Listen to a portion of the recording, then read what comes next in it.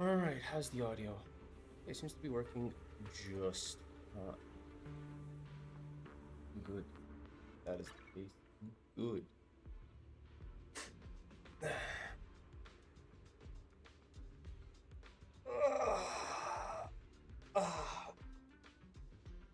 Yes, finally. Yo, hi, Fog, hi, Nadu. Hello, greetings. Hello, how's everybody doing?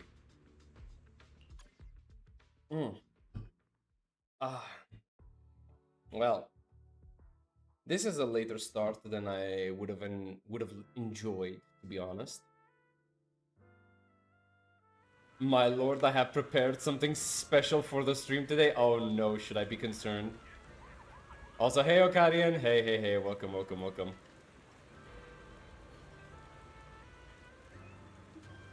Oh my god, what is happening? Should I be concerned? I should. Oh, okay, good to know. Okay, as long as it's not something that's gonna get me banned or in trouble, I think it should be fine? Question mark? Because, you know, you can never anticipate what your chat is gonna get up to. Yo, hey, Ringes, hey, welcome. How's everyone doing? Let's see.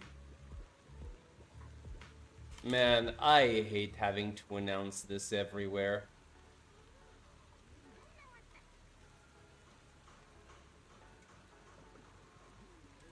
Did I just get fucking spoiled?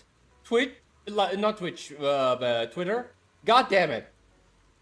Bro, if I just opened Twitter with the intention of just saying, hey, people, I'm live. We're gonna stream the HSR live stream. And look what happens. I get fucking spoiled on ZZZ content. Wow. Thank you so much. I am so happy right now. Yeah. Very, very happy. Great. Exactly what I wanted.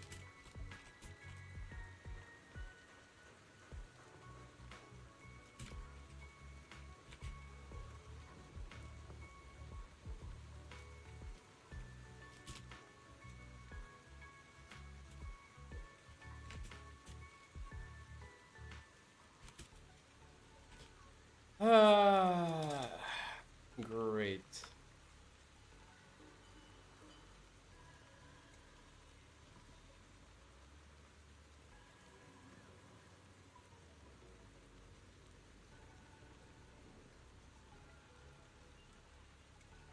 The heck?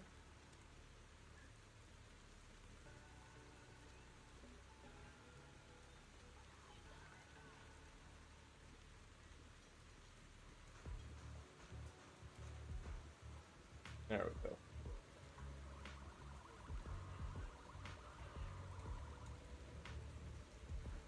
Oh my god, what did you see? I'm not gonna show you. I don't want to spoil you guys too.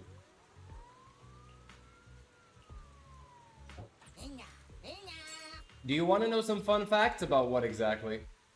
What are the fun facts? What are you gonna teach me?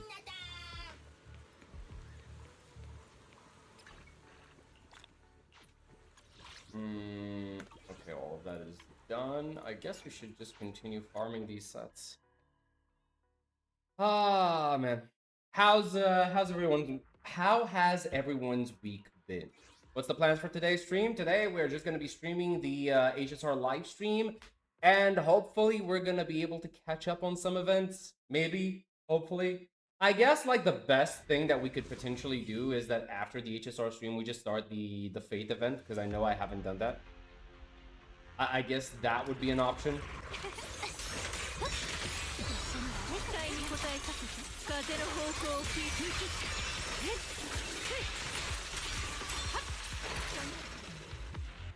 We already know Vincent's a gooner, so nothing new on that side, bruh.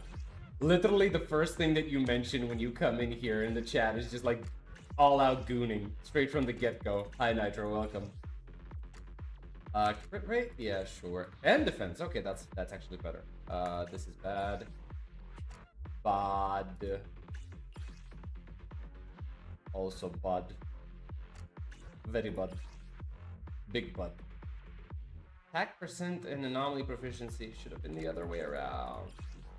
Should have been the other way around. HP percent, nobody uses that. That would be amazing. Oh my god, Nadu with the 5 gifted.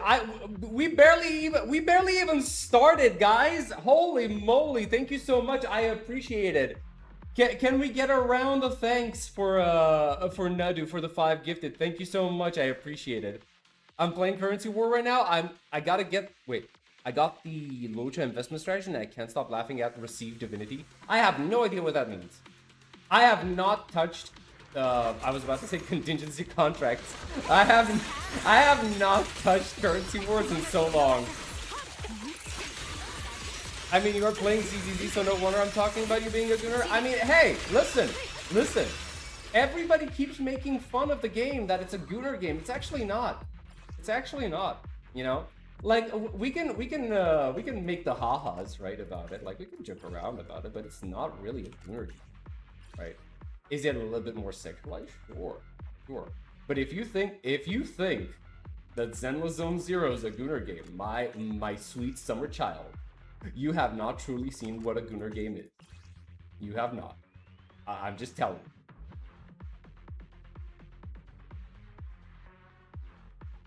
She's electric, not ether, as far as I can remember. Defense... Bod. Maybe if I get a defense in here, it's gonna be good. You don't have to introduce me to Nick. Oh my god, bro. Oh my, bro.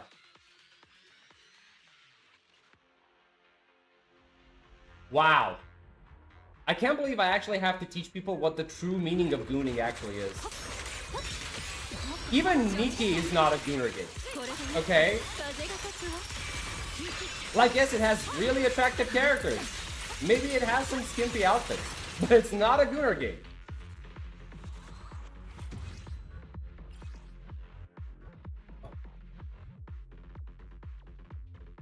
No.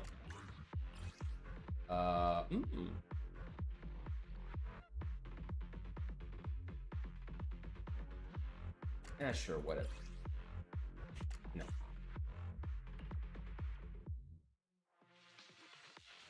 So the investment strategy, I am Luocha, gives you her March 7th. She turns to Luocha and heals enemies. She becomes a DPS. What?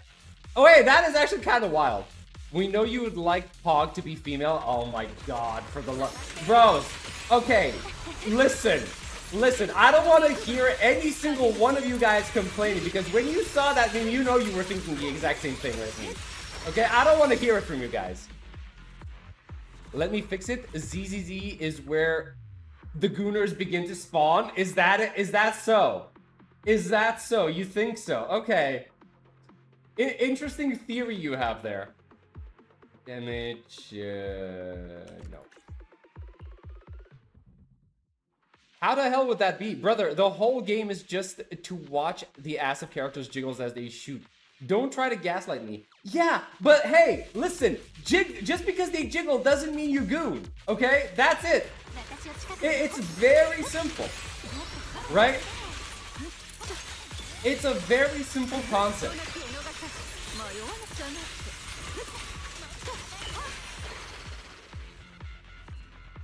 That is not the main focus, it's a side effect like ZZZ jiggles. I mean, true. To an extent, you are correct. Penetration ratio. Bro, I can't even focus on the stats that I should be farming because of you guys, because the moment you just get in here, you started gooning for whatever reason. I cannot even focus on what exactly I'm farming for.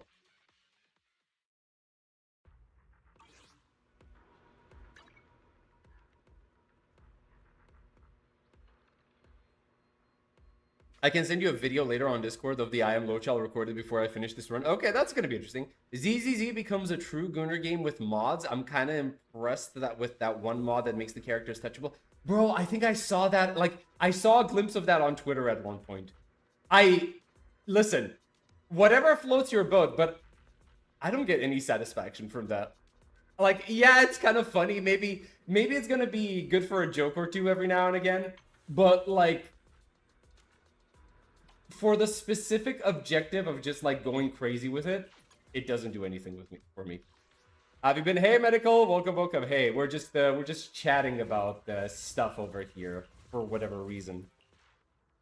Hey, hyper. Hey, touchable. What? Yeah. There's like so there's this mod. Okay, I think I saw it right. So imagine you're like where's Remiel? There she is, right? You're in Remiel, and you're in her setup over here, right? This mod basically allows you to like click on certain parts of her body, and you know they move with your mouse cursor, right? Imagine, bruh, imagine how fucked up that would be if like I suddenly like exposed myself for downloading the mod or whatever, and you know you suddenly started seeing the jiggle with my mouse. Imagine if I actually had this installed. I was trying to pretend like, oh my god, that is beyond me. And then lo and behold, I actually have it installed and I forgot to turn it off. That would have been funny.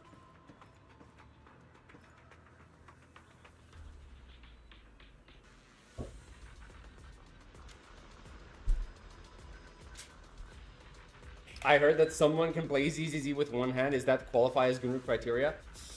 Yes, I guess. It qualifies them for the Gunner, you know, category, not necessarily the game.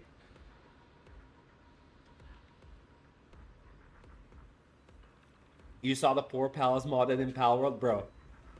Some people are going really ham with some of those mods. I have seen some shit. I have seen some shit. Let me just say. I hope you're just joking because I'll ban you if you type and drive. Not ban you, but time you out. Oh boy. Do it safety first. You shouldn't endanger other people. I think your chat won't let you hear the end of it. Yeah, true. Isn't that... Wait. Doesn't that exist before Jane? I saw it before. I don't know. I only saw it recently with Remiel. So I just need to train you to play with one hand? Bro, I am good. I would like to use both of my hands. Thank you so much.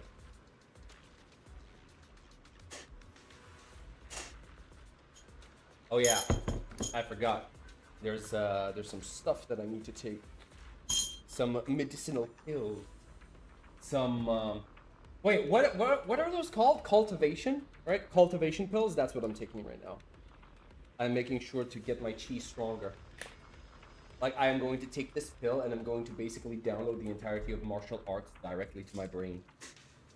Because that's how training goes in these wuxia things. It's not hard training. It's just like, hey, read this scroll, take this pill, sit and meditate for like 10 hours, and voila, you now have the most overpowered technique in the entirety of the history of martial arts. I can one hand because I can play on phone since I still don't have a new PC. Sheesh! What are cultivation pills? Okay, you know anime. There is the Chinese version of anime, right? They're called donghwas, if I remember correctly. And the idea is that most of these donghwas focus on martial arts. And in this world of fantasy martial arts, people, instead of training, they take these cultivation pills, right? Because the more you cultivate, basically, think about it this way. Cultivation is training in that fantasy world, right? So the more you sit and meditate, that counts as cultivation. Taking cultivation pills increases the cultivation you get through meditation. And, you know, that's basically how you learn. It's basically like a power-up. You take a pill and you become stronger. That's basically the idea of it, right? How many overlevels have you got so far with it? I don't know. I have reached level 999. Wait, no. If I'm using NTE terminology, it's going to be 1,000 less one nights. Right? Isn't that how they say it? 1,000 less one nights? The great ginseng room that will increase your life energy circulating in your body. Exactly. Yeah, that's the one. That is the one. All right, what are people doing over here? You want Rupture for this one. You want Yeshunguang over here, obviously. And you're going to want Anomaly Agency. Okay, so basically this is going to be Yishuen. Right, we're going to have Yishuen over here. Like so. Right.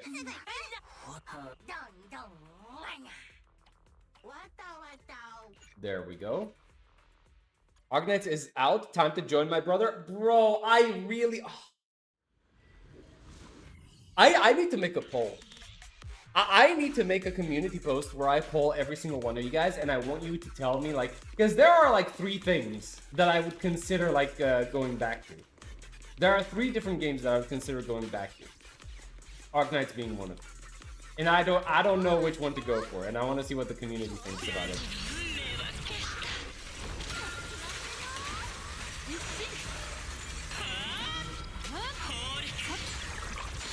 Nope.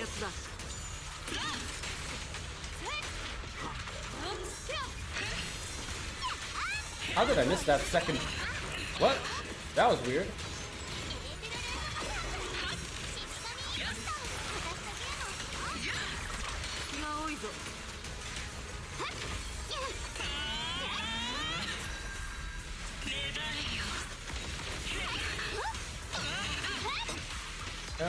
Come on, build up some meter.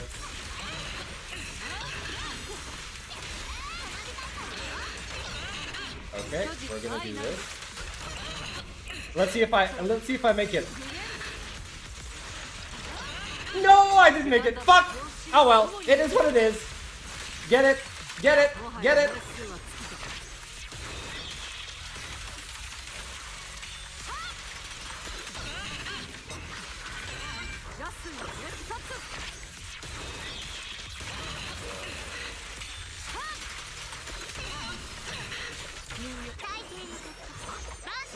Ah.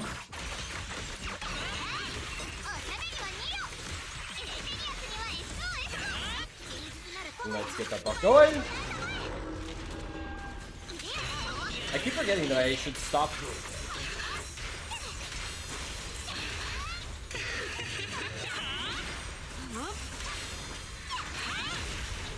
Holy moly.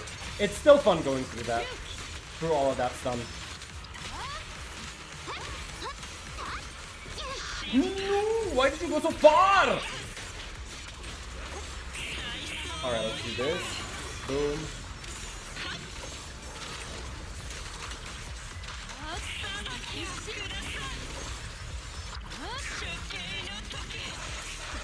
One, 2, 3, 4, 5, 6,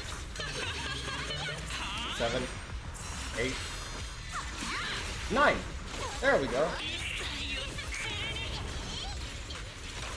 All right, there we go. Let's see. Are we gonna fuck it up again? I didn't have it. Yeah, I fucked it up. It's fine. It's fine. At least we're getting the score. It was like this. Wait, do it again. Do it like this. Okay, good. And then do this. It's out of the stun window, but hey, we're not complaining. We're not complaining. Okay, we're getting the score. We got the score.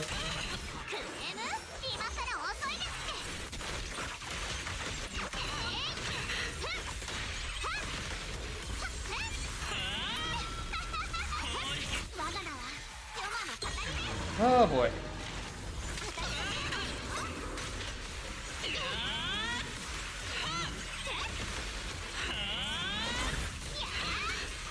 Just stun.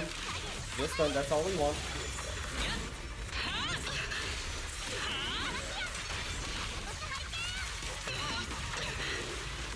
Okay. Do I have the... No, I don't. I don't have shit! I don't have shit!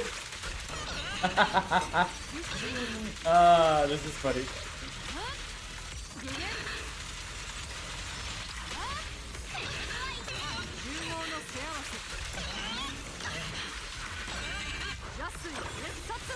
Ah, well. There we go. Alright, that was like, what, 33k or something? And I really fucked up. Like, none of the attempts with triggering the special chain attack with Yishuan, I couldn't do it. I failed every single time. But 33k is more than good.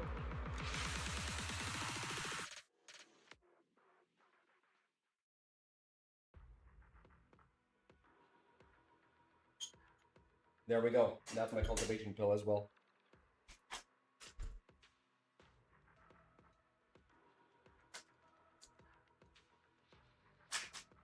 All right.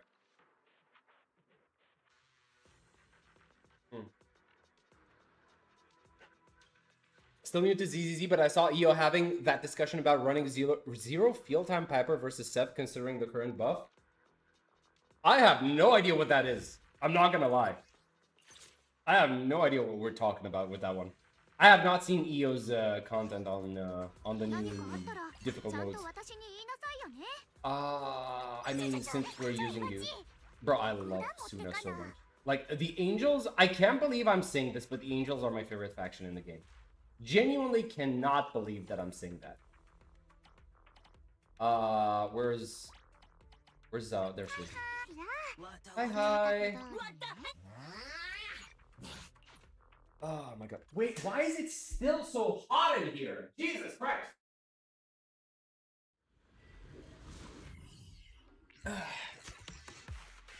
That's what happens when the AC isn't working all that well. Alright, so let's get in here.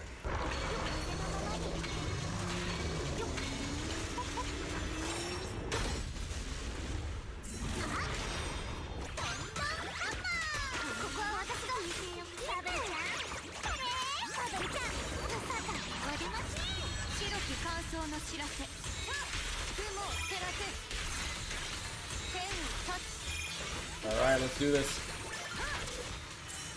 Nope.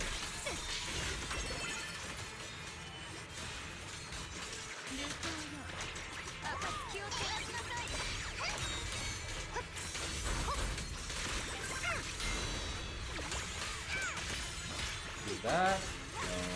Do this.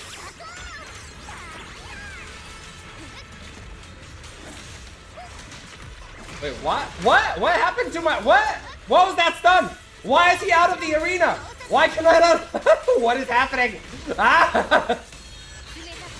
Hello? Bring back my brother. Bring back my... There he is. Poor Yishuan. She cannot live without her brother. Oh, wait. Yeah, this is the part where he runs away. Okay, good thing. Good thing. I was about to trigger the ultimate, but then I remember there's this part.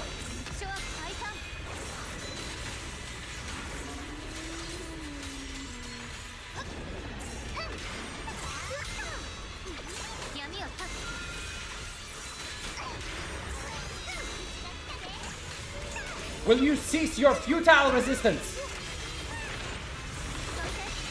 Now you're mine, bitch.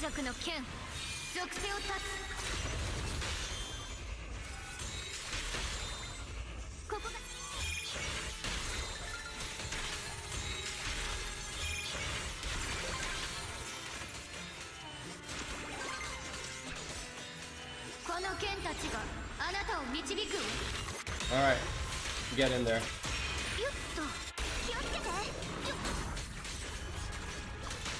Alright, let's do this and this. There we go.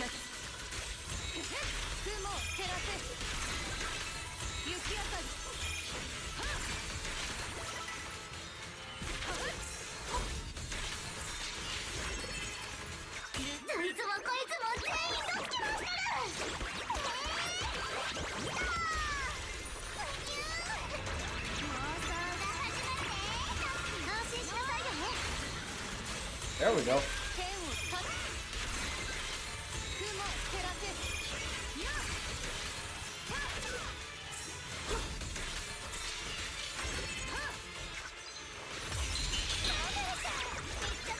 Did he just teleport outside of my ult? Oh, you bastard.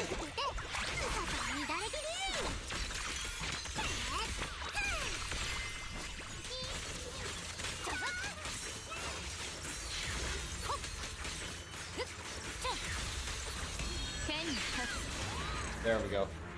Alright, that one's easy to done. You have an AC, what a great life you live.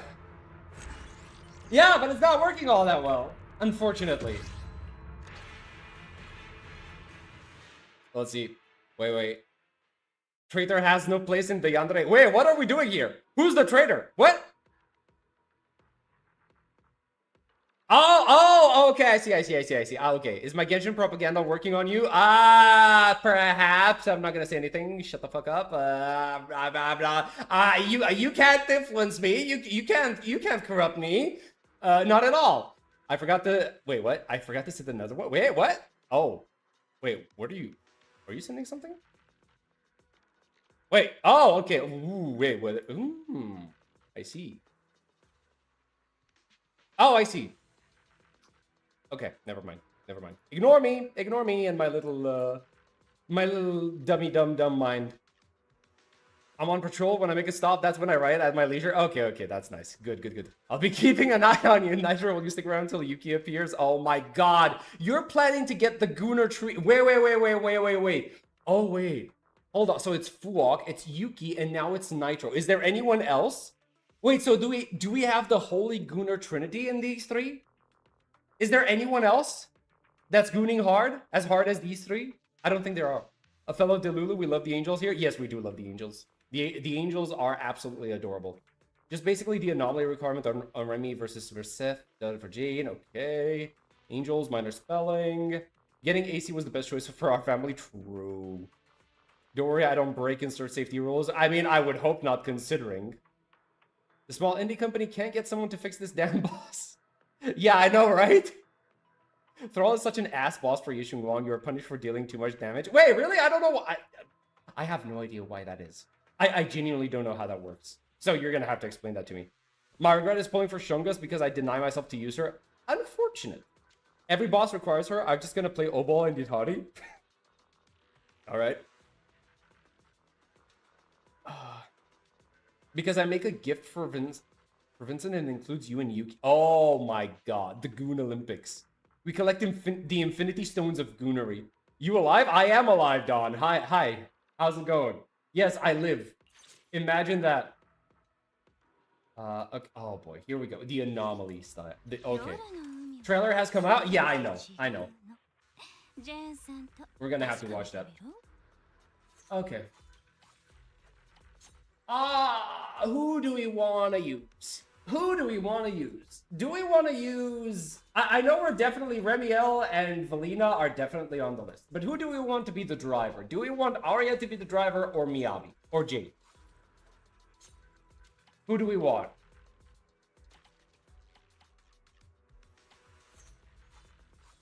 It's either you, or you, or you.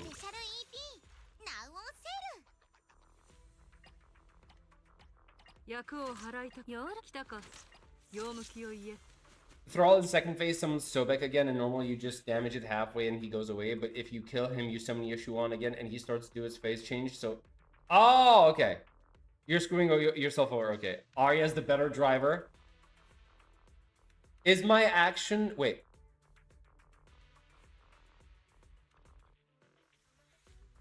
Are my actions enough to prove that we should have an unholy church, aka a Discord group, necessary? I mean, listen, we have a Discord group going, right? Is this not enough? Is this not enough?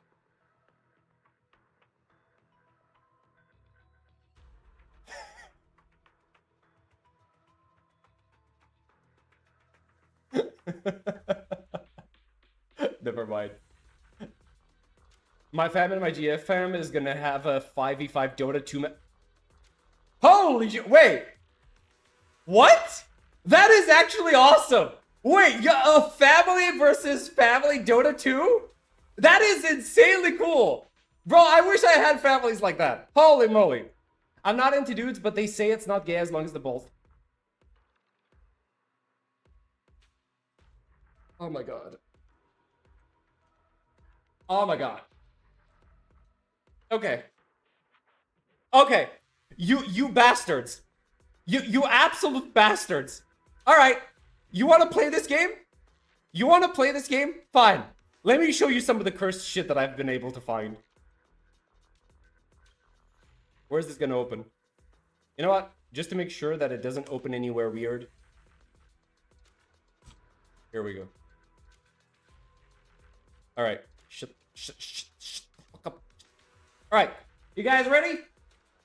You guys ready? Here you go. We're gonna have something a little bit wild. Okay? Maybe I'm hyping it up a little too much. Alright. Here, where is it? Alright. Let's say you just finished an oishii meal at the osushi-yasan, and the waitress asks you, "Okaikei de yoroshii desu ka?" What do you say? すみません、わかりません。でも、顔に座ってほしい。Whoa, whoa, whoa, whoa, whoa, whoa, whoa! Oh! Oh! No! You just told the waitress I want you to sit on my face! Let's say you just finished an oishi. Bruh, he broke the AI. He broke the AI. Oh, you just told the waitress I want you to sit on my face! Yep, and it was Let's entirely. say- It was 100% planned. It was 100% planned. Sometimes it's a curse to understand Japanese. Maybe. Potentially.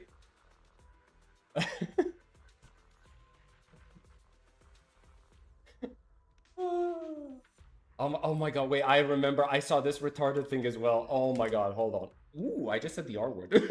Ooh, unfortunately. If 7 plus 3 is 10, It is, yes. Yeah. then why isn't 77 plus 33 100?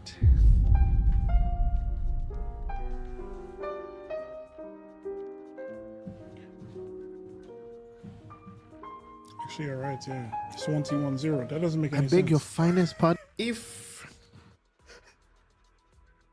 Bruh.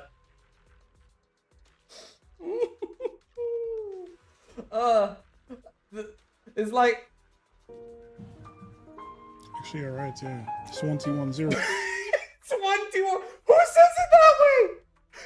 Who says it's 1, 2, 1, 0? That doesn't make I any beg sense. your finest pardon. I beg your finest pardon. What the fuck did you just say? Did you just say 1, 2, 1, 0? Oh my god.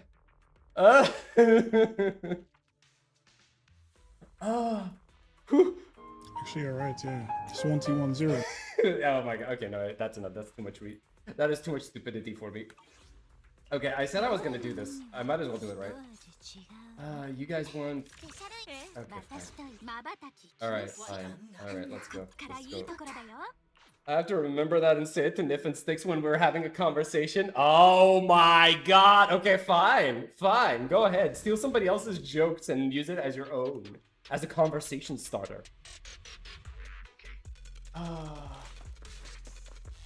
Alright.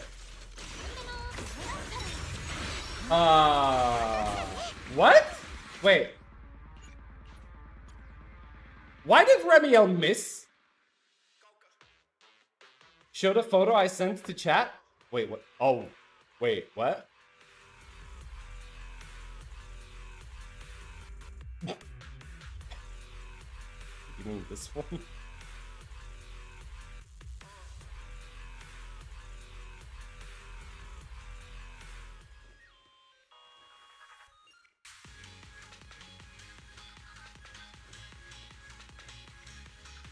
Yeah.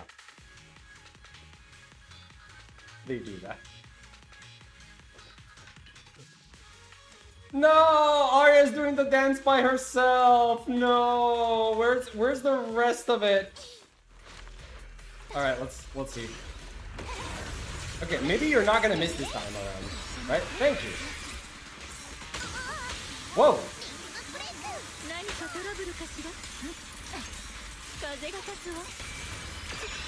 I did press the spacebar, so I'm not sure why that didn't work, but okay.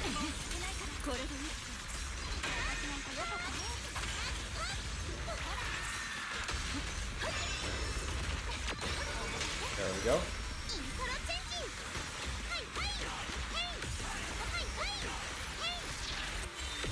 Where did you go? Don't go anywhere. Also, what is happening? I know I pressed the skill button. Why do I have this delay?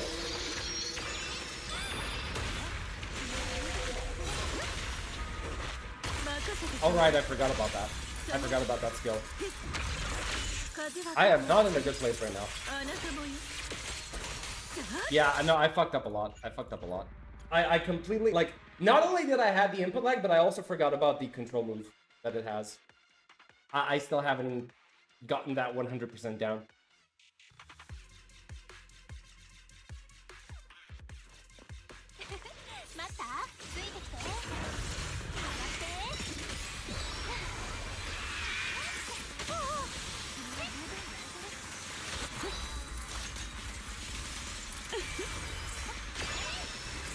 just finished an oishi meal at the osushi-san.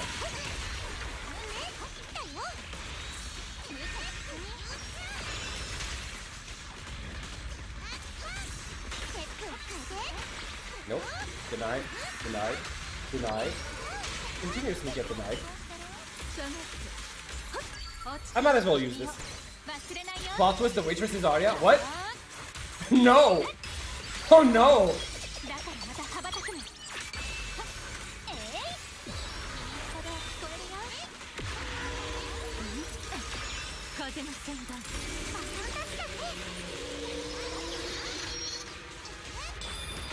Okay, that's one. 1, 2, 3. There we go! Okay, I did not mean to do that, but okay, fine, whatever.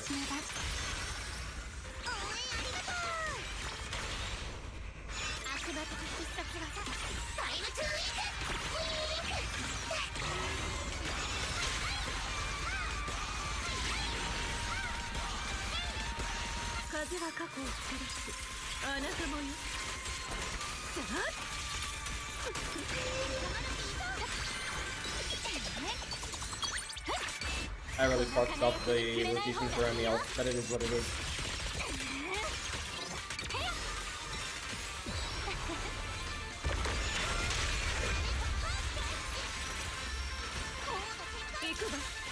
What are you doing? I swear, I don't know what this is. What is he doing?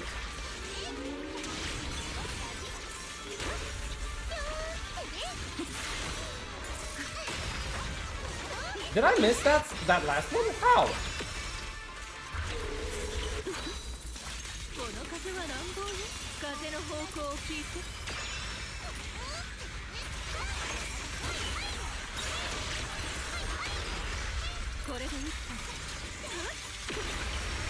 Rob, come on, give me a stun. Give me a stun! Finally! Took you a while. Did you get the Remiel skin deal? Actually, I haven't yet. Let's see. Do this now. And now do this. And now do this. And now I can do this. And while she jumps, I'm gonna swap you in. We're gonna do that. And I'm gonna go back in here.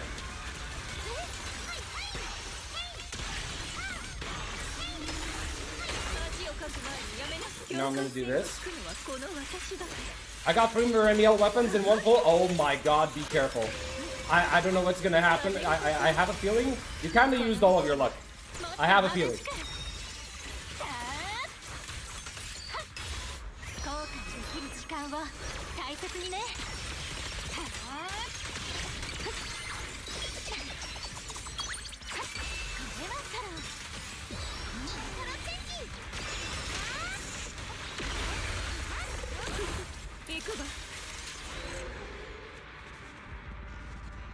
Whew. Alright. Okay. Good score. Wait, I didn't even get all full performance points. Yeah. I didn't even get the full performance points. Might as well get everything though. Nice. Alright.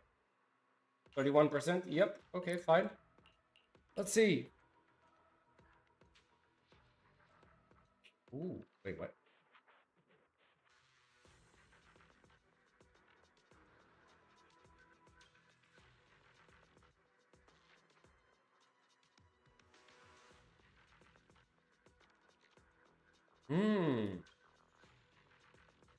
It wants ice. So wait, do you want me to do something like this?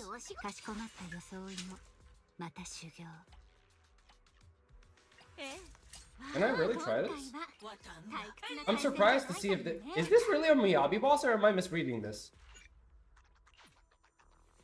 Gave Kyo probably made Doom posting video about Genshin a day before Destination I launch. Oh boy, here we go. Is our Lord going to bless our Uma pools? Maybe, like if you want me to pull on your character on your account, sure. Yeah, sure. Promea. All right, Promea. I keep forgetting she exists. I'm not gonna lie.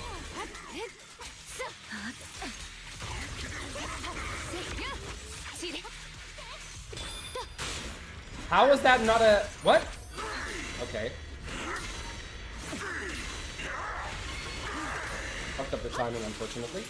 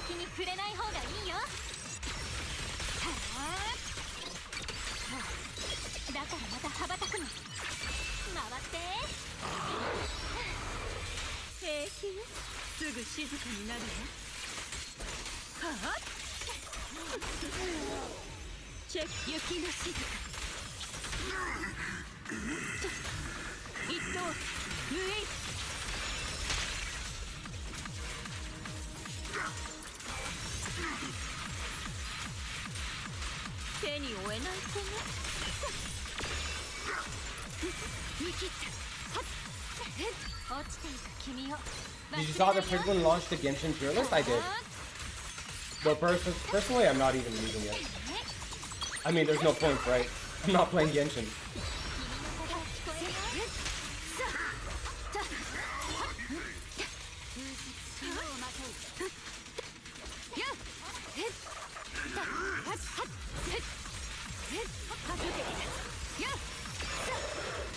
Alright, let's try this. Jesus Christ. I am not getting a good score. Is it because I need to stun this guy? Is that it?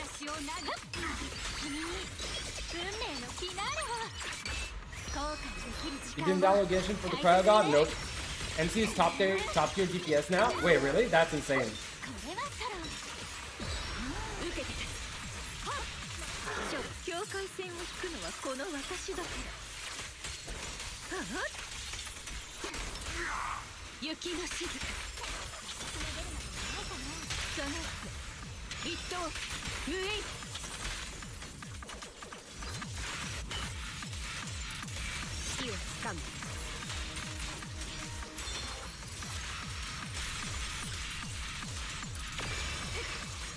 Also, why is this song playing like we're... You know what this song feels like? It's like I'm playing the Buckshot Roulette.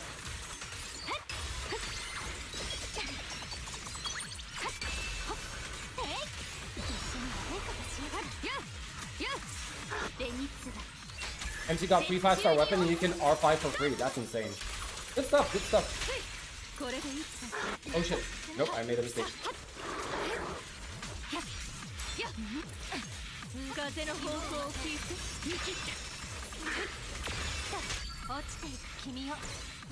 Oh boy.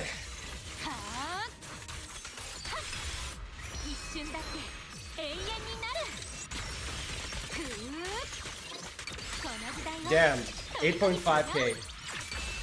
That is insane. Damn, that is insane. 8.5k, and I couldn't get it. Alright, I need to actually read to see what this guy does. Also, what time is it? Ooh, 2:23. Wait, isn't that supposed to start soon? Oh god, it's starting in 1 minute. Okay. Wait. Guys. Hold on.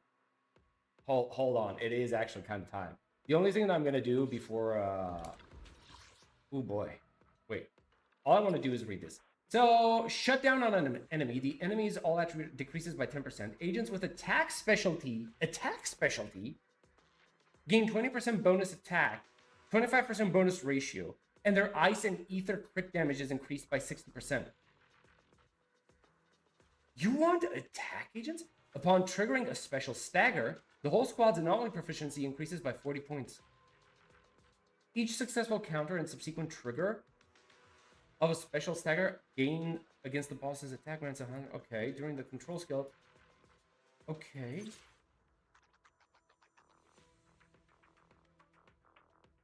What? What? Do they want me to wait? Do they want me to use Pyroas? Do they want me to use Pyrolis? Is that what they're telling me? That's kind of wild. All right. All right. Back to the stream. This thing is about to start soon. So, let me reduce the volume. There it is. Hey, Refi. Hey, welcome. All right. Okay. Ooh, 5 minutes. Ooh, 5 minutes. Good. I needed these 5 minutes. Because guess what? I'm out of coffee. Guys. It just so happens that I need to go and get my refill. It's not like I completely planned this so that the moment that we are waiting for the stream to start, I'm just gonna go for a quick cup of coffee refill, okay? Just give me a moment. I'll be right back.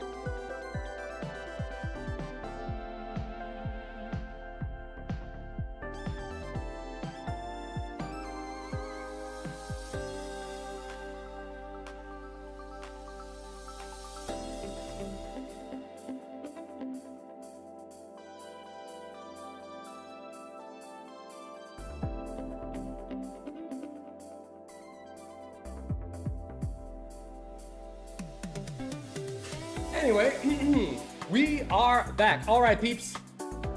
It is time. It is time for the beach episode. I hope everybody is ready. We're gonna go on vacation. We're gonna see Aventurine. We're gonna see Robin. I was about to see Astriel. Nope. But hey, here we go. 3, 2, 1. This program is sponsored by the Interastral Peace Entertainment Department. Please welcome Mr. Kenneth.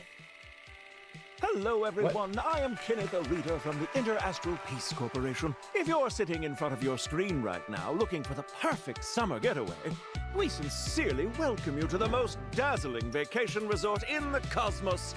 Okay, we're going on vacation, guys. Nothing beats a vacation in Astropolis. Gazing out at the cosmic horizon from a charming coast is truly a one-of-a-kind experience. We will provide you with a discount of up to 25% in credits. While enjoying your Grown-ass vacation, man? don't I don't forget know to who that visit is, the though. Interastral Peace Entertainment headquarters. We are dedicated to Increase the providing screen the volume? ideal Sure. vacation residence for the elites from various civilizations A bit? and No. our employees. The high society life of How's that? Astropolis deserves to be seen by the entire universe.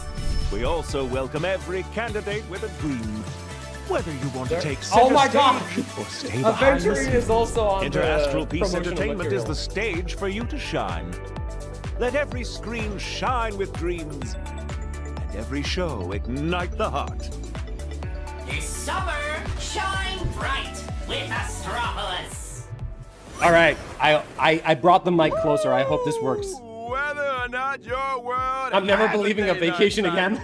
Good morning, good afternoon, and good evening.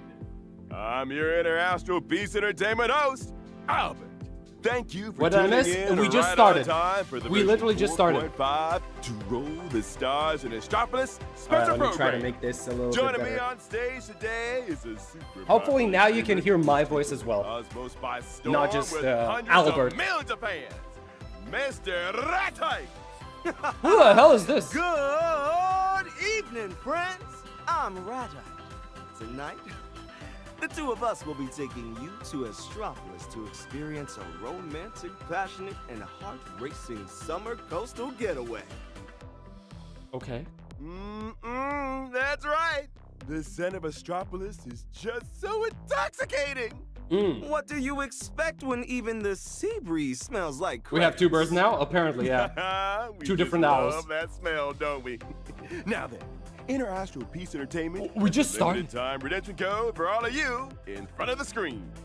Sipping past stars, speeding through life. A huge shout out to the Interastral Racing All right, Association. peeps, here's your for codes. their exclusive sponsorship for the night show. We hope you experience a whole new level of passion and speed in Astropolis.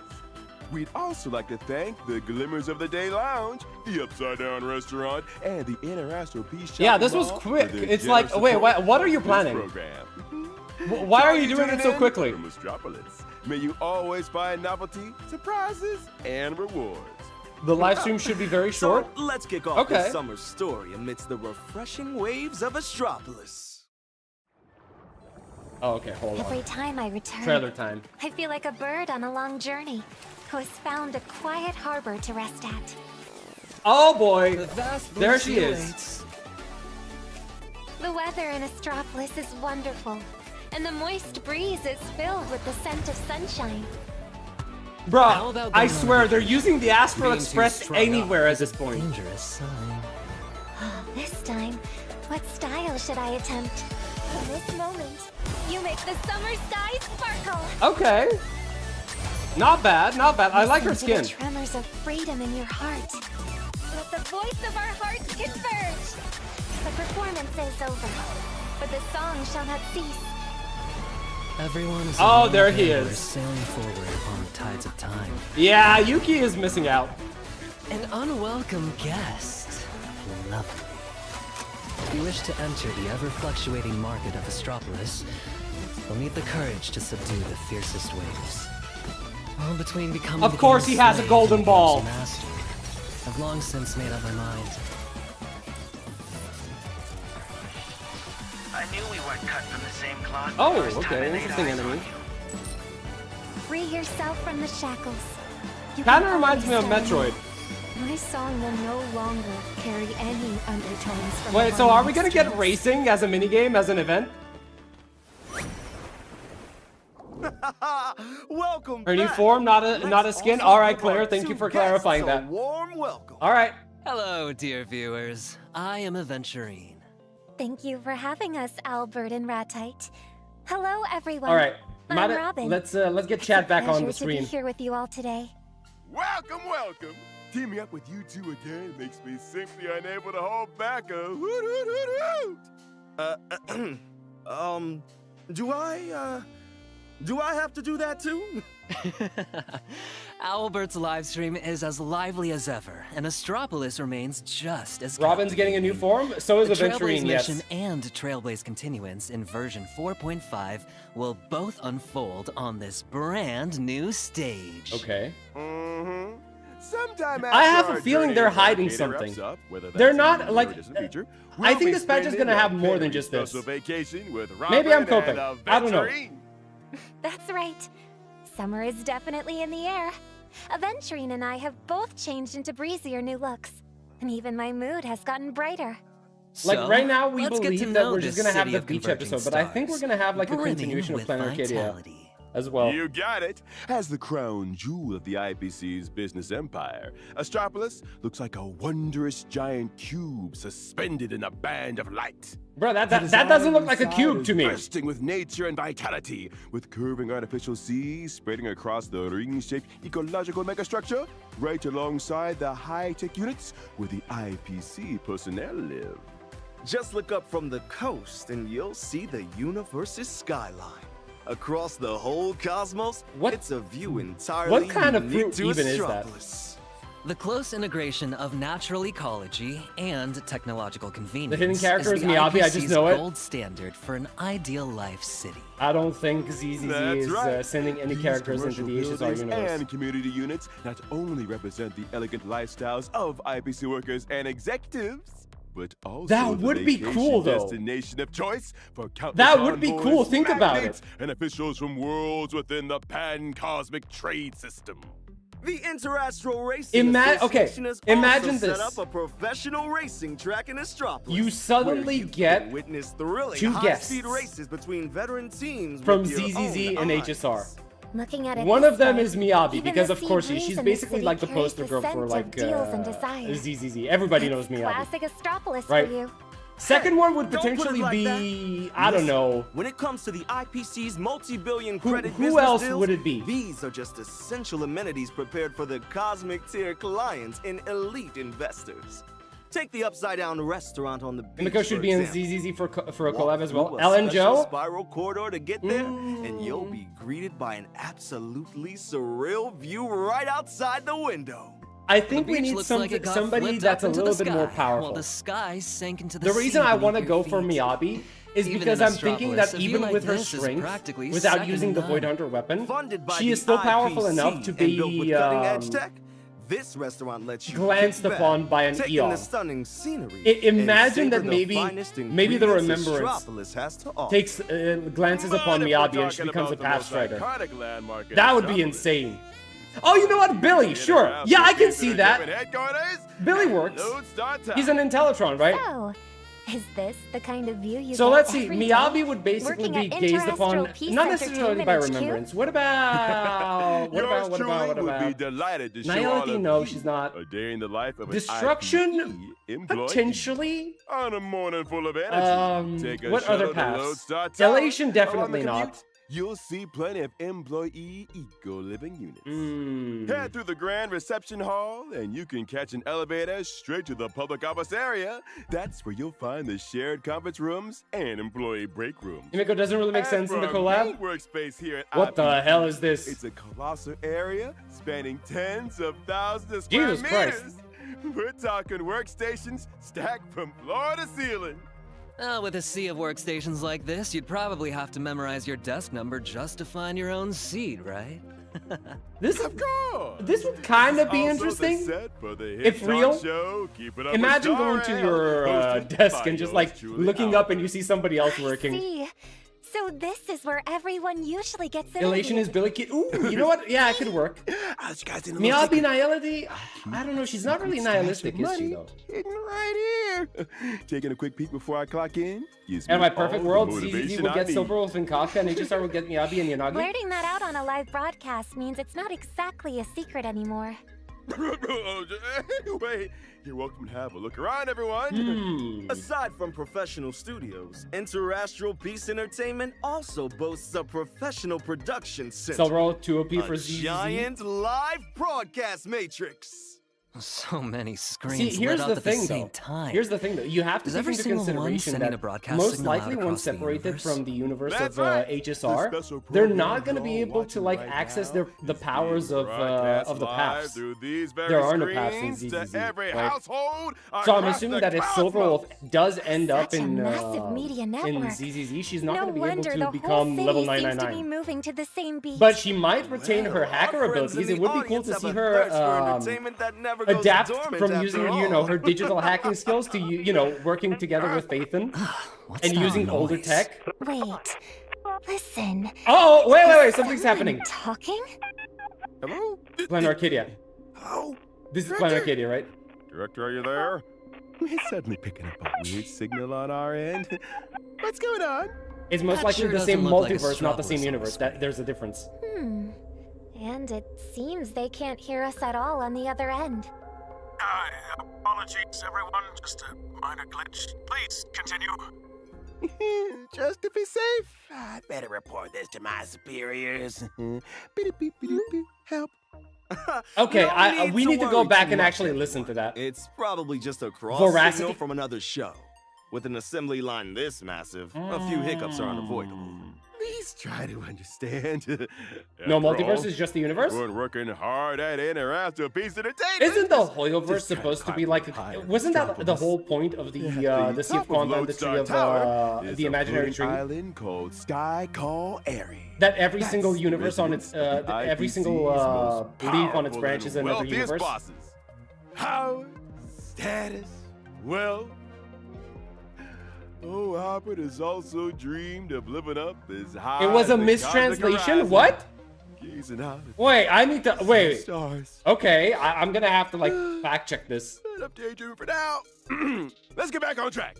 What exactly brings Miss Robin? So Kaku and veracity. You know what? Sign me up. That sounds fun. Oh, don't tell me That you're sounds fun. actually here on vacation. I'm afraid I'm here to do some overtime. Ever since my brother left Penacony, I've taken over as head of the Oak family. So The Kaku family's versus affairs Ika. keep Oh me my quite busy. god. I'm here on an assignment this time. There seems to be quite a bit of fatigue hidden in your words, Miss Robin. To tell you the truth, I am truly at a loss as to how we should continue forward on the path of harmony. And it was only after my brother left that I slowly realized he had actually always been the one shielding me from the many storms of the past. Oh, that The sounds Hoyoverse is a really single sad. universe, but it has solar systems won't acting like give in separate just worlds. like Each solar that. system was translated as a I'll keep universe. searching Well, until then I explain find this a to way me. of the harmony How do we that have truly XPs then? resonates with me. Now that's the talented and radiant Miss Robin we all know and love.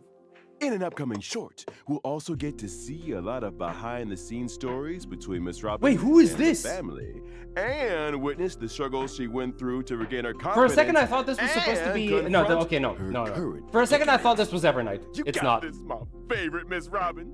But hey, since you're in Astropolis, Miss Robin, I'd suggest you take this Give me a second, opportunity guys. I to don't know who's enjoy calling me. a rare vacation. After all, a string wound too tight is bound to snap, right? Thank you. I'll think about it. And don't forget, this is the city of converging stars. Astropolis brings together visitors from all across Scam the call. cosmos. You might just run into some truly inspiring people and events. Thanks for the reminder, Mr. Ratite. And that actually reminds me.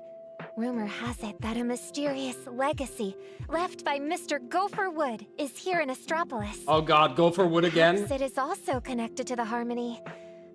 Looks like I really do need to wander around a bit more. Oh, this feels like a trump card that revealed itself right when it was needed most. Could this also be related to Miss Robin's assignment? Of course not. The renowned Starflux Grand Prix is kicking off soon in Astropolis. And I've been invited to perform at the opening ceremony. No wonder my colleagues mentioned a huge star was coming to perform in Astropolis. The opening ceremony is even getting a full live broadcast. Any chance you could drop a hint about the song you prepared? Sure thing. I'll be performing a brand new single for the audience in Only by Astropolis chasing the wind, and okay. listeners across the universe. Only by chasing the wind. It's a new track full of summer energy, and I hope everyone will like it. Chevy, huh? This beautiful melody will also accompany everyone in battle. Let's take a look at Robin's live summer performance. Oh wait, okay. Let's see it. I want to hear it.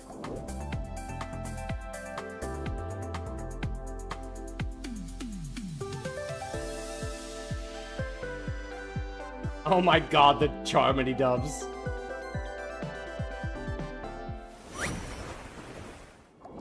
In combat, I'll take the stage alongside my little bird band to provide powerful buffs for the team. Certain actions taken by teammates in combat act as support for me, helping me build up vibes. When using your skill, Robin brings out the members of the Summer Songbirds band one by one. Let's welcome the bassist, Bessie.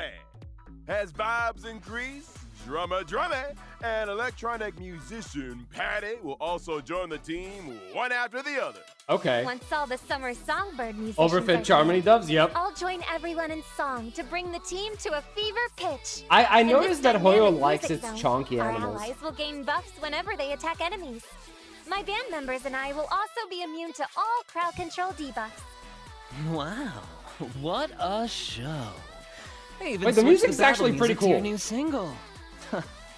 Well, seeing this kind of support makes me want to join in too. The battlefield has completely She's the Remembrance transformed into support? a summer music festival bursting with energy. Now that's the power of a superstar. The little bird support isn't over yet. When I use my ultimate on an ally teammate, that teammate will immediately take action and regenerate energy. And my own vibes will also increase. Uh-oh. Oh, so many chubby little birds are all coming together and cheering for our teammates.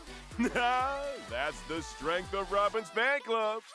I hit my keyboard, it's fine, don't worry. I'll increase the damage dealt by all allies at the start of the next battle.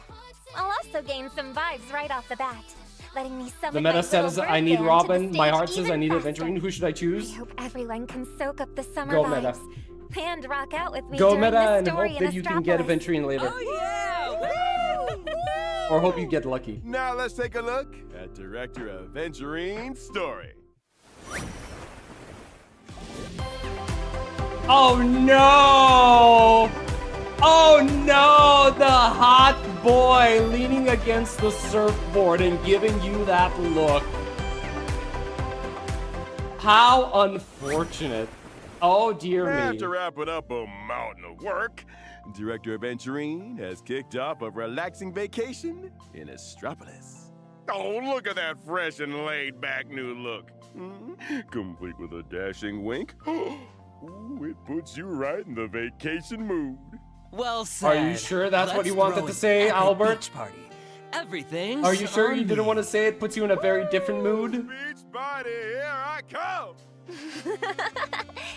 As tempting as Mr. Adventurine's party sounds, word on the street is you've still got a pretty big case hanging over your head. No? Where is this coming from? Well, Mr. Arknights sure is well informed. Looks like I can't get away without saying something. I'm sure you all remember during that Oh, boy. gamble in Penacony, I had to shatter my cornerstone in order to complete my mission. But according to the creed of the 10 Stonehearts, a shattered cornerstone means paying the debt with your life. But didn't the 10 Stonehearts already hold a vote? At least, judging by the outcome, you weren't executed. You made it back to Mr. Diamond's side. Yeah, but everything comes at a cost. After I got back, Mr. Diamond personally gave me an assignment. to root out a traitor among the 10 Stonehearts. What? There's actually a traitor among the 10 A Stonehearts? traitor, interesting. Oh? Well, that was pretty much my reaction too. But once the cards are on the table, you've gotta play the hand. Here's the catch though. 0 clues, an unknown cost, and no plan. How I investigate is entirely up to me. If I place the wrong bet, this case will probably vanish without a trace. And me, My bet is the right Dracula along girl? with it. There's a Dracula girl? Oh my Thank god. goodness I don't work in that strategic investment department. That job is way too tough. Just clocking in is basically tempting fate. Besides, not all of Aventurine's 10 Stoneheart colleagues are friendly toward him. I remember during that trial, someone supported punishing Mr. Aventurine right off the bat. Who was that? Ugh, his name's Sugilite. A guy with some seriously twisted humor. So, you suspect Sugilite is the traitor? Oh, suspicions are just suspicions. At the card table, nothing's cheaper than an empty assertion. Anyway, I'll use my connections, network, and chips to verify every single hypothesis about the traitor.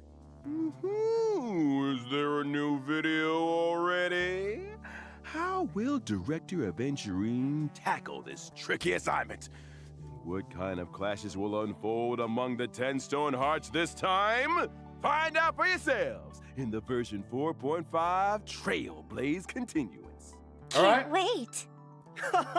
Of course, aside from the daily grind, we can't forget about vacations in Astropolis. So now, let's take a look at how Mr. Aventurine turns summer into his home turf. Once in battle, I'll bring Oh my boy. Oh teammates my along god, for he some has a lively squirt gun. Summer games.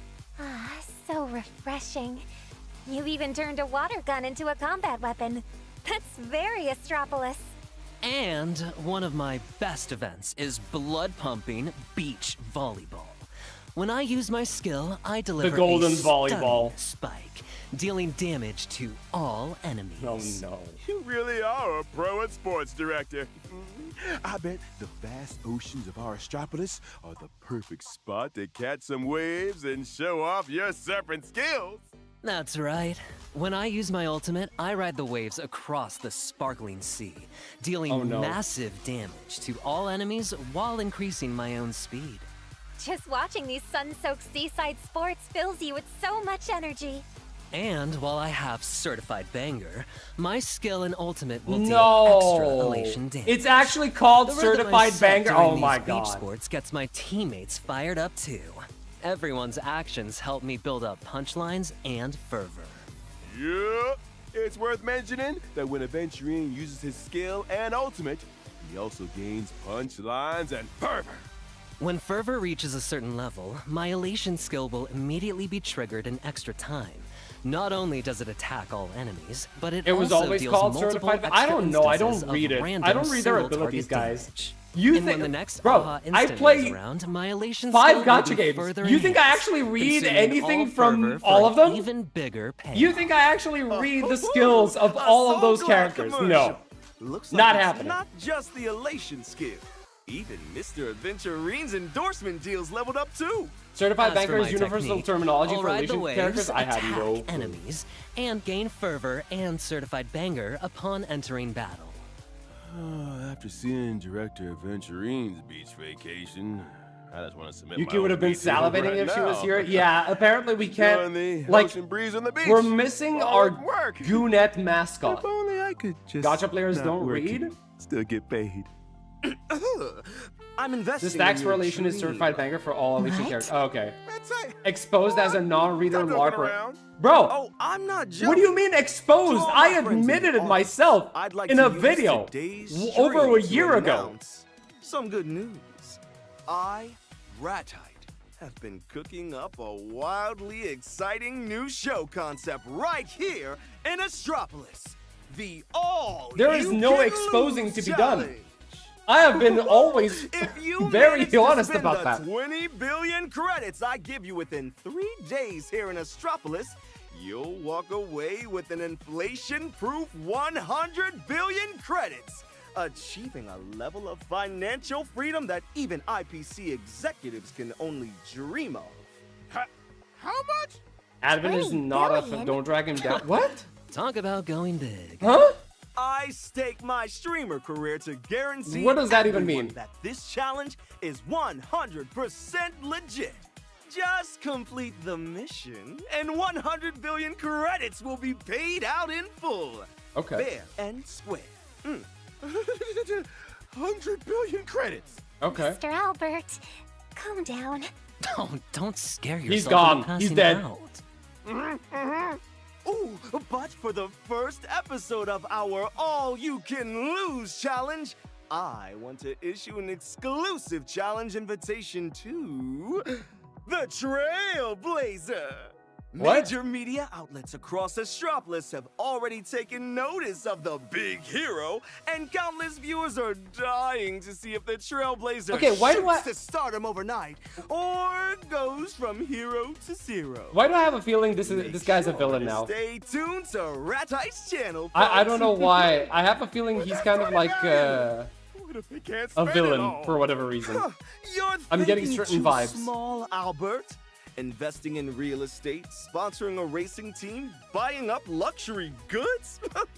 Astropolis has plenty of great ways to complete. He the looking mission. very sus? Yeah, he is. The opportunity is. Can't trust staring Albert. He's an you right IPC in the employee. He face. always was an IPC Are you really employee. going to pass up this chance to get rich overnight?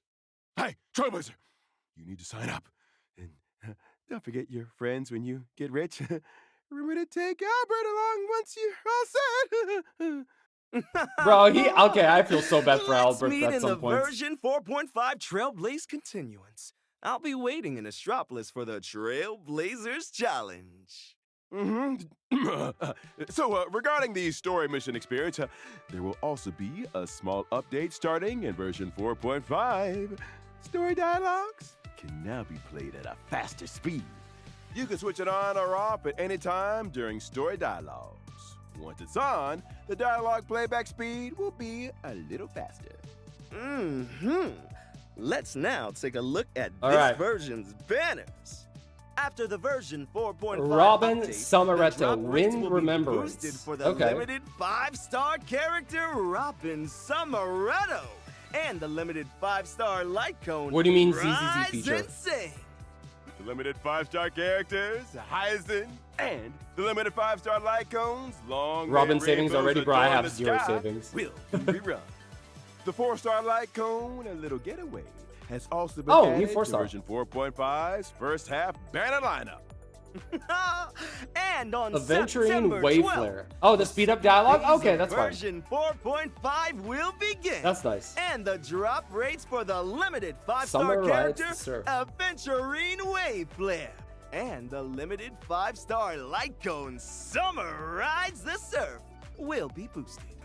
The limited 5-star character, What did I Ashna, miss? and the limited 5-star light cone, Trailer the version- finale of Alive, version trailer, will more like. also have a rerun. And we Also, got the just a characters quick presented. reminder that version 4.5 will run for All my about pulls, I'm 5 spending weeks. them all dispatch down. Ooh, the schedule for permanent challenge modes like Memory of Chaos will be adjusted. Okay. Trailblazers, please keep an eye out for future official announcements for more details. All right. No Silver Wolf Let's rerun? take a quick I don't break. know, like There's maybe? still some fun version event content coming your way.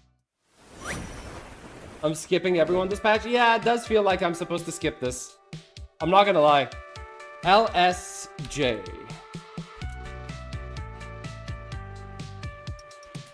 Wait, does it have LARP in the code? Oh my god, it does. It kinda does. Alright, guys. There's the second code. Also, guys, if you're enjoying the channel, do make sure to like, comment, subscribe. Join our Discord. We have a Discord channel, by the way, right? Did I even bother to put it in the Discord? No, I didn't. Oh my god. Okay, fine. I am such a dumbass. All right. Discord link is now in the description. So you know, if you want to join in, join in.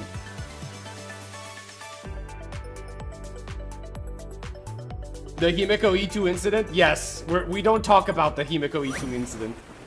Can I be a Discord kitten? Let's turn our attention to the hottest racing event in Astropolis right now. I guess, the maybe? Starflex opener has ignited the passion. All right, so we do have a car event. Universe, and right here in Astropolis, the Astropolis Cup Grand Prix is officially. Is it gonna be the same as the Penacony Sphere no racing strangers event? to racing. Don't forget, the Trailblazer I don't know if it's worth is joining. the It's just champion Vincent racer publicly of gooning. Bro, Pentagon shut the Speed. fuck up. I have never sent anything Hitting in the this track again this time? Discord. I'm sure they won't get cold feet. Where's the Discord? It should be in the it should be in the The Trailblazer isn't here as a driver this time around. like in the stream description, right? They'll be stepping I'm up pretty as sure a it should be team there right now, principal 'cause I to did take on modify a it. brand new challenge. That's right. Racing has never been a solo sport. A Driving in powerhouse my team car relies right on the after precision a teamwork beer. of the entire crew, as well as a leader who can see the big picture and Okay. call shots. Oh, so what exactly does the Trailblazer need to do? Just making up events at this point? I mean, isn't that the point of all of these events? And select the starting drivers, devise race strategies based on the circuit's unique conditions. Wait! Call the shots Whoa. in the heat of the race. Oh, wait! Help drivers seize opportunities and break away. Okay, from wait, the this is pack. actually Wow. much more substantial This than I isn't just about expected. knowing how to drive. Do the race Wait, strategies this include actually looks like a plan racing and game. Plan B? Excuse with me? adjustments made on the spot? I did not expect this. No need for all those formalities. We can just jump straight to Plan C. Plan Need C for is weed. combat. Out on the track, racers need to pull off slick drifts to gain the upper hand on corners. Okay. You also have to attack your opponents at just the right moment. Wait, it's Deploy burnout? Special abilities strategically and seize Can her feet every even reach chance the to pedal? Nope. overtake if you want to snatch the win. I just want you guys to So understand intense. that HSR is That promoting finish just children now, driving. The gap was so incredibly slim. So, is there any way to further improve the car's performance to ensure a Vin is higher going win to rate? gender bend characters. Bro, Absolutely.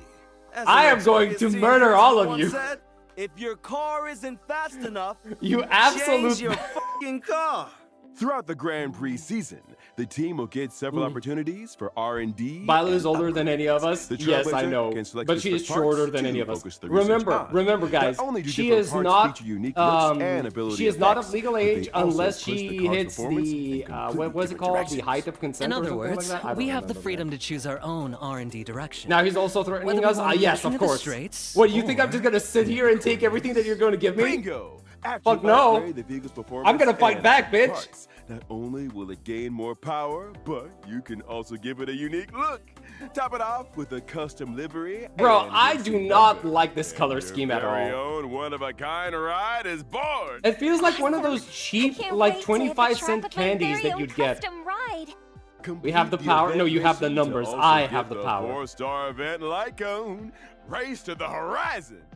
Lead your racing team and become the brightest rising star on the circuit. This On type top of car that, is what Elon would this make? version Yeah. also features a lighthearted and fun Minuscule assignment event. Great Adventure. Minuscule Great Adventure for Trailblazers to experience. In these assignments, the Trailblazer won't need to control characters in battle. Just set up your lineup to counter the enemies. Not in as the bad stage. as Finon's fashion color. Each Hey, wait. stage comes with His color corresponding scheme isn't buffs. really that bad. Follow the hints It's to actually set not up your bad. lineup, and you might just get twice the result with half the effort. Your choices are super important. The combat squad will wrap things up after several waves, Oh. and then you can check Oh, wait, the okay, so combat this is the report AFK to see event. how each member performed. Let's see if anyone was slacking off during the challenge.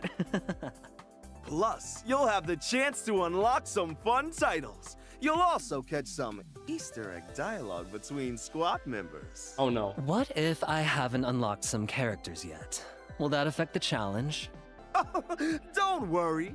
Every stage provides trial characters. Just experiment with the right team setups, complete the challenge, and snag those rewards. Plus, the Divergent universe is also getting a gameplay update in Of version course, yeah. 4.5. Man, I have not Introducing logged new in ever gameplay since for the 5 last time schools, that we've done the along with story. a ton of new equations and curios. Among them is the super addictive Trader Mask. Select it, and a brand new currency will be added to your current Divergent Universe run Arcadia Coins. The price of Arcadia Coins will constantly fluctuate during the challenge. Just seize the opportunity to buy low. Oh shit, sorry about sell that. high, and you'll be able to exchange them for a massive amount of cosmic fragments. There's even a price chart.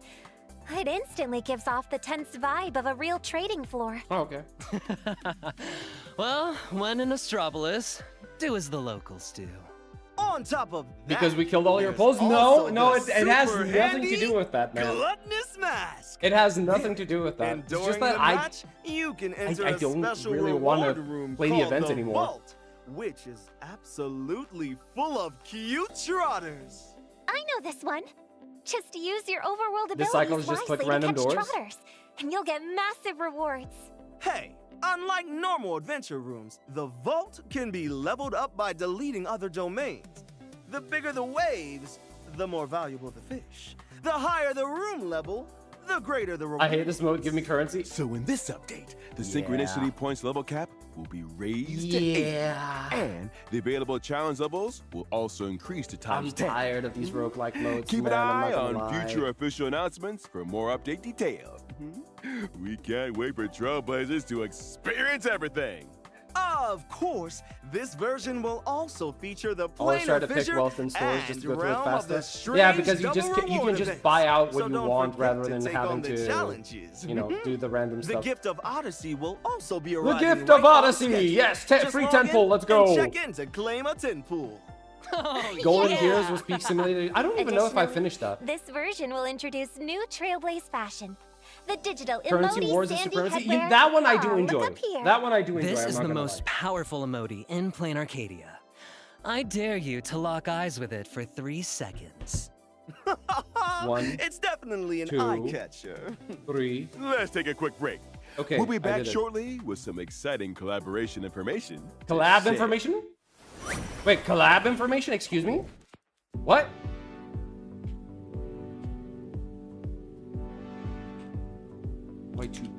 I think that's the code. Yes, yes, there we go. All right. Here's the third code, guys. Wait, so what? Do we have a collab that was supposed to be announced? I know we had Fate, right? So it must be the ZZZ stuff, right? Pom Pom appeared in ZZZ a while ago. Yeah, I did do all of the interactions with him. So I get what? Are they going to actually show the if they show the character, I'm gonna be it's gonna be wild. I do hope that they are just going to show the character itself and how it's gonna play in ZZZ.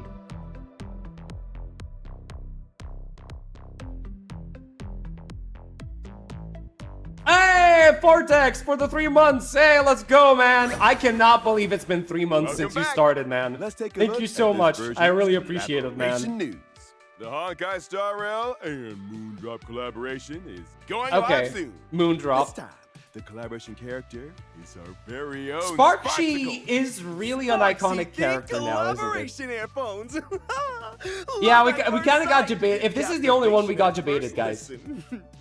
Buy now and receive a limited edition Sparksy acrylic stand and keychain. Is Moondrop This really series that will be good? available I in have been multiple looking regions for globally, getting with some new multi-phase headphones, online right? and Earphones. offline collaboration Is it events really good? gradually unlocking.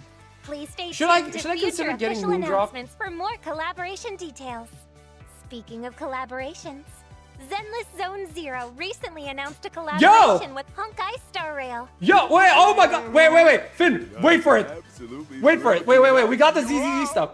Honkai Star Rail will also be launching This Zenless year. Zone Zero Okay. collaboration content later this year.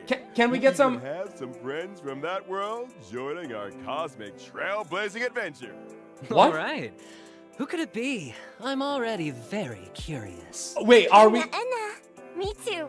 No! Let's just stay tuned for the subsequent official announcement. No! And with that, No! I wanted to get some info out of that. let's join Robin and Aventurine in the version No! 4.5. Oh, goddamn. At least we know characters are for coming an to HSR. unforgettable vacation in Astropolis. At least we know that some And characters are thanks coming to to our HSR. 2 guests for joining us. Good work, everyone. That actually was painful that But we didn't honestly, get that any info. signal from earlier is still bugging me.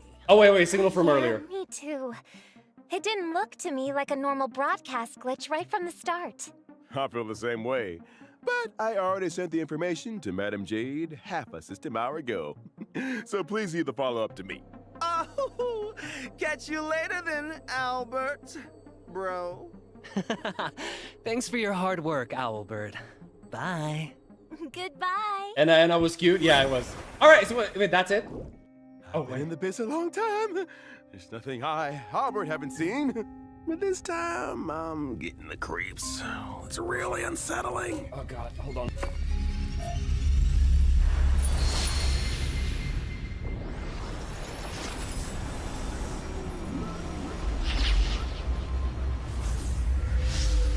Warning, warning.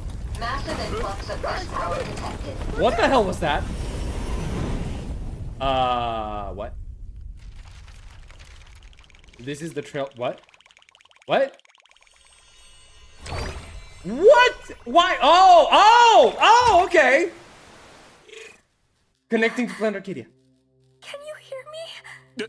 Who? Wait, it worked? Oh, we got through. Who's this? Finally. This is great. We're from Planet Arcadia. Okay. Mr. Owlbird, please help us. Okay. I'm your host, Albert, and this is Astropolis? Hello? Director? Is that signal? That signal's coming through! Can you pinpoint their location? What should we do?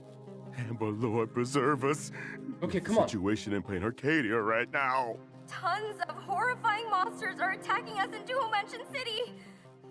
We've gotten help of several cities and used wish power to link up the TV tower. It took us a lot to get the signal transmitted. You're the first one to answer us, and you're an IPC employee, right?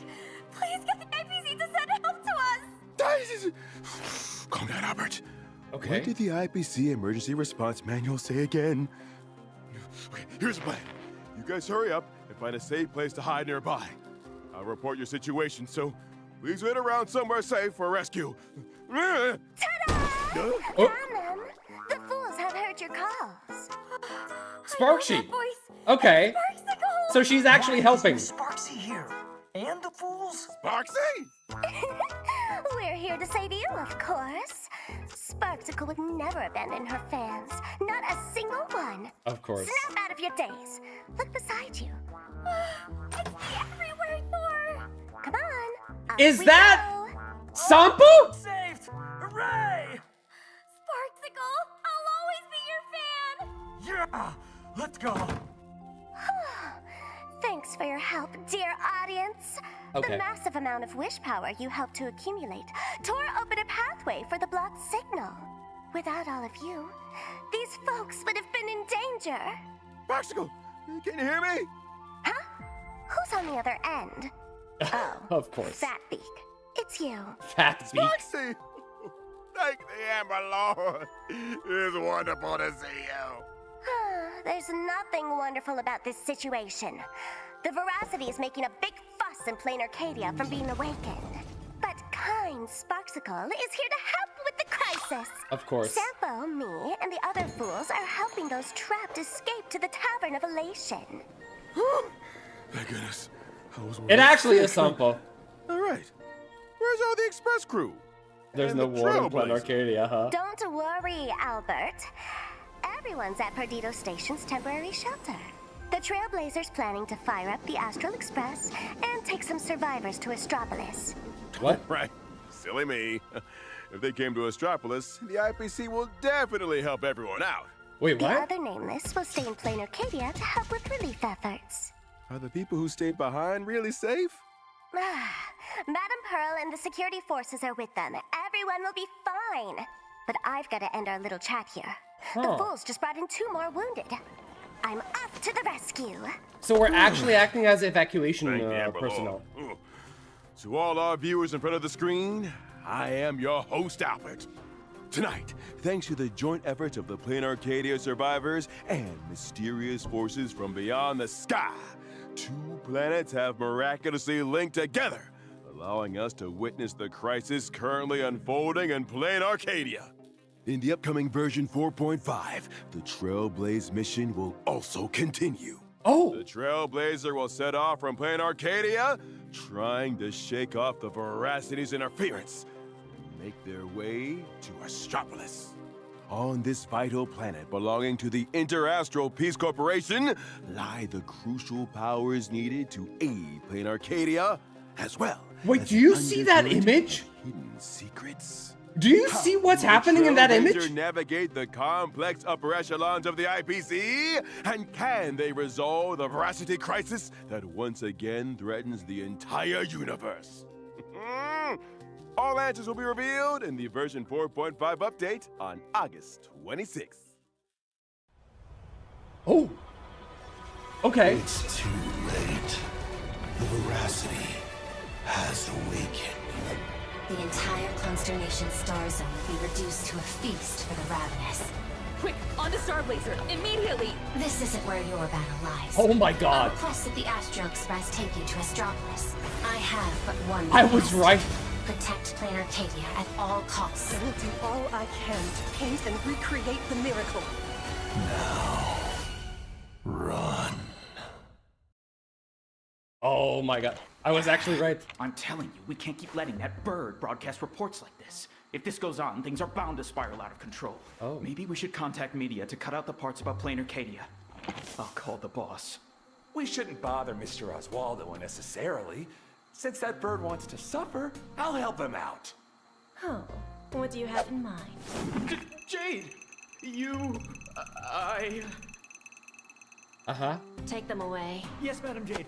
What are you doing? I'm innocent, please! He's behind everything! Don't arrest me! I found the source of the signal blockage. Pearl, how are things on your end? The disaster is still under control. Final contingency plan launched. All ports and safety zones opened. Civilian evacuation efforts are underway at full capacity, but the activity index of the husk is rising exponentially. Assessment.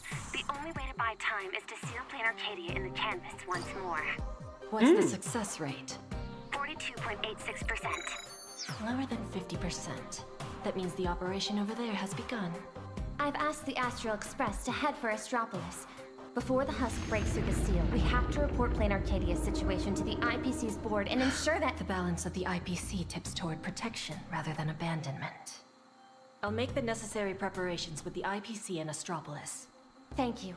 Please do all you can for the survival of Planar Arcadia. I entrust matters to you, Jade, and to the Trailblazer. I like these little story events. Or, well, story sections. But yeah, I knew they weren't just gonna, like, let the story just die like this, right? They weren't just gonna go ahead and, hey, we're going on a vacation without actually touching upon this. But yeah, anyway, I do have one thing. Mr. Finn, thank you so much for the 3 months. I appreciate it. Sorry, we got blasted with all sorts of information right at the end there, so I had to like hold off on this. Thank you so much. I really appreciate it, man. So we just go and ask for help and have a vacation time? Perhaps. Who knows? They're really trying to hide the stuff about Planar Arcadia, so an Eon will fail no matter what, either the veracity or relation. Yeah, might be the case. Might be the case. We evacuating to a vacation. Okay, so Assad looked perfectly fine. Yeah, I know. I saw him. Yeah, I was about to say, like, no way we defeated him so easily, right? But I do like what I'm seeing over here. There is something here. Like, the Astral Express... I don't think the Astral Express is being dragged back into the veracity. I think the Astral Express is trying to get something out of the veracity, and it has these tethers trying to pull it out. And then you have Don Hung over here in dragon form doing God knows what. Like, I don't know what he's trying to do, but this is going to be very interesting to see. This is going to be very interesting to see. Did we have the little event over here? There was that moment with the message. Do we actually understand what's going to happen? Like, can we... Okay, there it is. The garbled signal. Across the cosmos! Such a massive media network. No wonder the whole city seems to be moving to the same beat. Well, our friends in the audience have a thirst for... Okay, there we go. in the audience have a thirst for entertainment that never goes well, dormant do after something. all. Huh? What's that noise? Wait. We don't have Listen. subtitles. Is someone talking? Hello? Hello? Director? Director, are you there? We're suddenly picking up a weird signal on our end.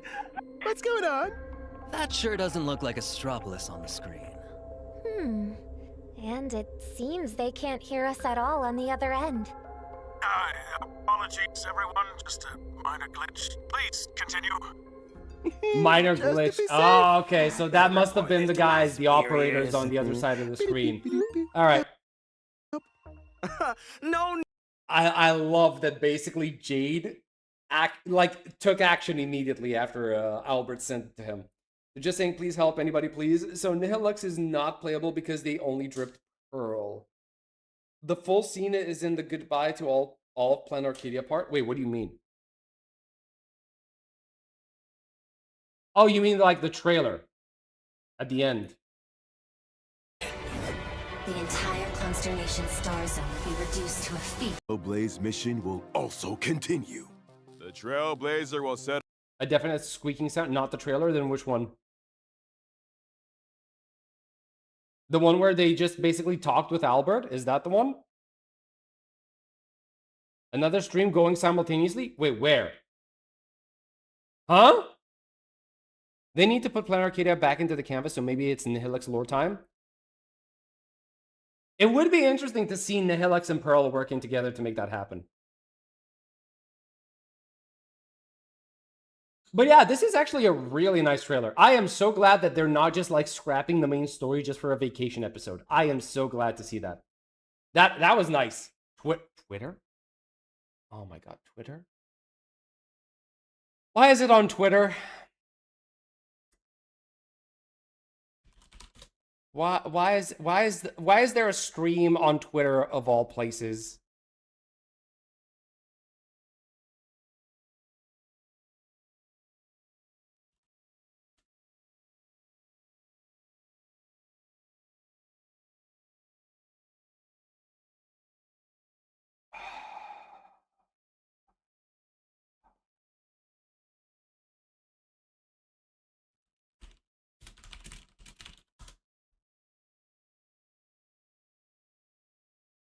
All right, what did they do? Do they have a media or anything?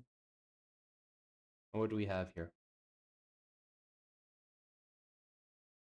I don't even have a Twitter account. Goodbye. Oh my god. Oh my god, there's actually a stream. Oh my god, there's actually a stream. All right, fine. Didn't you spend a few months doing Here for Okay. All right, we might as well watch this, right?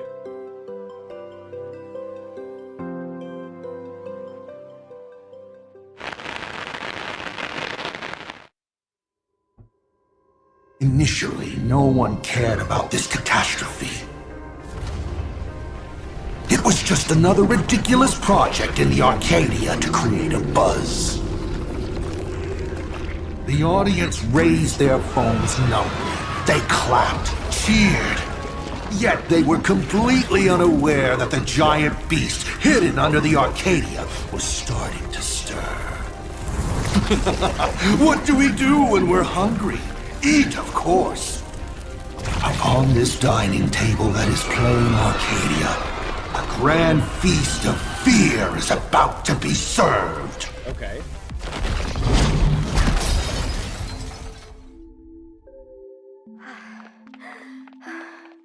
Are we really safe here? I guess these are the two, right? Just have to hide here for now. Darn it. What exactly are those fissures and tentacles? Don't think about that for now. Didn't you spend a few months doing repair works at the TV tower? Take a look at this, quick.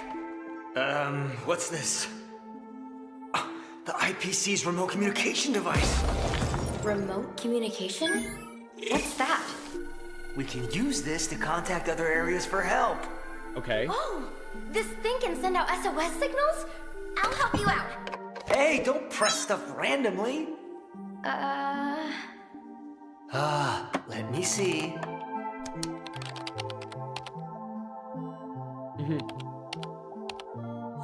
Look! Remote signal transmission system.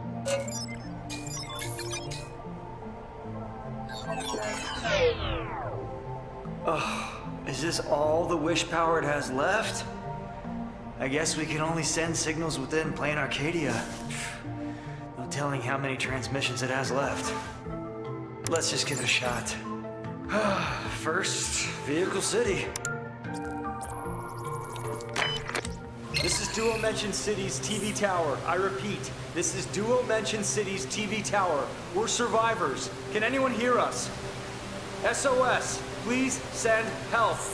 SOS. Not much is working, huh? I can hear you. Oh, okay. This is Vehicle City. Signal. We're saved. Someone answered. Hello? We can hear you. How's the situation there? Over here. Things are suddenly. Monsters are showing up. Why are there monsters? Are they spawning in other cities too? What should we do? Don't worry. The tavern opened the door. The tavern opened the door. Resettling will help to contact. Make sure. Escape. Fools, and then what? Hello? The fools are gonna find them, okay. The signal broke off. Don't panic. I'll try contacting them again. Nope, not working. Connection failed. It didn't work. Maybe we can try again. Wait, this is a 47-minute stream? Excuse me? What do we do? Wait, Let's what do you switch mean the a frequency. 47-minute We can try stream? contacting Hello? other areas and continue sending distress signals. Alright. I guess that's the only thing we can do now. Hopefully we can get in contact with the next location. So for immersion purposes, I like this. Yeah, it's two broadcasts happening at the same time. One stream is from Can the you outside, hear while us? this stream is from the inside. This is Duo Mention City's TV tower. It's I joined repeat, with the actual this live is stream? Duo No, it's Mention not. City's TV tower. Please send help. I mean, wait, Please. it joined. Yes, it is. Obviously, This these might are be the. my last stream ever. But These this are the two time, survivors that were have found faith at the that end of the I, original your stream. favorite streamer, can escape alive. We're seeing it from two perspectives, right? The IPC perspective, which was the official YouTube channel, and from Twitter, this is like the perspective of Plain Arcadia. Hi, we are survivors in Duo Mention City's TV tower. How are things in Seafeld City? Please send help. Huh? What do you expect me to do? Can't you see that I am also waiting for the rescue team? Who the heck knows where those monsters came from? If you're at the TV tower, I doubt you can make your way here.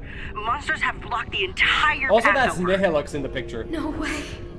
But what's this about a rescue team? Over there. Madam Pearl's subordinates are organizing a rescue operation over there. An IPC dude told me that folks from the Astral Express will help us get away if we head there. What? The Astral Express? Oh, that's wonderful. Please, you have to tell them about us. This is new. I love it if they do more. Monsters appeared! Uh-oh. Oh, boy. Ooh. Wait. Who was that? Was that Nihilux or was that Welt's King?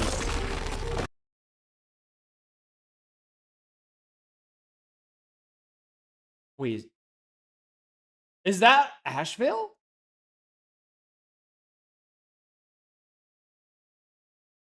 Yeah, it has to be. Yeah. Yeah, it is. It is. Yeah.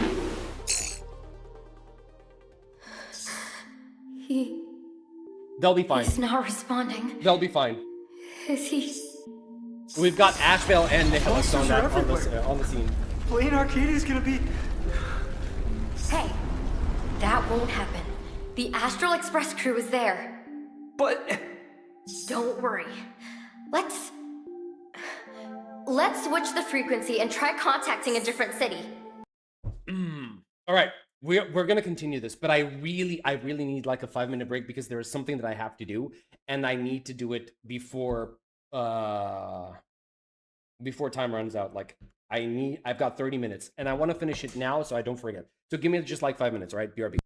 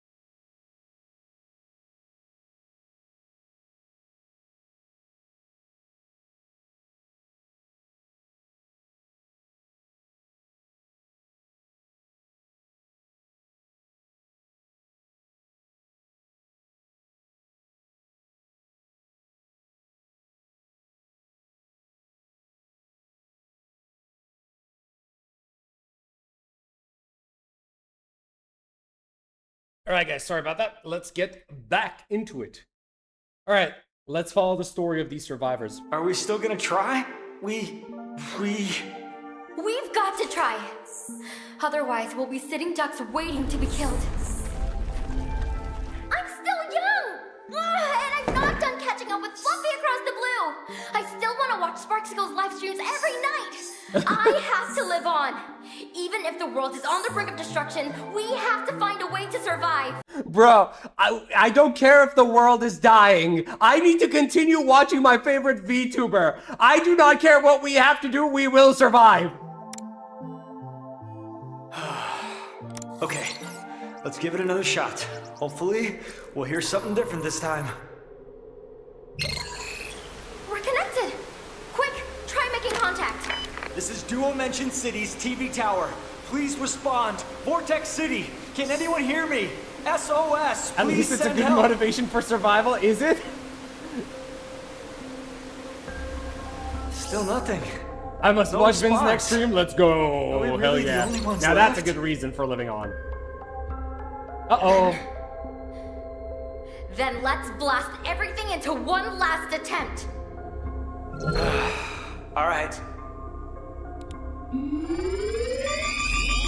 Warning. Warning.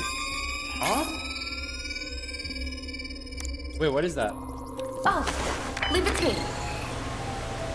This is Dual Mansion City's TV tower. We are survivors, please. Huh? What's going on? Oh, okay, this is the first part. What's this? Debuting as a VTuber? Bro, I tried. I didn't have, like, I couldn't find any... Owlbert? Who's Albert? Any models that I like. You know Owlbert? Like, male VTuber models are so one-dimensional. We can send a distress signal to They him, all right? look so fucking young. Like, I wanted to have, like, an older-looking VTuber. Everybody's just doing young versions. This is Planet Arcadia. This is Planet Arcadia. We've been attacked by strange monsters. We're hiding in the TV tower right now.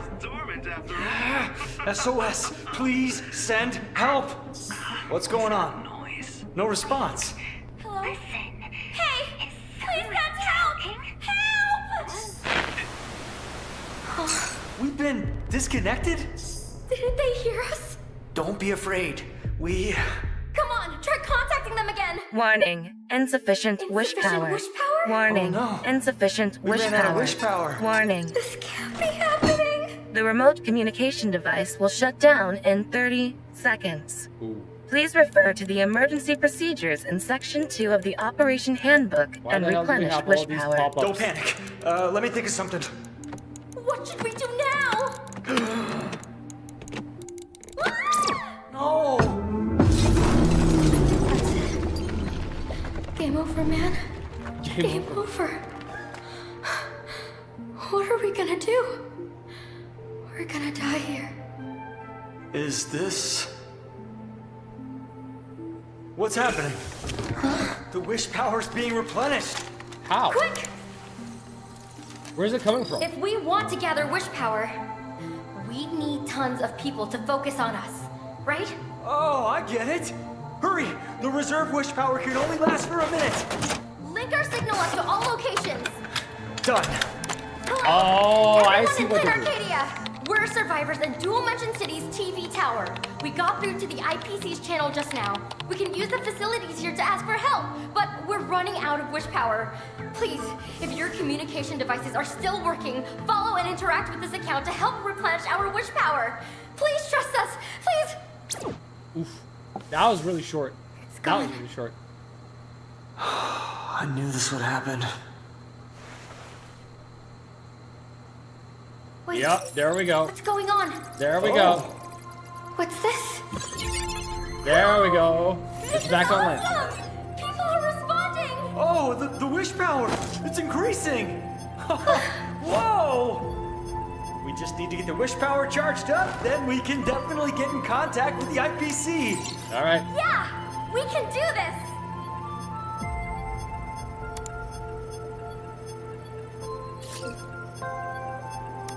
Guys, don't forget to like and subscribe to Vincent to grant him wish power. Yes, share your energy with me, guys. A gift from the audio. Wait. What in the world? Bruh, is the... What are they saying? Look at the state we're in. Why are they still... Chasing cloud? Oh, What's going oh on? god. Oh, the no. wish power stopped increasing. Why? Why is this happening? I mean, even negative emotions can work as wish power, right? That was the whole point.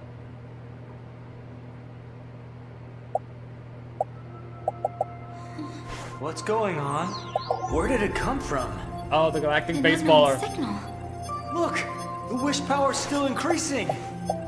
Nah, this is Yeah, just a at this rate, video. the wish power will be fully charged up in just 20 minutes. I like that they're telling the story this way, right?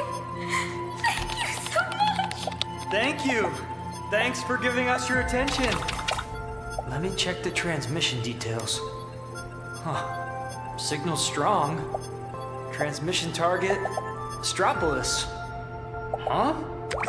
What's going Like, on? they've got their YouTube channel, right? And their Twitter Get channel. it! They The should wish continue power from doing stuff everyone like has this. manifested as a little wispy. Huh. Oh! Is this even possible? The whisper that we We're saw. at 20% charge. Ah, the signal. Keep going. Ah, come on.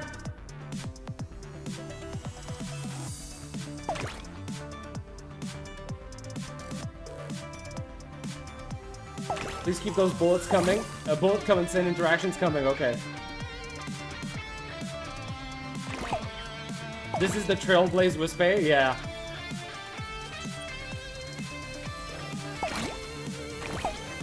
Wait, so, okay, hold on a second. We're not gonna watch this...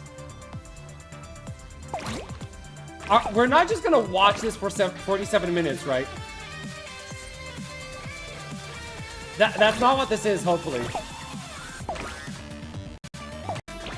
Oh my god.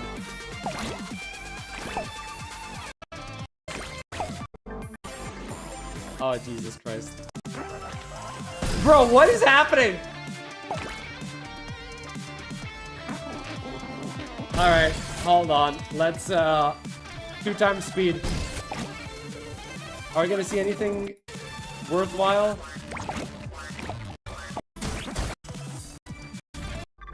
Bruh, okay. Okay, fine. Okay. I mean, kind of funny.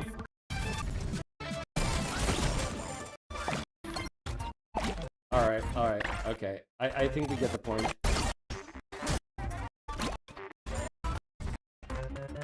Okay, yeah. Nope. Oh, okay, wait, okay. Something is happening over here. Okay. Is it...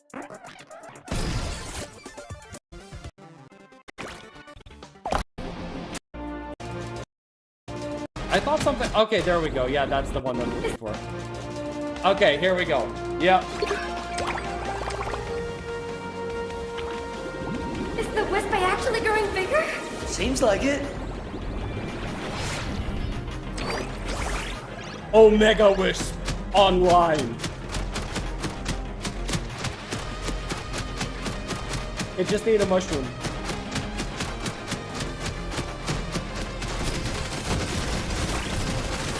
Okay. Charging at 99%!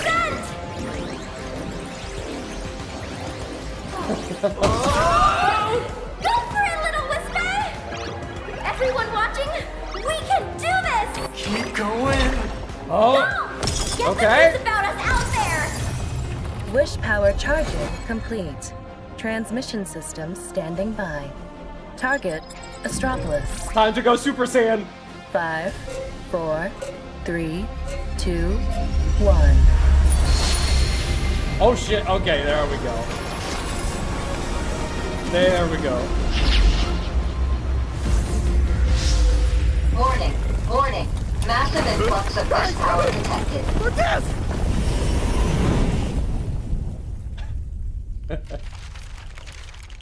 This is the Trailblaze. Yeah, this is where it links up, right? Is it gonna be the same thing? I guess so, right? Can you hear me? Who? Yeah, we know this. We know It's here this. to help! Yeah. If this goes on, things are... Yeah, it's yeah, okay. And to the Trailblazer. We linked up in the same way. All right. Good. That was not bad. They have the potential to tell all of these stories, man. They really should be doing more of this, right? Obviously, maybe not as padded out, but definitely you're capable of creating so many videos that are just going to continuously improve the storytelling of your game. If you can't put something in the game, put it in a video, put it on your channels, right? I am sure everybody would appreciate that, right? This is the Trailblaze, give us your wallet. Yeah, pretty much. There's a new official art. Oh boy. Wait, what official art? On their channel?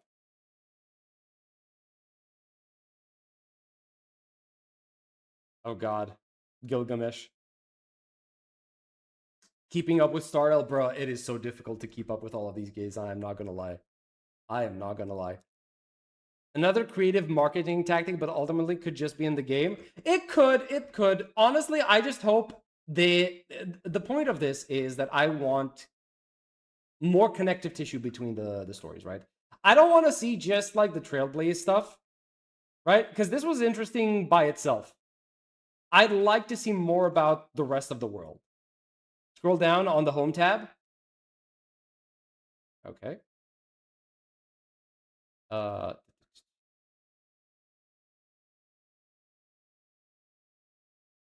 Wait.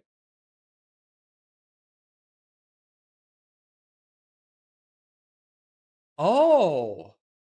You will hold the final weight to tilt the scales of the IPC's decision. Wait, are we trying to do a social experiment here?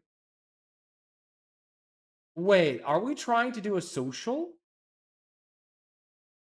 You will hold okay. The activity index of the husk in Plan Arcadia is rising exponentially, and on the other end, the marketing development department has already started taking action.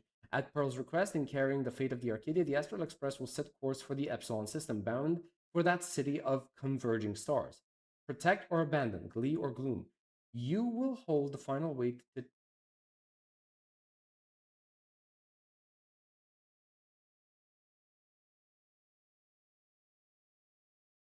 Huh!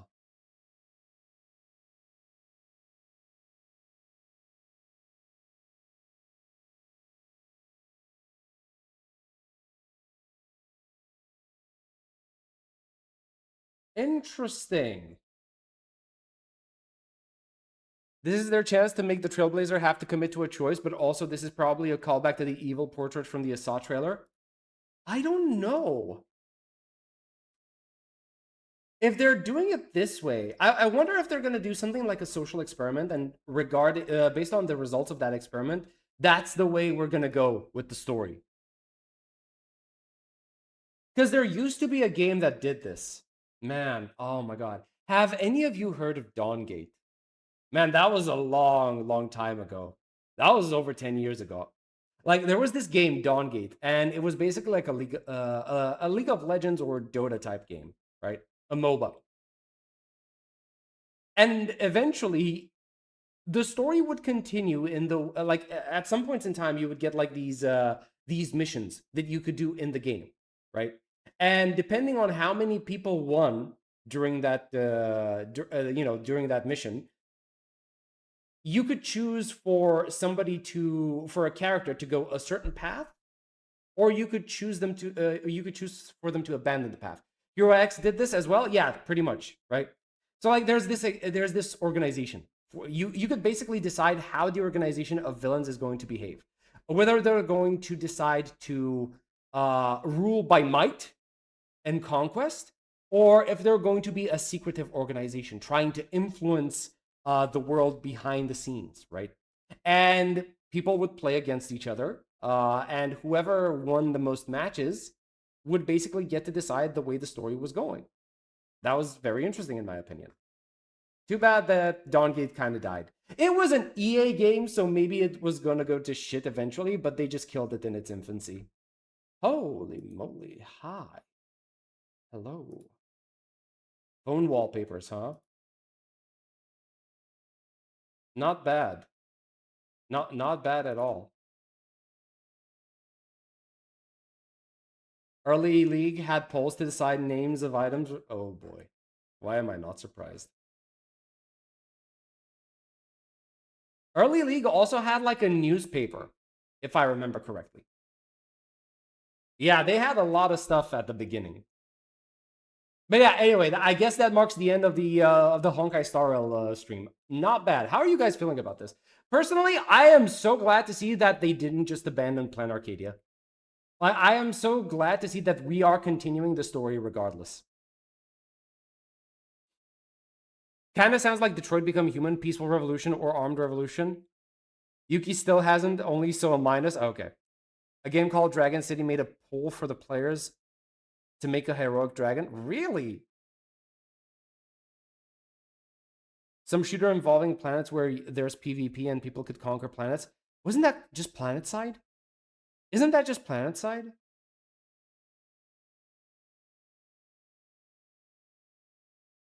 Gotcha's Mac uploaded the Sin Team Kit video. He is saying it's not good in a thumbnail. Really? Helldivers? Yeah, but Helldivers feels like a downgrade, right? At least it doesn't feel like the impact is too wild. Have you pulled Lino? No, I have not pulled Lino yet. I have given the game the 20 free pulls that it gave me, right? The ones that are temporary. And I have stopped there. I haven't finished my pulls. I am going to pull for her, obviously, but I haven't, you know, completed the process, let's say. But yeah, anyway, that was the Honkai Star Rail stuff. Thank you so much for watching. All right, let's see. What do we have?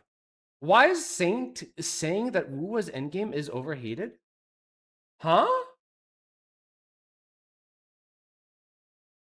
I don't think people are overhating it. I think people are just like tired of the same thing over and over again, right? I don't like, I really don't like those game modes. I kind of just stopped doing them.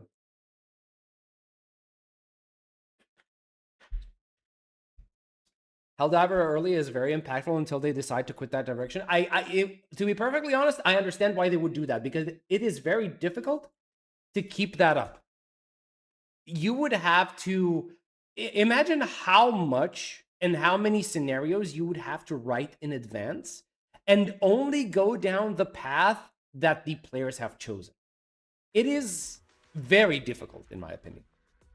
It's funny that Genshin is copying Arknights Endfield now. That means Arknights Endfield must be polished. Wait, how is it copying Arknights Endfield? With what exactly?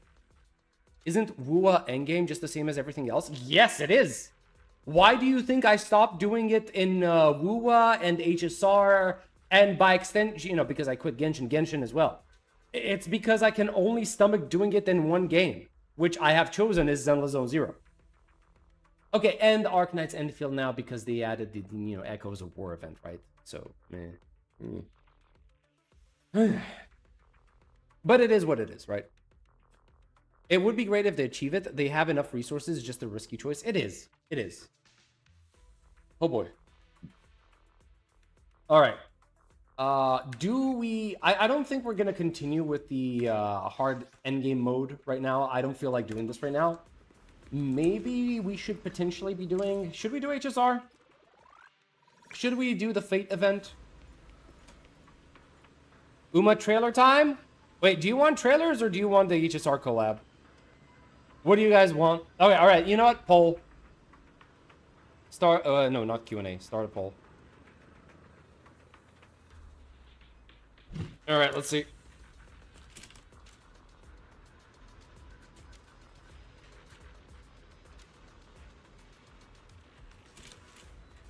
There you go.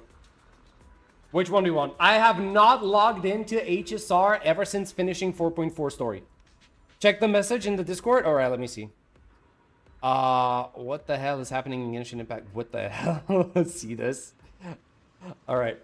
My lord, I have spent my time to make this me up.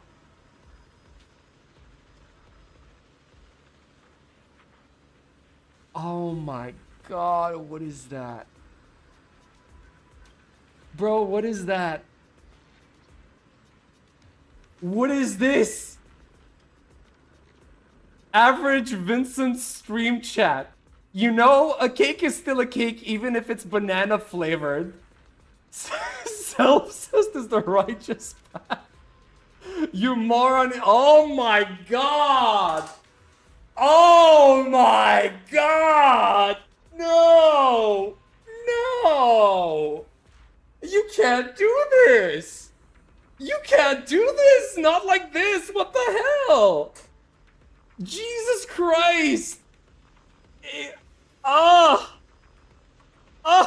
my god. And the fact is that it's actually kind of fitting. It's like I am being, like, haunted. I am being haunted by the specters of degeneracy, right? Jesus Christ. Oh, jeez. What the hell? I officially cut ties with this chat?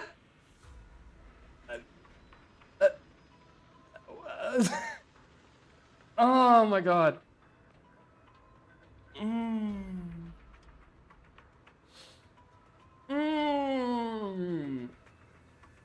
You guys are wild. You guys are absolutely crazy. I cannot control you guys. I cannot control you guys. Oh my god. Bruh, even now you're winning with trailer. Okay, fine. Fine. Fine. Okay. Alright, you want me to watch the trailers? We'll watch the trailers. Alright, fine. What do we have? We have the Uma trailer. What else? The Genshin Odette trailer, I think, right? What else? What else you guys want? Fun fact, the best romance novels come with siblings. She's here. She arrived.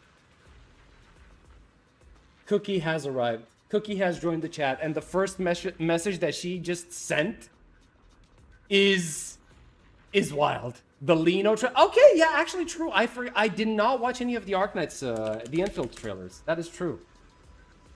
She has arrived, and the first message she sends to chat is this. Wow. Wow. Okay. All right. What are all these? Development insights, bruh. Oh, that's just the cutscene. Okay. 31 minutes. We do not have time for 31 minutes. All right. All right, fine. We did that, this, and this. Okay, fine. Okie dokie. Ending the poll since you guys have already decided, right? You guys have already decided what we're doing. All right. Let's start off with the Uma trailer. Let's see the Uma Musume of Zenless Zone Zero. Okay, wait, are we actually getting... Okay, no subtitles.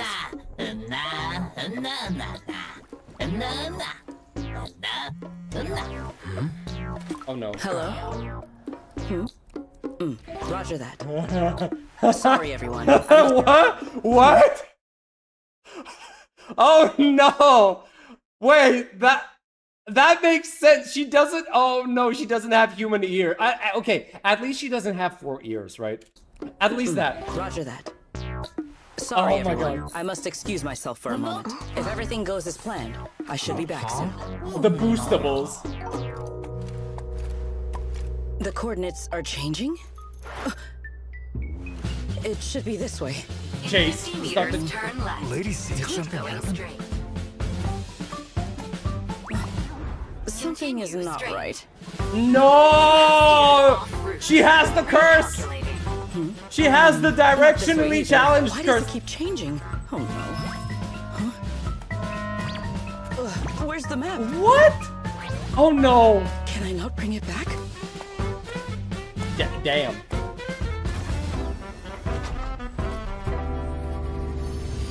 Oh, it's fixed. Where even are What you is right this now? Can I not turn it off? Girl? What exactly are you doing here? I mean, you kind of went into the hollow, didn't you? No! See, all that was left, bruh, all that was left for her to do was to basically do the meme, you know, like, flicking my hair while I bash the shit out of this guy. Watch her. Watch. Oh yes. Oh yes.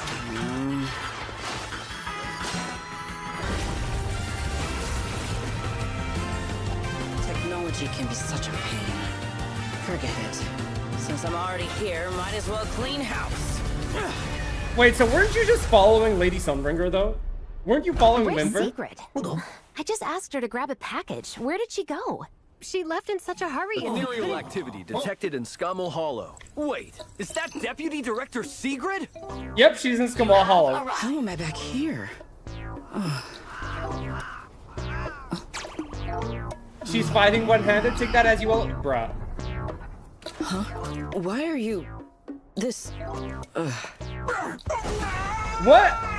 Sorry for the wait. Huh? Was she... Where on earth did you go? The battery's dead. Of course. Okay, so directionally challenged, also technologically challenged, an absolute goober. She loves puns. It's like, and she's a klutz in certain scenarios. So at this point, what are we doing? What she has all of the curses combined. If this was an Infinity Gauntlet, but in the reverse way, she'd be dead, right? She is wife. Time to bless my accounting. Oh my god. What do you want? Who do you want? What do you want to? Regardless, point is, Sigrid is amazing. She's really funny. I do like her. I do like her. But am I gonna pull for her? I don't think I can. I don't think I can. I don't think I can. I don't know. I'm gonna have to see. I'm gonna have to see. All right. Maybe she can't even cook. She's already cursed enough. I don't think she needs. What are you trying to make her like a cursed being? Are you trying to get Sukuna to be interested in her? Come on. Come on. At this point, it's just like give her a break. All right. The Odette trailer. Okay, fine. We're gonna go into the land of Genshin Impact, the land that I have abandoned for over 2 years.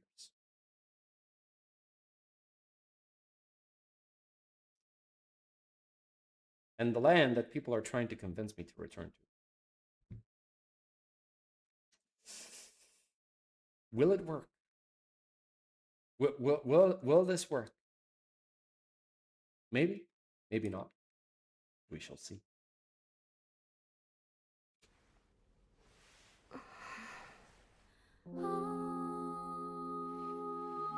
Wait, does this seem a little different from the usual trailers?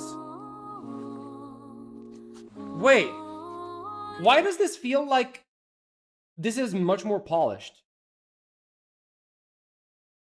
Unironically, why does this feel like it's much more polished than the rest of the character trailers that I've seen so far from Genshin?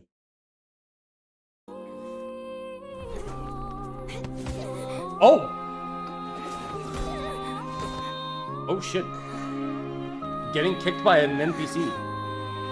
I don't know if you can sell a 5-star like this. I kid, I joke.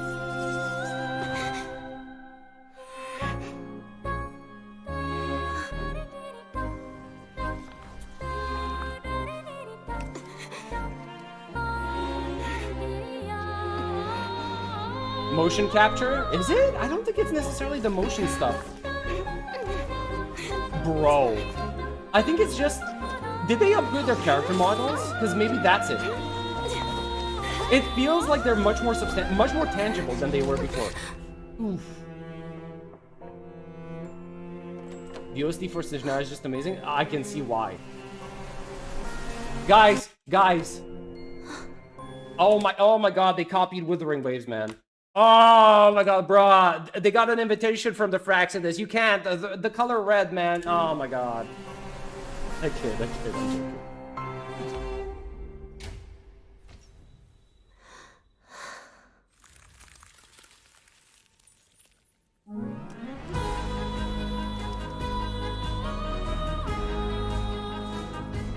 Okay. Oh, okay, I like the scenery. That's nice.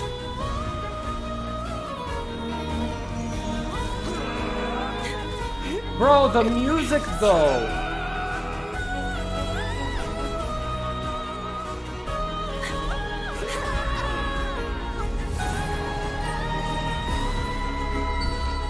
Genshin has the biggest budget? Of course, Genshin is their biggest cash cow.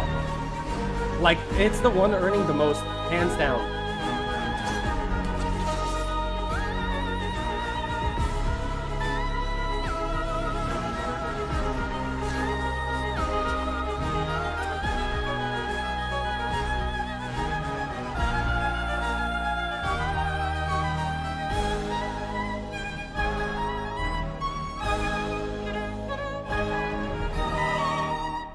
I have a feeling that all of these characters that are coming from Snezhna are just going to have insane production value when it comes to their trailers. That's what I believe. Like, goddamn, that was nice. That was a really good trailer. Like, the music was on point, the character model looked great, like, holy moly. That is really good stuff. Well done, Hoyo. If there's one thing that they never disappoint in, is their trailers, honestly. Vodyanitsa is awesome. I have no... Wait, so who is Vodyanitsa? Is that supposed to be... Wait, what? Huh? Steam? No, not now. Thank you. Why is... Who is Vodyanitsa? Because I don't know. Like, I saw a picture of her, but I don't know who she's supposed to be in the story. Right?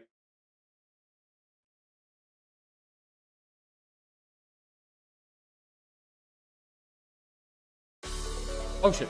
Hold on. The one singing?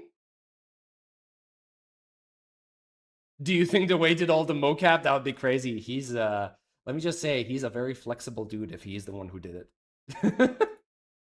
If he's the one who did it, that is a very flexible CEO.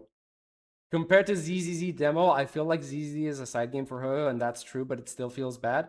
No, it is. It is. But to be perfectly honest, to me, it doesn't matter, right? Because ZZZ is offering what I'm looking for from these games. It's offering me the idea that it's just a side game. I can log in. I don't have to go around some sort of like open world, and I just collect all of the fucking chests, which are so annoying to do right now. And I can just like go in, use my stamina, enjoy some nice combat, and that's it, right? That's basically it, right? Vodyanitsa is the lead singer in Korolevsky, a singer from the Korolevsky troupe. Okay, wait, I just noticed that Trailblazer is holding the dice head in the trailer. Yeah, he is. It's also seeing in the flashing images in 4.4. Yep. All right, let's see the Lino trailer. All right. Enfield Operator Combat Demo. Wherever we go, I want to be the star that catches Matt, she is cute, eye. but I am not the biggest fan of the idol aesthetic. I'm not gonna lie. The stage is calling.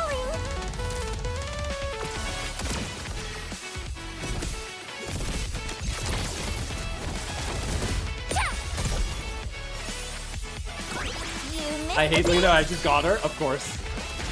I know I have to get her because she's a really good support for two of my teams. And I really like playing those teams. Let's fill the world with shine. I do have to say that I really like her jets though. A flawless curtain call. I knew we had this in the bag. I really like her jets though. Not gonna lie. Like the boost shoes or whatever you want to call them, like the rocket shoes. Really nice. We are truly honored to welcome the Morning Star of La Fantoma, Miss Lino. Oh, okay, La Fantoma. First up, congrats, Miss Lino. Word is your new album just smashed another record. Okay. It's true. All thanks to everyone's love and support. Lino's gonna keep shining even brighter on stage. There's been some chatter, whispers that you've been using some kind of doll witchcraft. And Doll that's why your witchcraft? fans are so into you. What? What's your response to such claims? Actually, I have no idea where that came from. But if someone's genuinely concerned, then you'd better not miss Lino's next concert, okay? Because the format, the style, the whole theme. Okay. Bro, I'm telling you this, like whenever idols get involved, it's like it instantly turns into a commercial for makeup.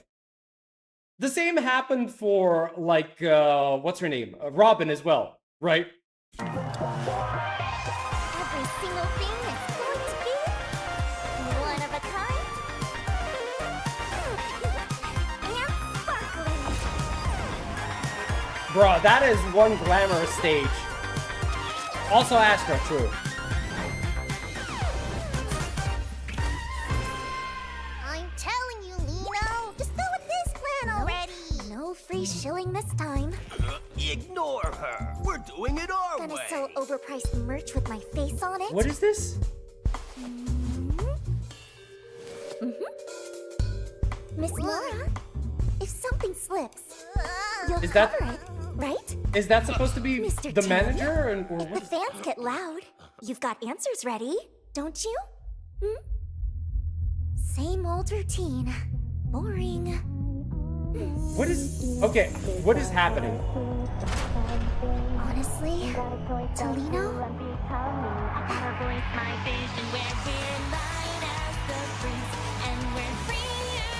What matters most has always been the shows. Of course. Everyone, the grand shows, made possible only by me. Of course, every single idol is there for her fans. Okay, so... Bro, why is she getting like this treatment?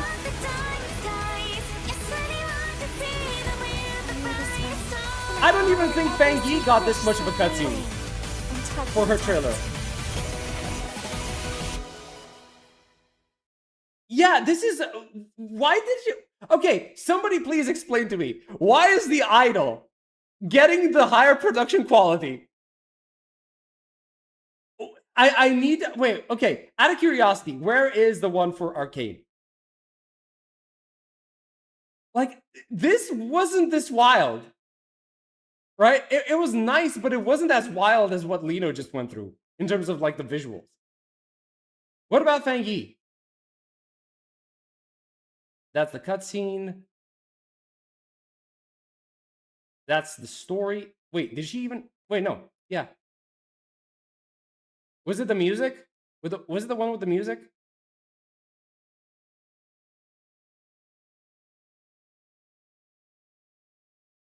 Maybe they're just progressively getting better. Your fellow seekers shall give you the strength to endure. This was nice, but I don't know. It doesn't feel like it was as much as...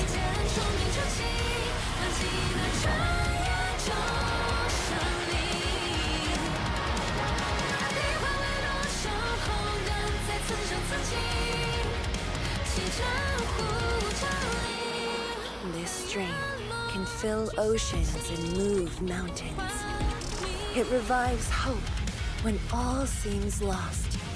It's not bad, but it kind of feels like they put more effort into the idol one. It just does. It just does. I don't know what it is, but it does feel that way. Right? But again, not hating on Lino. Not hating on Lino. There's no point.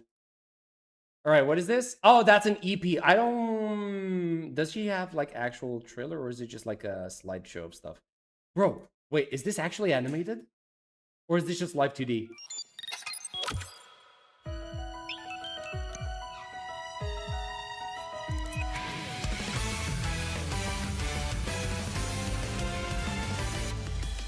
Before we jet and hit the ground running, before we let that engine roar, I already feel both our heartbeats.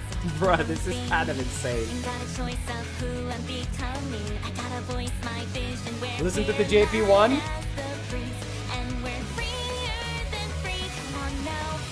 Wait, okay, wait. Let's see.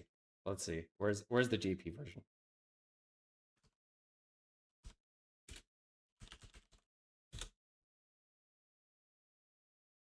All right, let's see. Is it gonna sound better?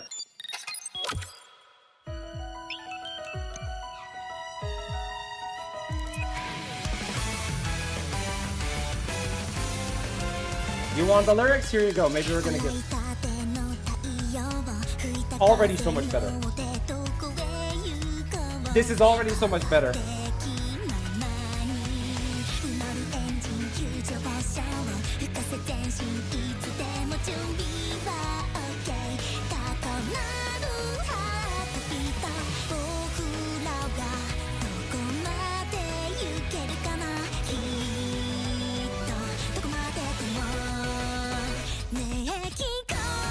She got a full cinematic for her EP, guys.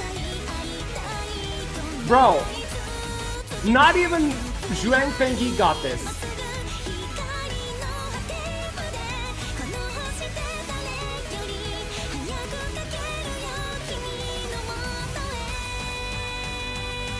Am I misremembering? Did Fengyi or Arcane get a full cinematic for their EP?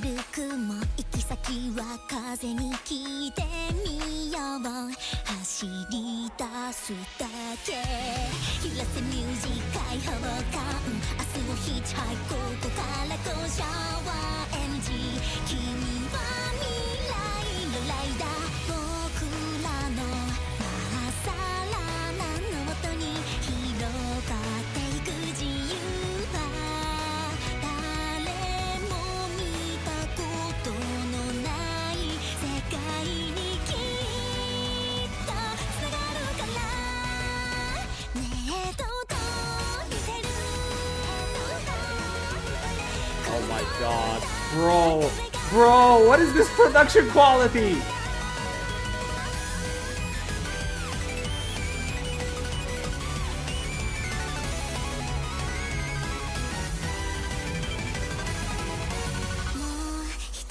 At least it's good.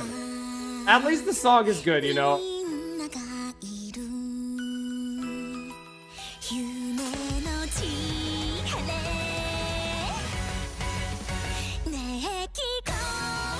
Oh my god.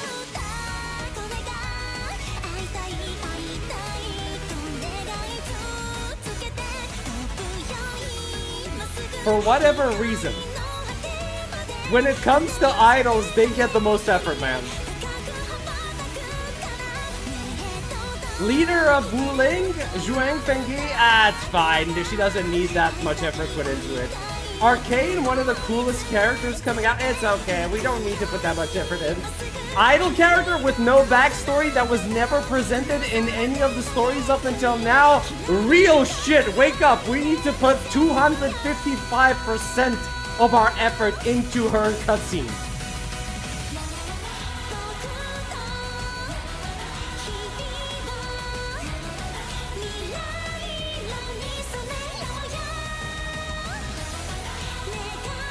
Oh my god.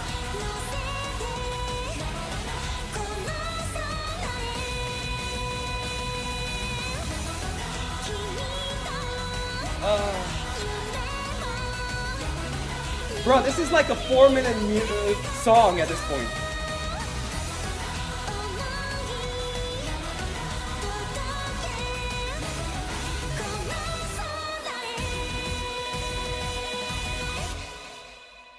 Jesus Christ, man. How long was this? Literally 4 minutes. Okay. Okay. Yeah. Yeah, they decided to just like, let's do this. Why not? Let's do it. Fine. Fine. Fine. Fine. Oh, Jesus Christ. See the Skirk trailer? It also has a song. It's so good. I don't want to be mean. It's like idols make money. This is like, that's a fact. Leader, nah, screw him. We're going with all in on idols because she shines. Bro, I will say she looks cute. Okay, definitely looks cute. But Jesus Christ, I did not expect this much of an effort. I did not expect this much of an effort. I feel like I was listening to a VTuber making a song because the idol culture in the East, especially China and Japan, is extremely big. Fair enough. Fair enough. I mean, I'm not complaining. Obviously, I'm not complaining. I just find it funny. Like, I just find the difference in effort that was put in to be kind of funny. All right, let's see.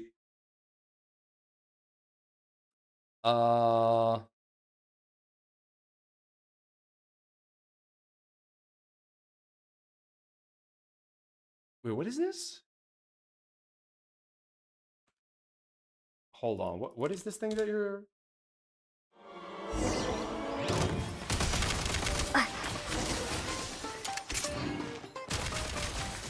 What? What? Reload.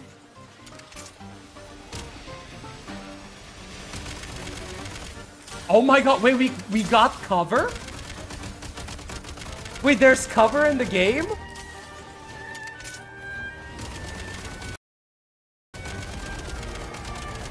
Gotta recharge.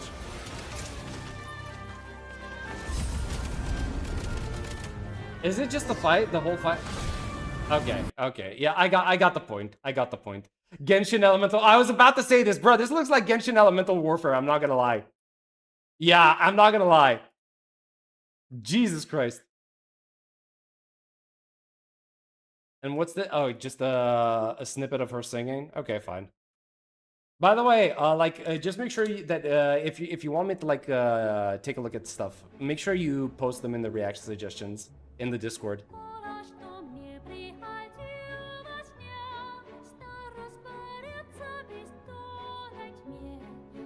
She's cute.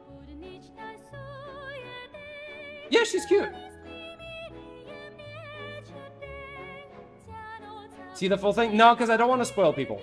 Like, that was already risky enough because it's maybe a boss fight that people haven't done. This is unrealistic. She's not even fat.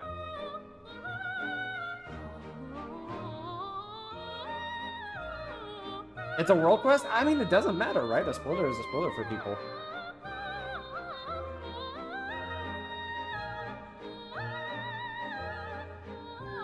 The reach, though.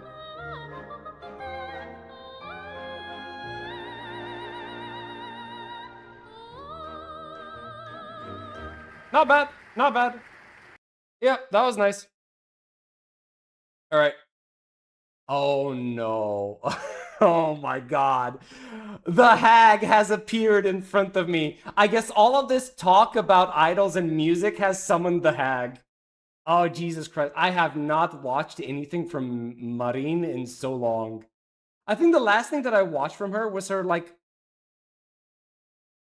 What was it? The one about money?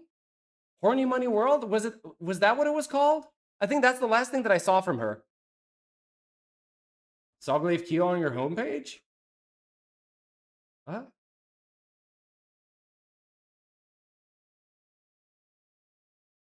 Hosho Marina dropping by, yep.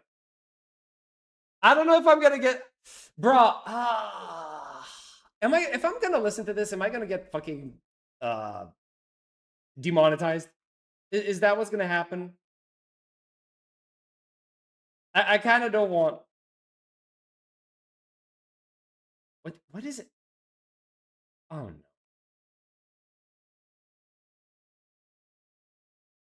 Oh no. What is Egg doing?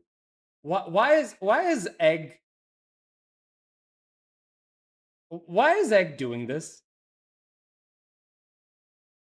Why? What is happening here? What's the problem?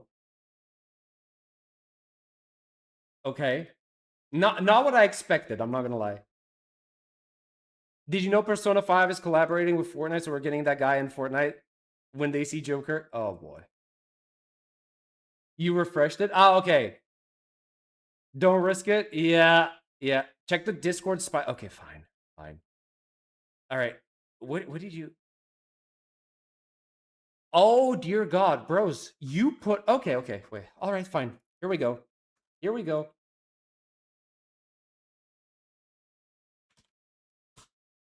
Let's see. What did you guys send me in the React channel? All right. I guess this is a React slop. Right? This is React slop. If you guys want me to watch stuff like this, I'm going to watch it. Listen.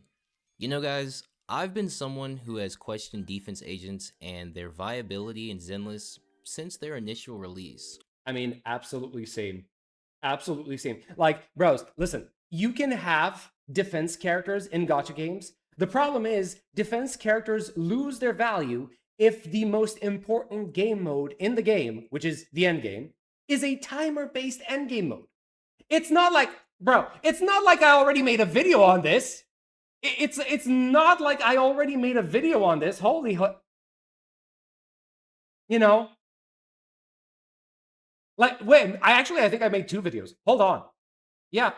It's not like I made an entire video on this. You know, gacha endgame has a damage problem, you know? It's not like I completely made a video about this, but you know, 1.1k views, nobody's watching it. It's like, who cares what I say, right? All the way back to September of 2024. And while I can completely understand that Zenless was a very different game back then, defense as a class has done almost nothing over the years to evolve itself in the same way the other classes have in the game. Defense has never done anything, even from 1.0. Genuinely, it has never done anything. Because there were never moments where the enemy was that hard to... It never hit hard. And if enemies don't hit hard, if they don't kill you, what's the point of defense classes, right? Because here's the thing, right? Let's bring an example for MMOs. You've got MMOs which have the Trinity. You have the tanks, the healers, and the DPS. Guess what? The healers heal, the tanks tank, and the DPSs deal damage, right? That's the whole point. Now, think about it for a while. If the enemies in an MMO didn't deal enough damage to kill the healers or the DPS, then there would be no point for the tank to exist. Literally no point for the tank to exist if healers and DPS would be able to survive the damage dealt by the enemies. It's very simple. It's very simple, right? So until that moment where you actually need to tank some hits defense classes are always going to be useless. And now, with the new Armorer class coming to Zenless, it really made me want to revisit defense again. Not necessarily to reiterate the same things I've already said about Caesar or defense in the past, but to actually look back at this class from the beginning and ask one question: what went wrong? So today, we're going to be talking about the defense class. We'll be going over the identity crisis of defense, what was good, what was bad, and ultimately why I believe this class has basically been buried by the current and future archetypes of Zenless. And here's the thing. I don't think the Armorer class is going to save anything. The Armorer class is not going to save the defense class at all. Because the only reason you're going... watch this. When, what's her name? When Claret comes out, she is going to showcase that she's an armorer. But guess what? She's going to be a damage dealer, even though she's an armorer. Because what? She scales with defense and crit, and that's going to be how she deals her damage. She's still going to be a damage dealer with the support option of interrupting control mechanics or whatever, right? Hey, don't blame me. I got spoiled. That's what it is. Armorers are damage dealers. There you go. There you go. So they're not even going to do anything to save defense in any way, shape, or form. If you find this video informative or just enjoy it at all, be sure to drop a like and subscribe. It's completely free and lets me know you enjoy this type of content. The armor class is what makes me quit the game. Understandable, because they have released in 3 consecutive patches the wind element, the Lumen Flux element, and now a new archetype. So yeah, that's a bit much. That is a bit much. Now, with formalities out of the way, let's talk It's games. a new damage mechanic, not... Well, Caesar King. It's not even a new damage mechanic. I don't think Claret is going to do anything wild outside of just like stopping the control mechanics, right? That's all I know that she does. Armorers are just going to deal damage the same way that attackers or anomaly agents are going to do damage. I don't think it's going to be a new damage mechanic in the real sense. As in, oh, we're implementing an entirely new, different mechanic that is only achievable by the Armorer class, right? I don't think that's what's going to happen. Here we are again. I always find it funny talking about Caesar King on my channel because there's people out there who genuinely think I hate her, and just between you and me, I do. Wait, really? I hate this bitch. Anyway, to really understand the meat of my argument... Bro, you cannot hate on the tomboy, okay? You cannot hate on the tomboy with the hard exterior and the candy-coated heart that she has on the inside. I'm sorry, you just can't. I think it's important that we first understand the identity of defense. Well, if it has one, that is. I want to ask you guys a question. When you think about the anomaly class in Zenless, what do you think of? For a majority of players, the answer is probably along the lines of they build the anomaly gauge. Exactly. Obviously, there are a ton of ins and outs to anomaly teams, and we'll get into some of those later. But at its most basic level, guys, I am gonna like fast forward this a little bit because he do be talking kind of slow, right? Just saying. Understand what the class is. Let me know if it's too much though. Designed to do. Anomaly agents are good at building the anomaly gauge. Exactly. So, same thing with stun. You see a stun agent, you know exactly what that character is probably going to be good at. Building days and stunning enemies. Again, there are different ways individual characters accomplish that, but there is a foundation to it. Now, let me ask you the same question about defense. When you think about the defense class in Zenless, what do you think of? Is it shielding, crowd control, counterattacks, sustain, buffing, or maybe you just think of the cute green-haired girl with big boobs? It is serving up until now. Caesar was basically a support agent. She applied a shield, and that shield gave a buff. That was basically it, right? She wasn't really doing anything outside of that, if I remember correctly. Sure, you could build her to, like, do stun and daze, but that wasn't her main purpose. If you guessed any of those, you'd be correct. And this is what's always made defense such an interesting class to me. Because unlike some of the other specialties, defense isn't necessarily tied down to one specific playstyle. It's basically the jack of all trades. Caesar provides you with insane levels of... Yeah, the jack of all trades, but the master of none. And considering how the end game works in these games, you basically want a master, a specialized. You don't really want the jack of all trades because it's not going to perform well in any way, sustain through her shield, while also giving you buffs, interruption resistance, crowd control, and even some respectable days. Zhao provides consistent buffs and healing through her Ether Veil. Seth can protect enemies while also being extremely good at interrupting elites and bosses with his EX special. And Ben Bigger? Ben wants you to hit him. He benefits from attacks attacking him so he can counterattack and blow them up. So individually, these characters have identities, but... Watch them delete the defense class? No, they're not going to do it. That is too much work. Deleting the defense class and redistributing the other class, redistributing the characters to other classes is never going to happen. That is too much work for units that they know are not going to sell. They're not going to do that. Let's circle back for a second. When we talked about Anomaly and Stun, we were able to immediately identify the foundation of those specialties. Build Anomaly, build Daze. But what is the foundation of defense? Protect your team? Okay, then why are some defense agents better at buffing than protecting? Is it counterattacking? Then why isn't that a universal part of the class? Is it shields? Interrupts? Healing? This is where things start to get complicated very quickly in my mind, because defense has shown us that it can theoretically be defensive, offensive, or utility focused, which sounds amazing on paper. But then you have to answer a much harder question. How do you balance a class that can do everything? And in my eyes, there are really only two different outcomes. Number one, the class is giga broken, does everything better than everybody else, and now you have to pull every defense character that releases. Or, you get what we have today. I struggle to believe that there is no in-between. I don't think it's black or white. I think that there is a way to make the defense agents useful, but the content needs to exist for them to be useful. Meet Potential Woman. Potential Woman has one of the... Is Caesar just like ZZZ's version of Chissa? Is that it? Damn. The most ridiculous defensive abilities in Zenless. A giant shield that allows your character to completely ignore interrupts, gives you absurd amount of comfort, and can constantly be refreshed. That sounds amazing. Too bad almost all of the in-game content in Zenless is a battle of speed and not attrition. Thank you! Yes! Exactly! Almost exactly! No, not almost. Exactly what I said in that video that nobody fucking watched. Okay, well, luckily, Potential Woman also has this amazing crowd control ability that lets her group trash mobs together at the low cost of 1 assist point. That sounds pretty useful. Well, unfortunately for Potential Woman, most of the enemies in this game that are actually threatening are giant bosses that you can't really CC. Yep. But at least Potential Woman comes with a 1000 attack buff whenever her shield is active. Now this one, that's pretty good. Oh wait, modern supports are giving the same amount of attack while also giving different things like damage bonus or specialized buffs. Well, I mean, okay, to be perfectly honest with you, giving the same amount. I mean, okay, so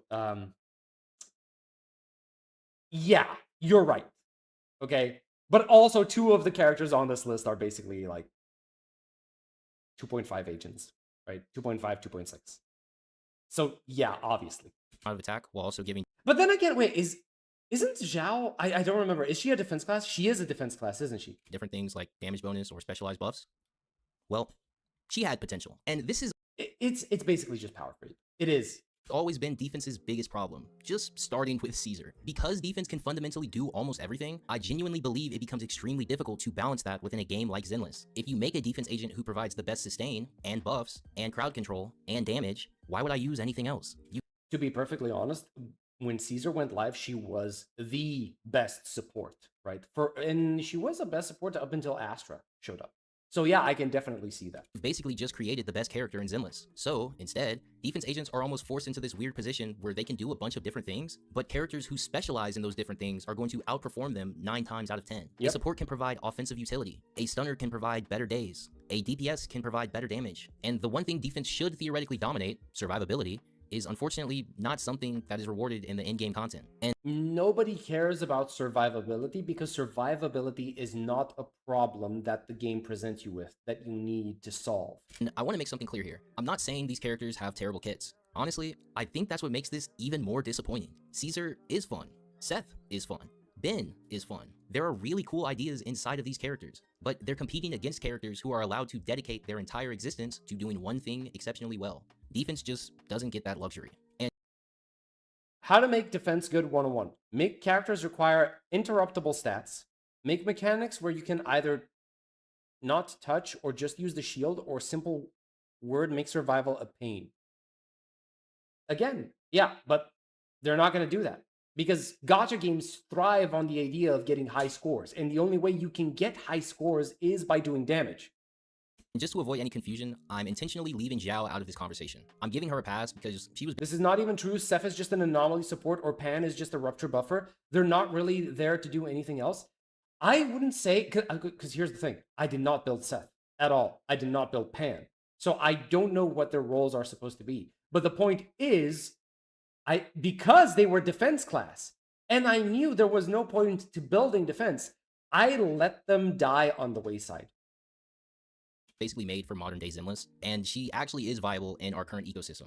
But between you and me... Wait, what was that? And just to avoid any confusion, I'm intentionally leaving Xiao out of this conversation. I'm giving her a pass because she was basically made for modern day Zenless, and she actually is viable in our current ecosystem. Well, yeah, she's viable because she's there to provide the Ether Veil buff for... what's her name? Yishun Guang. But between you and me, I barely even consider Xiao a defense agent. Well, she isn't! I look at what this character actually brings to a team, she feels much closer to a support, where because she is a defense name tag, an imposter, so to speak, which ironically brings us back to the same problem. What exactly is defense? Now, if I wanted to play devil's advocate and force myself to give defense one defining role, I'd probably say this. Defense is a class designed around protection, tanking, and long-term sustain during a fight.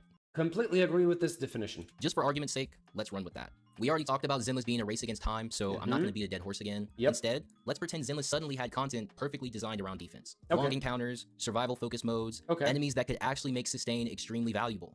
Cool. So now what? Because we've spent the last 2 years barely evolving this class. If defense was going to be built around this identity of being a protector, then we not only needed to lean into that archetype, but we also should have evolved it. Because that's what Zenless has done with the other specialties in the game.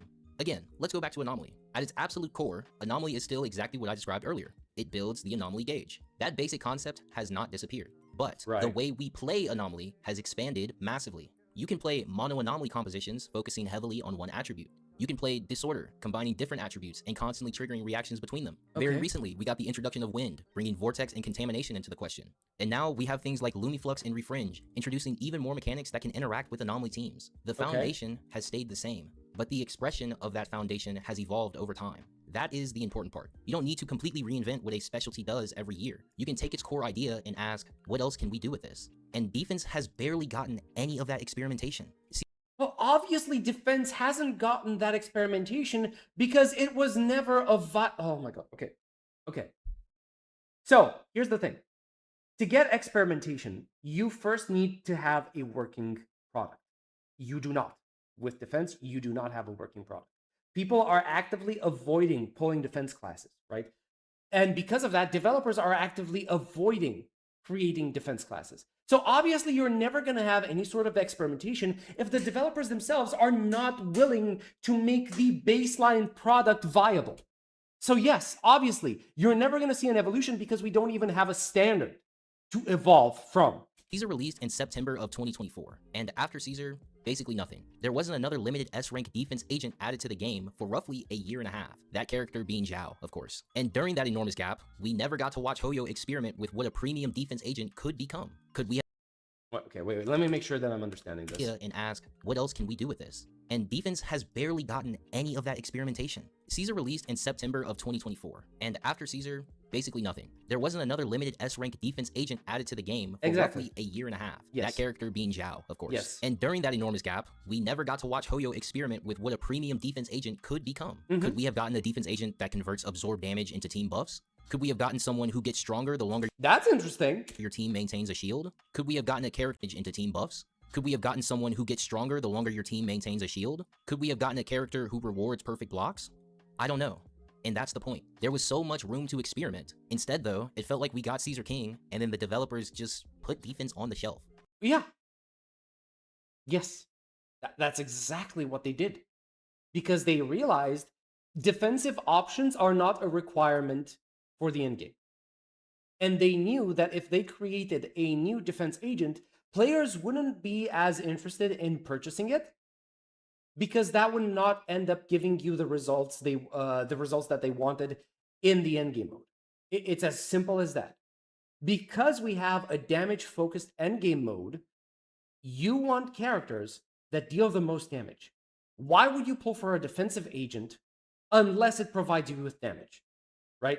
I mean, sure, we got Pan Yin Hu, But guys, can we just be Hey dead Omar, ass? hey, it's Who even remembered this guy? It's Flossen's video, Flossen on you. Experiment. Instead though, it felt like we got Caesar King, and then the developers just put— These are just excuses you can make defenders who are not based on survivability.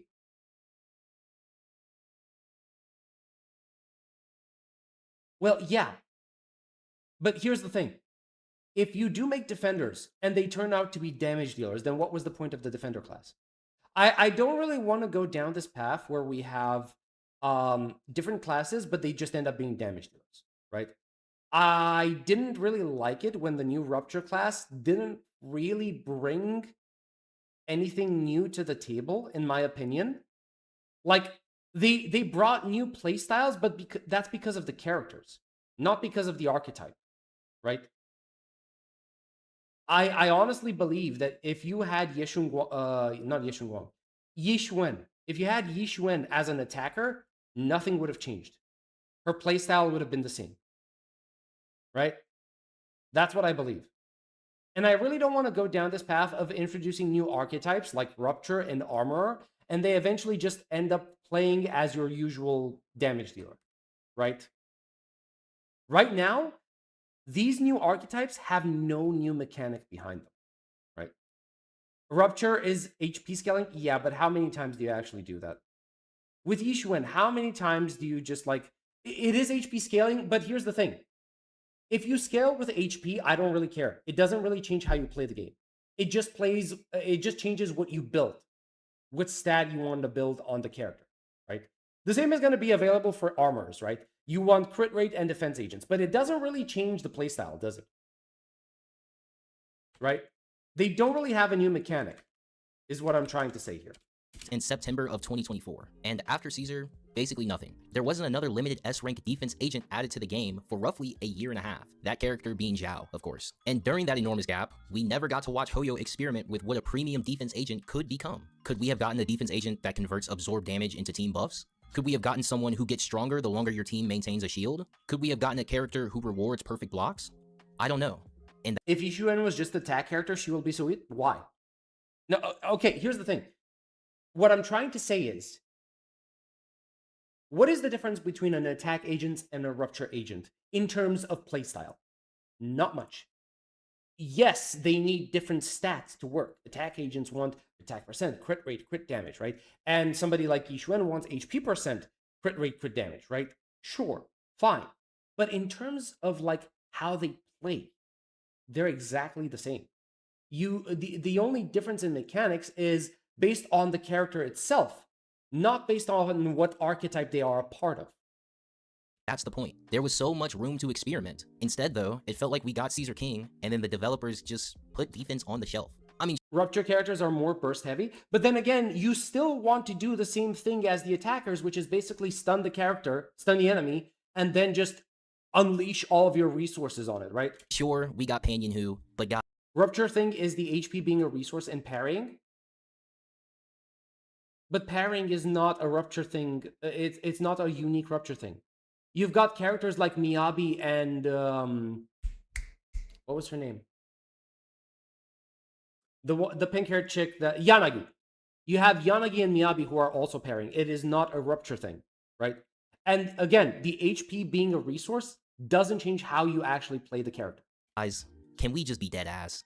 Who even remembered this guy? Because I know I sure as hell didn't. And that's crazy when we're already talking about a specialty that has very few characters in it. So when people ask me what I think defense needs, I genuinely don't know if changing Caesar alone even fixes this anymore. I think this class should be up for some type of rework. Not necessarily changing every character's kit from the ground up, but establishing an actual design philosophy for what being a defense agent means in modern Zenless. Yeah, this does need to be looked at. It really does. Because right now, the defense agents are just dead in the water. But considering what's coming in version 3.2, I don't know if Caesar is going to be getting that treatment any— Oh no. Oh no. The armor class will do nothing for the defense agents. Time soon. Hey, you know what they say, out with the old, in with the new. Welcome to defense class part— To be honest, it's hard for me to relate to all of these things. Wait, what do you mean? In what way? Part 2. Wait, that was kind of a bar. Now first, before anybody runs to the comment section, I have done my research. From what the early beta information currently suggests, Armorer is not literally replacing defense. To my understanding, Armorer is actually going to be an offensive specialty that benefits from defensive stats to deal damage. Exactly what I said. Exactly what I said. And that is not going to save the defensive agents. There's obviously more going on with that specialty mechanically, but honestly, I'm not interested in turning this section into an armorer breakdown, because there's one specific part that I just cannot get over. We already have this in the game. Ben is literally a defense agent whose offensive power scales with his defense. The idea was already here. Yep, fair enough. And no, I'm not saying every defense character needs to become Ben bigger. I love the mouse cursor going wild. It's here! We've had this all along, it's here! I'm saying that Hoyo has already established this really simple idea. A defense agent can take the stat naturally associated with their specialty, defense, and turn it into offensive value. That gives you an entire design space to explore. What if different defense agents converted defense in completely different ways? One could turn defense into personal damage, another could turn defense into team buffs, another could convert it into strong counters. I don't know. Maybe one defense character could make cats explode on screen. Whatever. You have a starting point is basically what I'm saying. And instead of taking that concept and asking how far defense could push it, we're now scrapping that idea off and completely building a new offensive specialty around. Yes, because it makes money on defense. That is what makes Armorer so interesting to me in this conversation. Not because Armorer is secretly defense 2.0, not because Claret is going to come in and replace Caesar, but because Armorer makes me look back at defense and ask, what were we even doing with this specialty in the first place? Absolutely nothing is what we were doing. Absolutely nothing.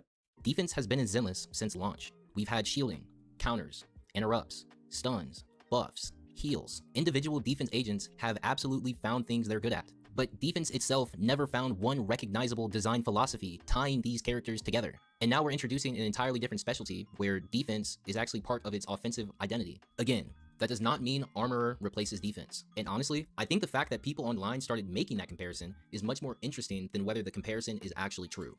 Making a good defender would bring money as well, to be fair. Not really. Because right now we are living in a day where most ZZZ players look at the defensive class and they see, oh shit, okay, so I should avoid getting any of these.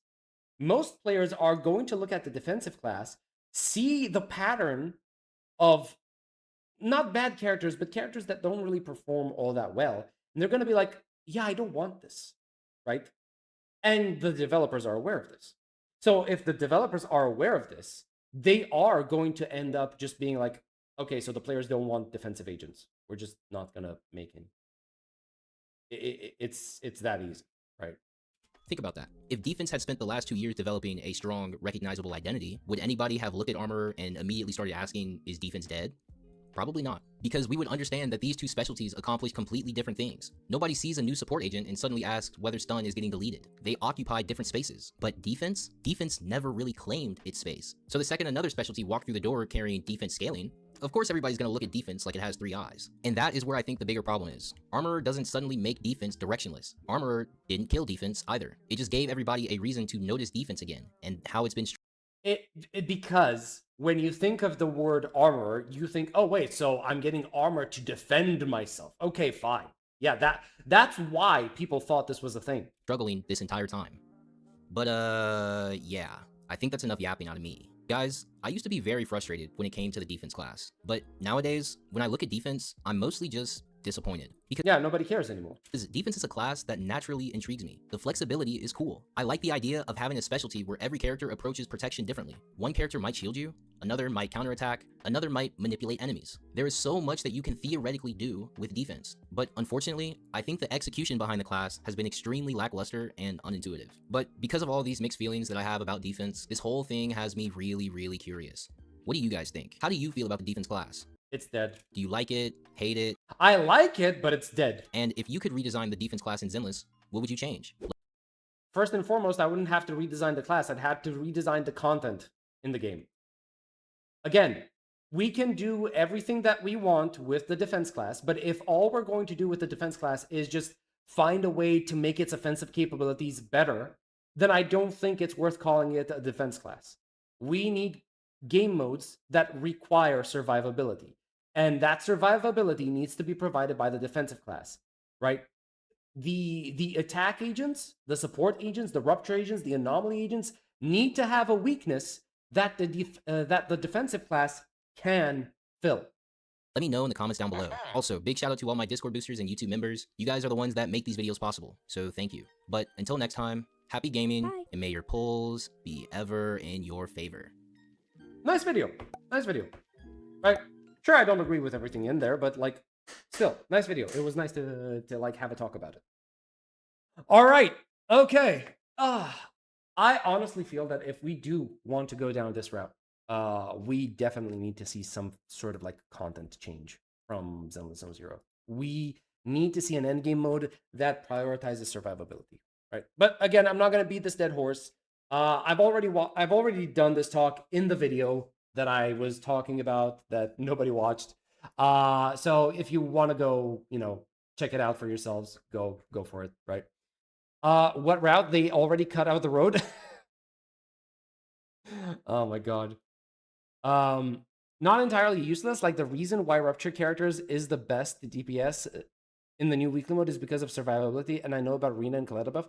I don't think survivability was ever an issue for me in the new endgame modes. We need more game modes like Tower or one of the Shiyu defense ones. Bro, back when at the beginning of the first Tower, I needed Caesar. Holy moly, she was so good back then. Because she literally saved my team. You can make the defender class even in this game where they have a unique identity. It doesn't have to be only the survivability. Okay, fine. If it doesn't have to be only the survivability, but here's the thing. Is it going to live up to the fantasy of a defender, right? Because I do believe that when you create these archetypes, right, you need to live up to the fantasy. So if you're going to, okay, let me put it this way. If you're going to bring in a class that's called the Berserker, I expect to see some sort of like, I expect to see the Berserk in that playstyle, right? I'm expecting to see the guy lose his mind, his rage out, completely red eyes, and he's going to go crazy on the enemy. That's what I expect. If you're going to make me an armorer, I am going to expect that character to like suddenly, somehow start crafting armor in the middle of the fight. Great example of this, Torbjorn from Overwatch. He was the guy who would immediately just like drop down armor for you, or he is going to start building a turret, right? That's what I expect from an armorer, right? If you're going to do a class that says, I don't know, Dark Knight, whatever, I expect to see dark magic, and somehow using that power corrupts you or something. That's what I expect to see. I don't want to just see another damage dealing entity. Oh, but this one's just tagged differently from the others, right? I expect to see mechanics for it. I will say that there are some major gameplay different. Wait, hold on. I will say that there are some. Wait, hold on. Am I losing track of this? Oh yeah. Anyways, I'll say that there are some major gameplay differences between attack, anomaly, rupture, and armor. Of course, there are some differences, right? Like, okay, here's the thing. Anomaly is capable of dealing damage permanently throughout the entire fight, regardless of stuns, right? Because the whole point is to build up that anomaly meter up until the point you get the what's it called? The anomaly trigger. And then you go do disorder, or you do a bloom, or you do, I don't know, whatever the new one is called, refraction, right? Obviously, that is different from what you want to do with the attack agents, which is basically stun the enemy, dump all of your ultimates and skills in that stun window. But there is not that much difference between attack and rupture, because we just played a rupture team. We just played with Yi Xuan. She wanted to do the exact same thing as an attacker agent, which is use all of her skills and all of her ultimates in that stun window provided by Dial-In. That's basically it. And Armorer, maybe it's going to have something different, I don't know. But from what I've heard so far, it sounds like it's just another attacker agent, just another rupture agent, with perhaps maybe some different flavor mixed in, but doesn't really change the whole playstyle, right? I don't know. But right now, it's very difficult for me to say that, oh shit, there's a difference between the rupture agents and the attacker agents, and I'm kind of expecting Armor to fall into that same criteria as well, right? Holy moly! Wait, what the heck? Oh shit! Wait! Vortex with the 20. Oh my god, thank you so much. Off topic, just rolled a +5 crit damage on Genshin and want to share the luck. God damn, my guy, congratulations and thank you so much for the 20. I appreciate it so much. Jesus Christ. Well done. Hey, hey, hey. I hope you keep getting those +5 crit damages. Really. Like, I hope they roll into all of the stats that you need. Thank you so much, man. I appreciate it. Jesus Christ. I think that is my first dono. I think that is my first 20 dono. Jesus Christ. That is insane. All right, let me see. There's a glyph queue on the side. There's no way for defense ahead.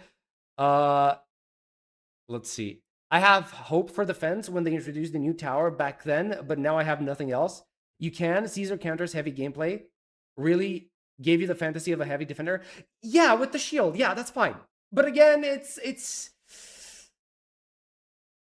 was a good parry. I'm not gonna lie. It allowed you to have an on-demand parry without having to use like the defensive assists, right? I want an off-field defense who has an automatic. Okay, no. I do not agree with that. Listen. I'm all for making the defense units important, but having an automatic off-field parry, that's a bit much. That's a bit much. And the issue is the game is already specialized characters into classes, so defense characters have to defend at least. Yeah, that would be the only specialization that they have. Survivability would be the only specialization as far as I can tell. I don't care about saving defense, honestly. They can just keep it for the A ranks and free characters. I mean, at this point, I stopped caring about it a long time ago. But since we're on the subject and we started talking about it, we might as well share our opinions, right? Then it consumes energy for the parry. That's what expecting... Wait, what? That's what expecting defense agents are? Some, but not enough? ZZZ needs imaginary theater. It gives you a reason to do other reactions other than melt, vaporize, like superconduct, electrocution. We don't really have reactions now, do we? Though in Zenless. Very partial. I don't. Wait, what? I don't want a game mode for anomaly more than they have enough. Honestly, no, I'm not gonna get into that. I don't want to talk about that because it's a huge subject and it's gonna take a lot of time. Can I have a defense agent that can stock up damage every hit they use? Huh. I'm so jealous. Give me the stats. There are so many ways to make defense work. Again, yes, there are, but I don't think they're going to do any, are they? That's not what they're going to do. I think the devs of Xenozo Zero have just given up on it, honestly speaking. I already read that. I need you to check my Discord. Oh boy, here we go. All right, fine. Wait, this? Is this what you wanted to show me? Smash or pass?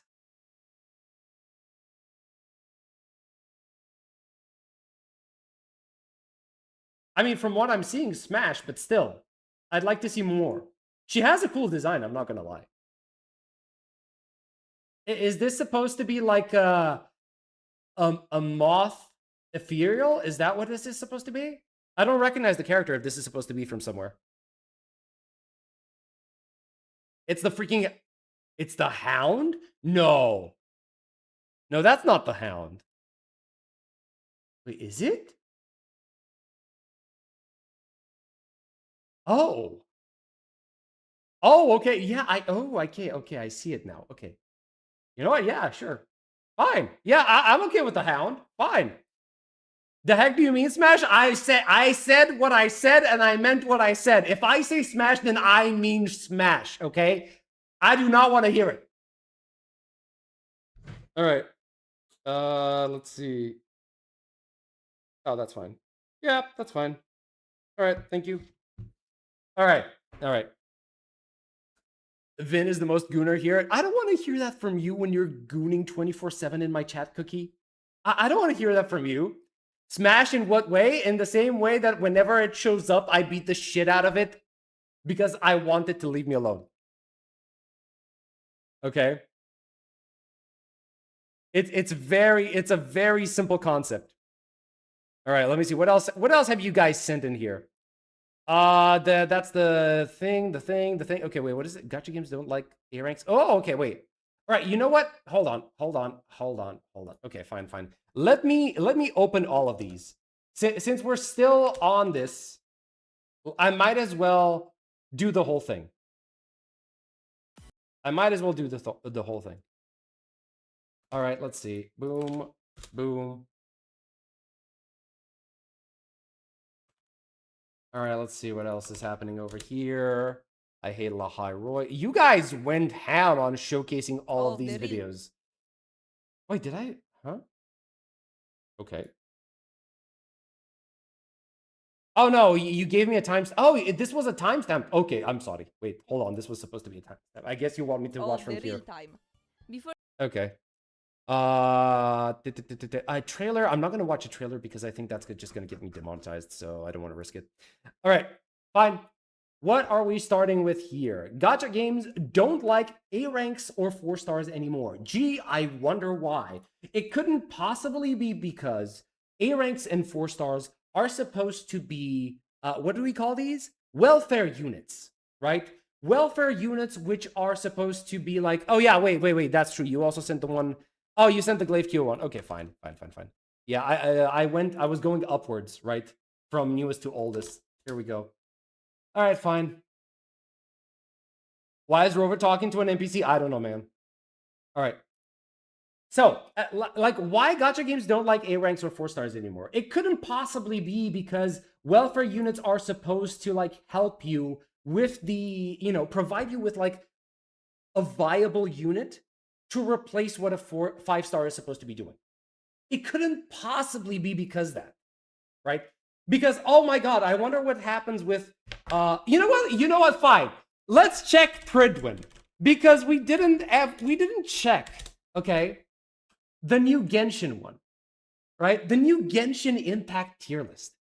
I wonder if we're gonna find any A ranks or 4 stars at the top of the list. Gee, I wonder. I have never seen this before, by the way. This is my first time going here. So let's see what happens. Okay, let's see. Okay, Mavuika, Nefer, Sandrone, Zibai. Okay, so mostly all of the tier 0 DPS, on-field DPSers, are basically 5 stars, right? Great. Okay, fine. What about damage support? All right, let's see. Columbina. Okay, these are all 5-star. Tier 0.5. Oh my lord, would you look at that? Oh my days, would you look at that? Is that official? Is that official? The 4-star off-field DPSer from 1.0 Genshin Impact, from the launch of the beginning of the game. Okay, I see. I wonder why they don't want to do 4 stars and A ranks anymore. What the hell? What is happening in the pure support / sustain area? Oh my god, what? Chevros, Yamsan, Sucrose, tier 0 supports and sustains? Excuse me? Alyosha, of course Bennett. Bennett, again, like, Bennett is the GOAT. Bennett has been consistently the GOAT from the very beginning of the game. I cannot believe he went down to tier 0.5. I'm not going to lie, because I still think he is just as good as he was at the beginning of the game. But you're telling me Iluga, I don't know who the Iluga is. Prune, I think I've seen Prune before. But you're telling me all of these 4 stars exist here in the sustain category. Gee, I wonder why they don't want to offer any more like 4 stars, any more A ranks. It couldn't possibly be because they're so useful that people sometimes just refuse to get the S ranks to replace them with. Wow. Okay. Oh yeah, and there's a standard 5 character here as well. There's Mona. And Chi-Chi. What the hell?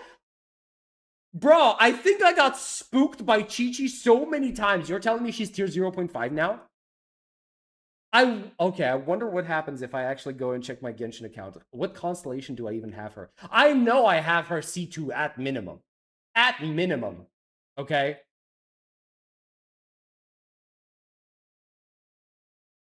Auron, who cares? I know. Farzan, okay. You're telling... Okay, I am surprised that Xiangling and Jinkyu, 2 of the most useful 4 stars to have ever existed in Genshin Impact history, are considered tier 1.5. Holy moly. Jesus, that's a lot. That is a lot. Oh, there are so many characters in Genshin. Holy mo. Okay. All right. Let's go back to the video, right? Let's go back to the video, right? Let's see. Why, oh, why could they not, could they decide to not make A ranks? Alright, so gacha games hate 4-star and A rank characters now. It's official. Okay? Seriously, Honkai Star Rail hasn't released a 4-star character in 69,420 years. Oh Okay? my god, I completely forgot that HSR had this character. I forgot that he existed. I don't even Released a remember 4-star his name. character What the in hell is his name? 69,420 years. Oh my Okay, god. jokes aside though, See the Cryo MC? Wait, is the Cryo MC? Huh? Huh? Huh? Oh! Okay. Damage support, huh? Wait, no! On-field DPS as well! Sheesh! Damn, the Traveler leveled up, huh? Okay, that's wild. 4-star and A rank era seems to be ending. And for some of these games, it may already be dead. So that's what the video is about today, the A rank and 4-star situation. You already know what it is, so let's get into it here. I do want to point out real quick though, before we get too deep inside this video, that there is one gacha game that actually is amongst the top gacha games that's still managing to hold on to this trend. Genshin. Kinda. But we'll bring that up towards the end. Let's get into this. Alright, so I have spoken about this situation in the past, like multiple different times. I've even made a I still haven't done video that for it event. as far as Honkai Star Rail is concerned, but dude, since then, Honkai Star Rail and Wuthering Waves haven't released a 4-star, and we even have Endfield, and we have NTE coming out, and they haven't released any since their launch. Coming out? When was this video released? Okay, what do you mean Enfield coming out? Okay, maybe I misunderstood. Whatever. This situation basically seems like it's a little bit juicier than it was before, so we're assessing it again. Because it's one thing if like Kuro and Hoyo are just going to keep doing the same thing they've already been doing for the last couple of years, right? But like when other games come out and now they're doing the same thing, it kind of just like shows that this trend is actually going somewhere. Now, I love my A-rank characters and my 4-stars, okay? Like they're so much fun to play, and like I think it's really good for a game to have a healthy amount of them like that are still viable at any given point in time. However, that's Billy not being an A rank is a necessarily crime. Who people are building. When you The look original at Billy. who players are using in endgame and such, and who they're building and such, it's not the 4-stars, bro. Even when we had 4-stars around, even when games were releasing them every single patch, that's not who people were focused on, right? Yeah, Some of course. the big names in the gacha space took notice of that, and they started implementing less and less of the A-rank and 4-star characters until eventually some of them literally stopped releasing A-rank and 4-stars altogether. Yes. This ended up causing a shift, a change in the gacha landscape as far as A-rank and 4-stars are concerned, and now there isn't really as much reason or even any reason for some of these devs to release 4-stars or A-ranks in their games because of how they've restructured. As much as we, the players, would like to have the 4-stars in the game because it adds more characters to the game, it adds more story beats, and it provides more nuance in combat and such, the devs just don't really see it that way, or at least they can't justify it in That's about the only reason why I would say 4-stars are important. Like, yeah, fine, the story beats, the whatever, that's fine. But the point is, people want the 4-stars because they provide like more variety in terms of like gameplay. You could have built a full team if you had Gallagher, right? In Genshin, you could have built a full team with Xiangling, with Bennett, and with Xinkyu, right? That's a full 4-star team. You could even add, for shits and giggles, Fischl to that team, and that's a full 4-star team, and it would perform, right? That's the point of 4-stars. It provides you with options that you might not have because you may have missed or were unlucky enough to not get a 5-star character. their eyes, giving us those A ranks and 4-stars all the time. They see it completely differently now. Now we're looking at like 4 reasons they might want to put a 4-star out like going forward, right? There's enough main story characters in the region that make like Gallagher was one of my mainstay units in my Super Break team before, you know, he got replaced by the fire sustain unit. I forgot what her name is, Liang Xing or something.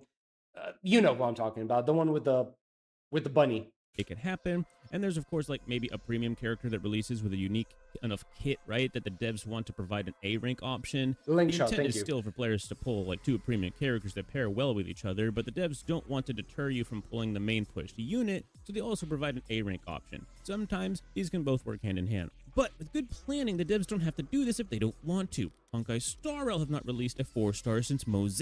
September Mose! 9th, Oh my god, his name was Mose. 2024. That might as well be 100 years ago in Gacha Gaming Hours. Wuthering Waves' last 4-star was Lumi, November 14th.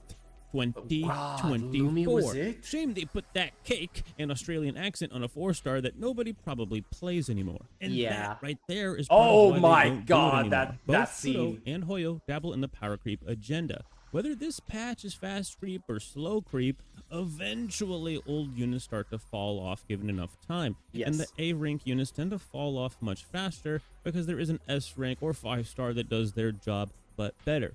Just using Honkai Star Rail and Wuthering Waves as an example here, in both games, Oh, Blue Lane people too? started Okay, to yeah, invest true. less and less into 4-stars and focus on trying to get the S ranks. The devs took notice and started to release less and less 4-stars until they completely stopped nearly 2 years ago. Wait. What is the reason Because that there he's is an saying? S rank or 5 time, and the A rank units tend to fall off much faster because there is an S rank or 5-star that does their job but better. Just using Honkai Star Rail and Wuthering Waves as an example here, in both games, people started to invest less and less into 4-stars and focus on trying to get the S ranks. The devs took notice and started to release less and less 4-stars until they completely stopped nearly 2 years ago now. I don't believe this is the case.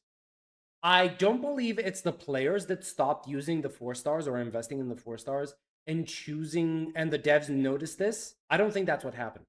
I think the devs just stopped. I think the devs just stopped because they knew that 4-star units could act as welfare units, and they would be able to fill in the blanks in teams that don't have 5-stars. And they didn't want that. That's what I believe.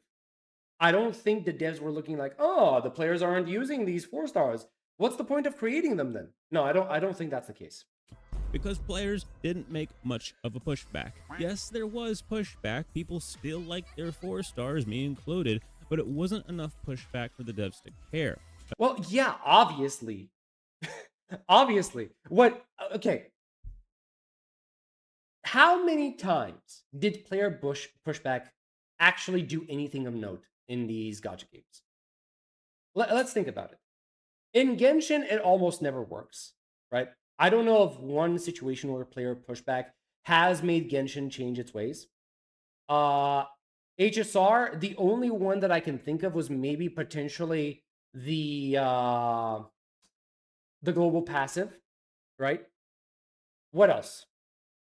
In Zenless Zone Zero, the only reason it kind of works in Zenless Zone Zero is because it is not pulling as much money as Genshin and HSR, right? And they're trying to offer incentives for players to actually go and participate in the game.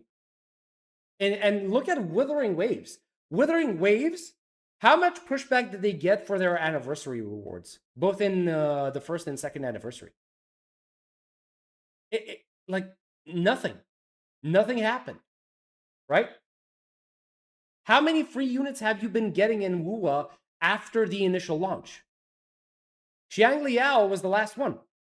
So obviously players are not going to have that much force to actually, push back. They don't have the force to do that even for like big events, for big important moments, much less for the disappearance of 4-stars. Eventually, they stopped releasing them. And although there are some chirps and voices speaking for the 4-stars in the community, that voice is much quieter than the complacent voices that keep pulling, playing, and spending in the game. The devs literally save time, money, manpower by not having to make 4-stars. This frees up a lot of room in the development cycle, even down to how they make the story. There's a whole character they don't need to make lines for. No dialogue, no inclusions, no story beats or animations, none of that. They save on art commissions and promo costs all over the place, dude, right? Well, sure, much Voice of that is probably actors just and going more. straight into Top Bro's pockets, right? Some of that does trickle down into the improved development cycles that they're getting. I'd rather than No, they're not getting improved development cycles. They're getting their standardized development cycles, and the rest of the money goes to new projects. make a good game and patch than worry about needing to include a 4-star every single patch update. Remember when Honkai Star Rail was doing that? Every single patch? Then not long after they were doing that, we got Amphorius. Now remember, Hoyo pre-plans their development, so much of Amphorius was probably built while they were doing their 4-star every patch phase. If not having to do that could have helped Amphorius in any way, I think we all would have taken that option instead, right? Now fast forward and you have games like Arknights Endfield and Everness to Everness releasing, and they did have A ranks on launch, which makes perfect sense because in 1.0 players don't have any S ranks and you need something to play, right? Exactly. But they haven't released any A ranks since launch, kind of cementing that 4 stars and A ranks are not a dev priority for big gacha games going forward. And you know what I mean with Arknights Enfield, right? They use the 4 to 5, sorry, they use the 5 to 6 system rather than the 4 to 5 system or the A to S system. You know what I'm saying, right? Yeah. And following in the footsteps of Kuro and Hoyo here, only Arknights and NTE get the benefit of being on the bandwagon in their 1.0 stages. So post-launch, they never have to worry about any of this stuff. And yeah, new players of course want their A ranks because duh, they haven't been pulling, but they will get plenty during the tutorial stages while they build up pools to get premium units. Not every game will necessarily follow this trend, but this does seem to be the trend for big name gacha titles that have been releasing lately. So my suggestion is to settle in. There's no use fretting over whether some of these titles get them again, because some of these games haven't seen a 4-star in 2 years. But now, though to be fair, Neverness to Everness does have a much easier time of guaranteeing you the 5-star character. At that point, I can kind of understand why the balance would shift towards the other end. Because why would you, if it's much easier to get a 5-star character, why would you ever use an A rank, right? Like, the only way 4 stars would work is if every single 5-star would get a 4-star variant so that, you know, people can have something to play when they outright skip a banner, right? And I don't really see that happening. I think players are much more inclined to just guarantee their characters themselves, the S-rank character, rather than settling for a 4-star in NT. it's time to give some praise to Genshin Impact. Yeah, that's right, Genshin Impact in 2026. These goofy goobers released a 4-star May 20th, 2026. The banner ran into June and ended less than 2 months ago, homie. Say what? Yeah, I feel like that kind of flew under the radar because everyone was kind of mad at the time, but they released a 4-star amid all of the chaos, dude. You know it's an interesting time when Genshin players are asking the devs to put more clothes on the characters, but that's a whole different drama, okay? Wait, is that true? Is that true? Where people are like, hey, Genshin, put more clothes on your characters, goddammit. Is that a thing? Hashtag players are tired of seeing the same skirt copy-pasted over and over on limited units, making them... Ah, okay. Wait, that's different. Okay, so it's not like a oh prudish thing. It's basically like, bro, you've been using the same design over and over again. Can we get some actually interesting fashion elements? Okay, fine. Look and feel like 4-star characters, and even though it's supposed to be a region of cold, everybody's showing skin like it's spring break. Bro, okay, listen, guys. Oh, I'm gonna get shit for this because this is what I said in my video about the ZZZ character designs. Look, you've seen how I am. You know I enjoy attractive characters, okay? And you know I like the fan service. But the one thing that is going to piss me off is that, bro, if we are gonna go into a region where it's so goddamn cold you're gonna freeze your balls off, please, for the love of God, don't give me characters in miniskirts. Don't give me characters like, I want to believe in the world that you are building. So let me see huge fur coats. Let me see hats. Let me see mufflers. Let me see gloves. Let me see boots, right? I want to believe that these characters are struggling to survive the intense cold, okay?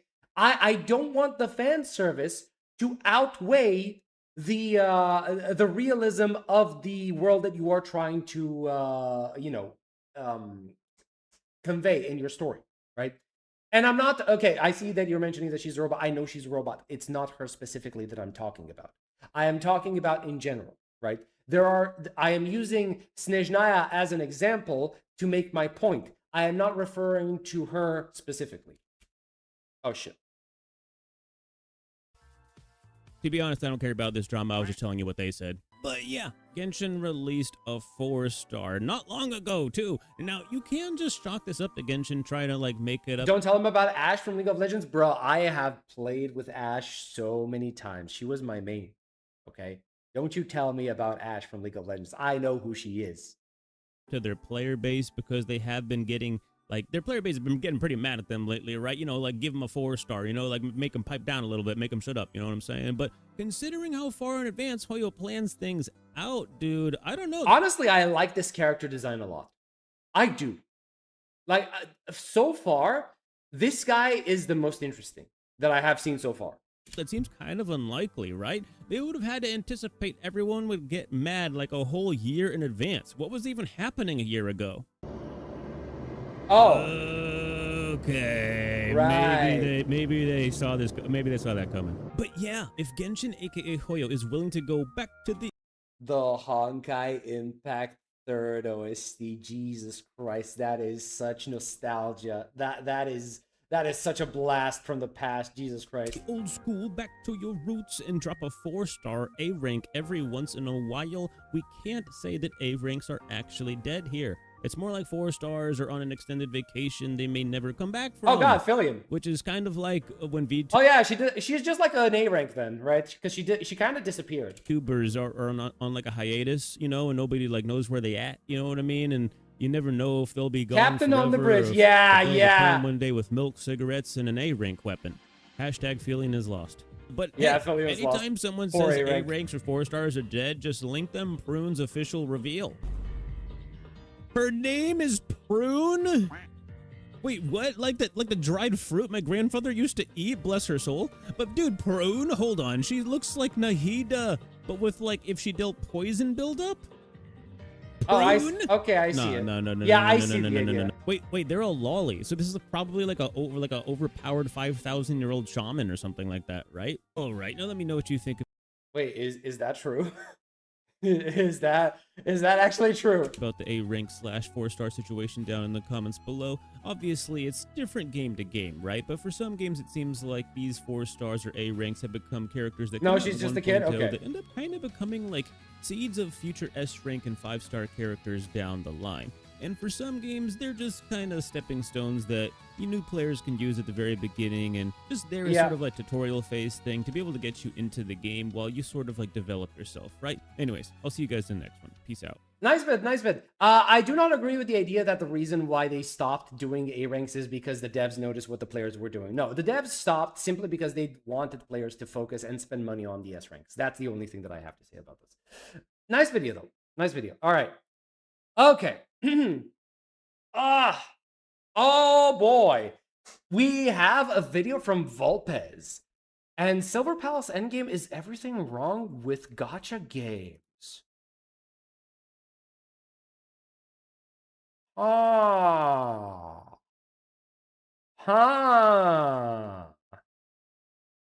you getting the point yet?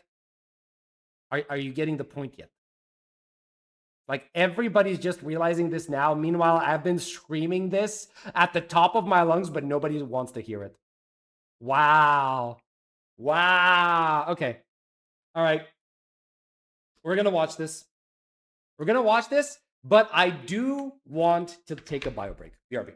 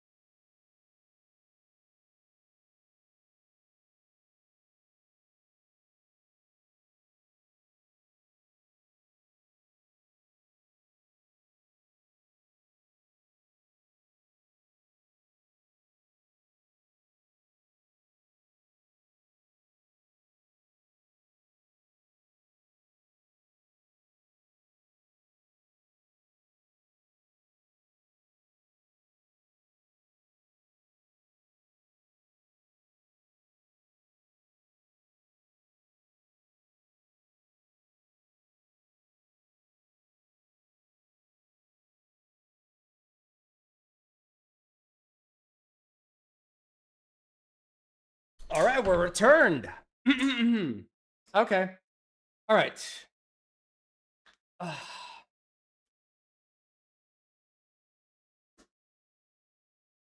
But both Phoenix and the storyteller are more important than him to be a free character? What are we talking about over here? It's not our fault. The devs caused it. It's like a self-fulfilling prophecy again. Well, yeah, that's the point. This is a good event. All right. They can make the free character a male. They did it with Harumasa. They also buffed 4 stars like Diona, Sucrose. Yeah, I saw that from the, what's it called? From the Prid one, right? You know, usually the people who are ahead of their time are called the madman. Oh, okay. So yes, I'm just mad. I'm crazy. Don't listen to me. I'm an insane person. Why would you ever listen to me? You know. All right. You know, on second thought, maybe I am really worried. I should tone it down. Maybe just an idea. Maybe I shouldn't let the schizo inside of me come out. All right, let's see what Volpez has to say about Silver Palace's endgame. All right, let's see. I am really worried about Silver Palace right now, and this is an extremely crucial moment for the game because they're in their beta test phase with still a decently long road of development time ahead. So this is like their crossroads of destiny. The question is, okay, here's the thing. I have also been part of the closed beta for Silver Palace, and I am extremely disappointed with the endgame. I am here to tell you that there is no difference between the endgame of Genshin, Zenless Zone Zero, HSR, Withering Waves, and Silver Palace. There is no difference, okay? It is still the exact same timer-based game mode that I absolutely hate and loathe, okay? And here's the thing. You are playing Silver Palace, which has a combat style that focuses around the idea of parrying. Now, the problem with that is that as of the state of CBT2, the parry is not as effective as it should be. Not for a DPS check game mode, okay? What you do have, however, is the same rotation stuff that you've had up until now. Sure, the parry deals some damage. It kind of builds the stagger bar of the enemy. But let me put it this way. There has not been a single moment in time where just parrying was enough to fill from 0 to 100 the stagger meter, okay, on the enemy. So it's not even useful as a reliable source of stun buildup. You are going to want stun-focused units like the Chief Inspector to help alleviate some of that stun requirement, right? Parrying is not going to be enough. And also, if you're going to have so many attacks from the enemy that you're going to have to parry, you're going to have a back and forth. And this back and forth with the enemy takes time. Time that you are not dealing as much damage as you would if you had just dodged and done your rotation, right? So that's the problem that currently Silver Palace is facing. The parry is not effective enough. Doing your skills, doing your ultimates, doing your swap skills, your entire rotation is much more efficient at dealing damage than the parry. And it has gone to that point, at least from my experience, where you kind of just don't want to parry and you instead just want to dodge. And I don't think that's a good thing for a game that tries to make its combat focus parrying. This back and forth that is very entertaining between the boss and the player character. So, if you want people to actually focus on parrying in your endgame mode, you're going to have to do something about that endgame mode. Either change it, change the endgame mode so it's not the timer-based endgame mode, but let's be honest, this is a gotcha game. Most likely that's not going to happen. Or you make the parry more powerful so that it can, at the very least, sit on the same level of efficacy as performing your rotation, or at the very least one step below. Because otherwise, people are just going to avoid they're going to avoid parrying outright. And I don't think you want that if that is going to be your core focus for your game. Just my opinion. Will they embrace gacha slop game design or will they reject gacha slop game design? They will embrace it. Let's be honest. So this video will have some very frank criticism and feedback on the current game modes in Silver Palace. To be clear, this worry and anxiety over the future of Silver Palace only exists because I really, really want this game to succeed. It's likewise, and there's a video that's supposed to come out in 30 minutes that I made that is kind of focused on this, you know, just giving you an idea. There's a video coming out which is adjacent to the subject of discussion that this video has. So, you know, we'll see what happens. got so many wonderful elements to it. The story is being touted as one of the greatest gacha stories. There's no amnesia. It is. So far, I'm not going to say it's like the best story ever told, but it is definitely the best 1.0 story that I have gotten out of these big gacha games. Better than Genshin, in my opinion. Better than HSR. Better than ZZZ. Better than Arknights Endfield. The 1.0 experience tops any 1.0 experience I've gotten from any of these other gacha games. Amnesiac main character, no over including Withering Waves, glazing of the MC, and the MC is heavily voiced and acts as their own unique character rather than a faceless cardboard cutout self-insert. Yes. In general, the game has writing that treats the player like they have an above room temperature IQ, so none of that insulting Netflix second screen writing nonsense. The setting and world building is this mash of Victorian England, detective mystery, and fairy tale folklore. It's giving this Lord of Mysteries crossed with Sherlock Holmes vibe. It also has a By the way, what happened to that Lord of Mysteries game? It's been a while since I've seen like the footage of some guy fighting atop a roof against some sort of like puppet. It's been gone for so long. The active combat system inspired by games like Wuthering Waves and Zenless Zone Zero, and yet also, why did they change? Like, I don't know. I think I like this UI design more than what we got in the second closed beta. Like, I love this UI interface much more than I did the one that had all 4 characters over here in the left side. Some unique ideas to the table and has the potential for greatness if the devs just keep working on it according to their vision. And we'll talk about the combat more later in depth as well as how it relates to the game modes. All of these amazing things over here, this is rejecting gacha slop, okay? And honestly, they are enough of a reason to be excited for Silver Palace on their own, especially everything about the story. But that excitement and that hope that is nurtured from seeing the devs make so many unique and bold choices is why it hurts so much when you look over at the endgame game modes and it is just quintessential gacha slop. First is the DPS check timer slop endgame mode. It is a literal copy paste of Spiral Abyss / Tower Adversity / Memory of Chaos / Shiyu Defense / literally every single timer slop game mode you've ever seen in a gacha game. The classic spawn enemies in an empty room with a timer at the top of the screen and some limited time shield buffs. Listen, I know it probably feels unfair to look at new games like Silver Palace and tell them that I'm disappointed that they're doing the exact same thing as No,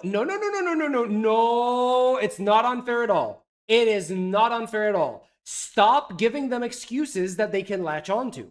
It is not unfair at all. You're a new game. We are in a genre that has been oversaturated. We need to innovate. I don't care if the other games are doing this endgame game mode that is complete slop and it's easy to do.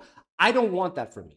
I expect better from you. So how about you start innovating? The biggest games in the genre, many of which I play and enjoy, okay, I know. But after having played these DPS check timer slop end games for years and years and years, I think it's fair to say that many of us are getting extremely fatigued by them. Yes. It's one thing if you were a game coming out years ago before this fatigue set in, back when it was all still new and fresh. And at this point, we've spent all this time in those games and have all this attachment that keeps us going in them despite this fatigue of bland endgame. But now, if you're a game coming out in 2026 or 2020, I saw some images of that supposed thing that's from Hoyo, but I don't think I can talk about that. I don't think I can talk about it. 27. It's just really, really hard to get excited and motivated about yet another DPS check game mode. Genizad had a video recently where he talked about how he's got some insider info on an undisclosed upcoming gacha game where there's an internal feud going on between the developers and management, where the developers have all these interesting and unique ideas for combat and endgame modes, but every time they try to implement them, it's the management shooting these ideas down on the basis that it's not what Genshin Impact is doing.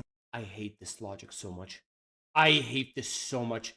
I hate the fact that we have to eat slop because some suits who have never touched a game in their life are deciding, hey, you know what? We want money. And we don't just want our own money, the money that we make through our own game, through our own thing that is going to be fun. We want the same money that Genshin has. I absolutely despise this. Like, you have that little vision, that little trust in your developers that you don't think they are capable of producing a fun game that is either on the same level or better than what Genshin does. I hate that so much. So the message in this video is probably for the management behind the game more so than the developers, because it is just such an out of touch and archaic mindset that the path to success in the year 2027 is to copy Genshin Impact, okay? It is extremely presumptuous to assume you can force your way into a saturated market by carbon copying a 7-year-old game that came out as the first of its kind before there was even any kind of competition in this genre. Do you know why Genshin Impact is so successful? It is because it revolutionized, okay, the gacha gaming industry. I am sorry, I don't care. Like, I stopped playing Genshin Impact. I don't care if you hate it. The fact is, it did change the industry completely. It has spawned an entire genre of games, whether you like it or not. And as can be seen from like all of these games and companies that are trying to copy Genshin Impact, okay? Like, I could say that HSR and ZZZ are trying to copy Genshin Impact, but I can't really say that because it's under the same Hoyo umbrella. They saw that the formula works, so they said, okay, let's do 2 more games. But other games like Wuthering Waves, Arknights Endfield, what else is coming out? Silver Palace, Azure Promilia, and whatever other game that is following the same formula that Genshin has come up with, they are, without a doubt, trying to copy the same success, okay? Problem is that just copying the same thing is not enough. You're going to have to copy and innovate on it. So when other people come with these new games, and all I can see is just another carbon copy of Genshin Impact, okay, I am here to tell you, you are going to fail. You might find a small niche for yourself, but you are not going to have the same success that Genshin Impact did. If you want to have that same success, you need to innovate.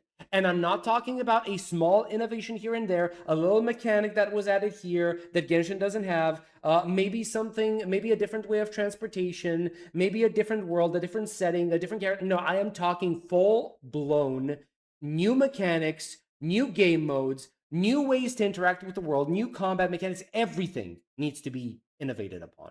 These innovations need to be substantial. Otherwise, people are just going to look at your game. They're going to see like, oh, that's just like Genshin Impact. Oh, that's just like Wuthering Waves. Oh, that's just like this other game that I have already been playing for 2, 4, 6 years. And I don't really care about that anymore. Like, yeah, maybe it looks better, but it's not enough for me to just abandon the game that I have been playing and invested my time in for like God knows how long. Anyone who's actually in this space and plays these games knows what a joke this is, and it's a story as old as time, really, whether it be in Western game dev or Eastern game dev. The game developers are usually people who love video games themselves and are bright-eyed and eager to implement all these unique and interesting ideas, and it's mismanagement from the top that takes years of hard work and passion and burns it all to the ground with a few bad decisions. So imagine working so hard on your vision of the game, with so many fun elements, so many different game modes, so many innovate. What the hell am I not? Why can't I pronounce this? Basically, so many new ideas that are innovating on what we have, and some suit comes and tell you, no, that's not good enough. Some guy who has never coded once in their life is like, no, we're not going to do that. Yeah, your idea is not good enough. We're going to do something else. Wow. I would be fuming. I'd be pissed. Anytime I say devs or developers in this video, just keep in mind that it's most likely management and executives that need to hear this the most. Okay, so back to the game modes. A lot of people don't understand that these DPS check timer slop endgames are the cornerstones for so many of the toxic elements of gacha game design. Yes, thank you so much. I heard Cornerstone and I had an instinctual reaction. I was about to say, what the fuck are you talking about, right? But then he continued. I waited and he continued and I was like, yes, that is so true. That they despise. Power creep and HP inflation, shield teammates and shield signature weapons, and Yes. shield character duplicates. Yes. Yes. Holy, he is spitting. He is so spitting Characters right now. are deliberately designed to Just like me in that video that I made 8 months ago, but nobody watched. not work properly. I am going to continue saying that because it does piss me off. I'm not going to lie. Signature weapons and shield character duplicates, where characters are deliberately designed to not work properly and be less fun to play if they aren't paired with their dedicated 5-star teammates or signature weapons. And oftentimes, the devs lock crucial quality of life in the character duplicates that should have been in the base kit, such as removing reliance on specific 5-star teammates, or resistance to interruption, or fixing energy and cooldown issues so that you can use the character's skills and ultimates properly. There's also manipulative tactics like FOMO, where they lock gacha currency behind the hardest levels of endgame. And it's not just about the gacha currency, because people love to say how it's only half a pool per month. It's the psychological frustration of playing a game and doing your daily chores for months like good little boys and girls so that you can pull the characters you like, then you spend all this time building them and learning how to play them, and then you look around for a game mode where you can test your skill, except when you go into the end game, all you get is the developers spitting in your face and telling you it's mathematically impossible for you to clear this game mode unless you shell out hundreds of more dollars. Completely agree. It doesn't matter if you think that you are immune to these effects. They are still getting under your skin. They are still applying a mental pressure to you, whether you like it or not. Now, whether you fall to that pressure, maybe you don't, maybe you resist, but that doesn't mean that the temptation isn't there. It doesn't mean that the mental load that they are putting on you through these mechanics, through these FOMO systems, it doesn't mean it stops existing, right? Like, I could basically be put through a stressful situation and I could potentially break down, or I could, you know, resist the emotional strain and come out on top. But that doesn't mean I wasn't affected by it. It doesn't mean I didn't suffer throughout that time. The mental strain is still there, okay? I may not have broken down, but it doesn't, like, it's basically like a physical cut, right? I could basically cut my hand right now and not scream. Doesn't mean I don't feel pain.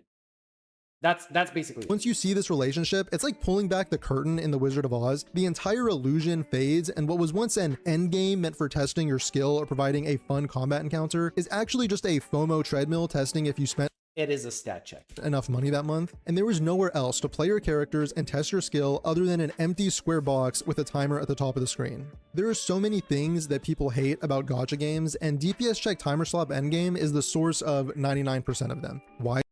Just like, wait, what the hell? How do I do that again? Okay, there we go. Just like how you resist our chat. Yeah, that's true. Yeah, you guys are gooning so hard, I have to resist every single day. Doesn't mean I am not subjected to your gooning ways. Is it the source? Well, all these toxic aspects of game design are simply levers and knobs that are used to increase or decrease a character's damage. And the only way you make players care so much about their character's damage is by making the only game modes in the game DPS check timer slop. If the devs don't push DPS check timer slop, then players can just safely ignore all this extra pay for power nonsense. Yes. The endgame mode is so easy to adjust because all they have to do is like change the numbers of the HP, change the numbers of the defensive stats, and only allow the characters that they want to allow, right? It's very, very artificial. It has nothing to do with whether the fight itself is hard or not. It is just stat manipulation. And that is so goddamn boring. If you're not sitting there stressing about meeting this month's DPS check, then you could just ignore power creep and HP inflation altogether and just focus on having fun playing your team and fighting a boss. That would put the responsibility on the developers to actually create good game modes and design. Exactly. Imagine having the expectation that the developers need to provide you with a fun experience. Oh my God. Imagine the developers having to just create a good endgame mode. Wow. Yeah, don't expect that from gacha companies. Find bosses that are actually fun to fight rather than just being HP sponge DPS calculators that shill a specific mechanic or character. And when it comes to toxic game design, it's not just about relying on goodwill from the developers to not do bad things. It's about the incentive structures that are being created by the foundational systems in the game. Even the most cynical individuals among us can trust incentive structures because they rely on people acting in their own best interest rather than relying on people to just be nice or do the right thing. Arknights Endfield is the perfect example. Endfield just implemented their DPS check timer slot game mode called Echoes of War, except rather than locking gacha currency behind the hardest difficulties, you can get the full amount of gacha currency reward simply by completing the lowest level difficulty. That requirement is to beat the stage with level 60 enemies using the full time limit, so think 4 minutes instead of 1 minute, 10 minutes instead of 3 minutes, etc. This is so incredibly easy that a new player can start the game and be beating this easy difficulty level within the same week. But there's not even a rush to do it within a week anyway, because the gacha currency reward never expires. The stages just rotate in and out every week, so if you miss 1 week, you can just wait for the stage to come back. And I actually didn't know this, by the way. I didn't, all I did was do the stages. I didn't know that the rewards are permanent and you can get them at any point in time. That is really nice. Get the reward then. And this is Hypergriff's general philosophy for designing rewards for all of their game modes. When it comes to the hardest difficulty where the actual DPS check comes in, the only reward for beating the DPS check is for these stars to become shiny in this menu and getting a badge next to your name on your profile page. I have that. Yeah, I got that. I have the shiny stuff. Yeah, boy. Yeah, boy. You think I wouldn't do this? Of course I would. It is purely cosmetic and it is a vanity reward only. If you my vanity. you dislike DPS checks and learning damage rotations and optimal team comps, you can simply ignore this and lose virtually nothing. You have the freedom to just focus on enjoying the combat and playing your favorite character. Glory to Hypergriff, hell yes. However you choose to do it, rather than being forced to meet a DPS check. It has the least reliance on FOMO of any gacha endgame mode I've ever seen. In Endfield, because the developers don't crutch on DPS check timer slot endgames and arbitrarily requiring multiple teams to complete those endgames, I'm not gonna say that they don't necessarily. Okay, fine. Maybe they don't rely on it, but they did implement it because most likely it is easy to have. I'm not gonna lie. I wasn't really happy when they introduced this game mode, but I'm not gonna cry about it because it is a better version because of the rewards, right? That you don't have to like suffer for. You don't have to feel the FOMO for it. then players are not incentivized to use the gacha to pull for power. Some people still will, but that's not the clear incentive.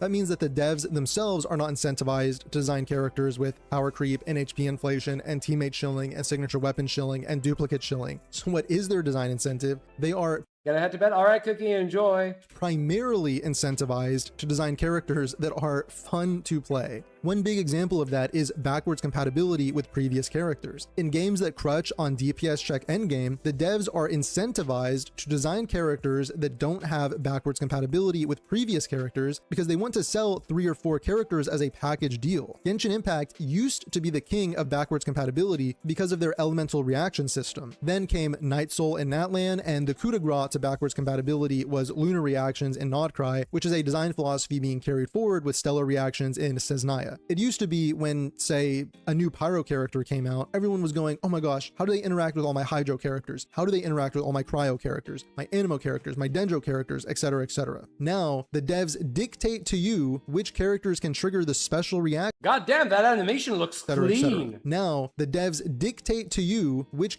characters can Yishuan and Genshin Impact trigger the special reactions and which ones cannot. Backwards compatibility is functionally dead unless the devs arbitrarily decide to revive a past character by updating them to give them access to the new reactions. And how do they get you to buy into the new set of characters that use the new gimmick? They use power creep and HP inflation and shield boss mechanics so that you can only clear the DPS check endgame using the new shiny toys. I will take his word for it because I have not been playing Genshin Impact for so long. Like, so I saw that the new character, there are some old characters in the high tiers of Pridwin's list. But I guess that just basically means that what they have access to the new reactions, and that's basically it, I think.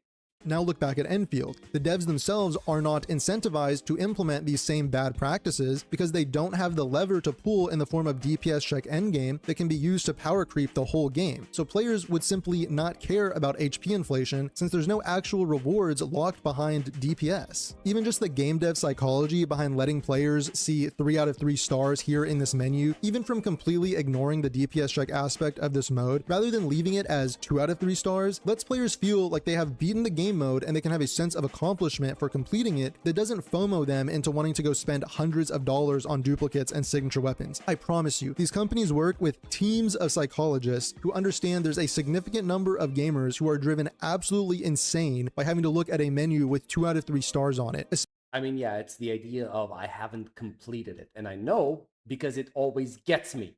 That's why I hate these gacha games on a basic level. It's because I like to have every single character. But I know that with a gacha game, it is such a bait and a trap and a scam that I have to like skip certain characters. I do. It's just the way it is. Otherwise, I'm going to be spending $500. And I don't want to do that, right?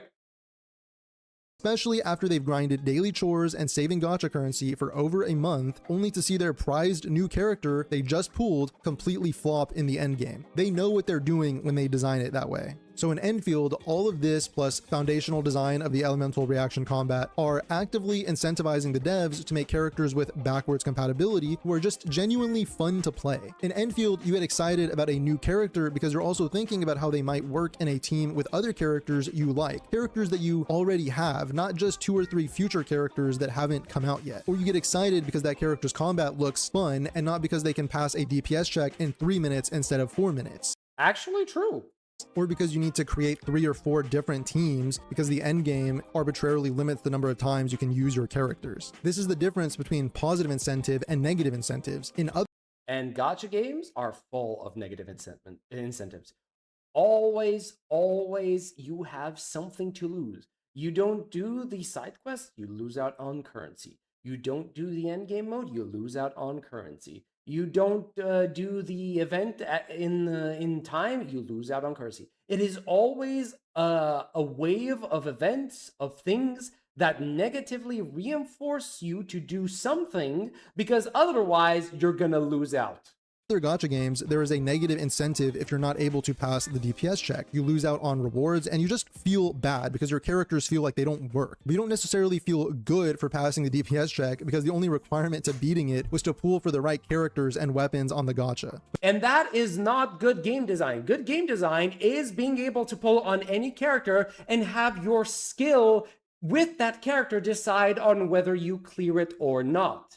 That's the thing that I hate in these gacha games is that it's mostly a stat and character check. Like, genuinely, I wish that I could take an attack agent into an anomaly boss and have a good time playing around the mechanics rather than knowing that, so I'm already at a disadvantage because I'm not going to be building the anomaly meter enough. And it's basically like, I'm not going to have all of these bonuses, the shield buffs and whatever that are going to help me have an easier time killing this boss. But in Endfield, there is a positive incentive for engaging with the endgame. You feel good for passing the DPS check because only the people who genuinely enjoy challenging themselves to maximize DPS rotations are the ones who are engaging with it in the first place. And there is no mechanic like FOMO limited time gacha currency to make everyone else feel bad if they don't pass it. If Silver Palace wants a DPS check game mode, the golden standard is right there in Arknights Endfield. It is magnitudes better.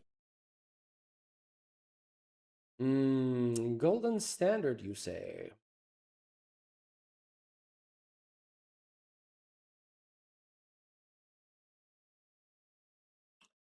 Okay, I will concede that maybe it is the better implementation of a timer-based endgame that we have in these gacha games. But I would rather see something else. Yeah. Fine. If you are gonna forcefully implement this time attack game mode, yeah, the Endfield way is the better way to do it, but I would just rather have an entirely different game mode altogether. I would just rather not have timer-based stuff at all.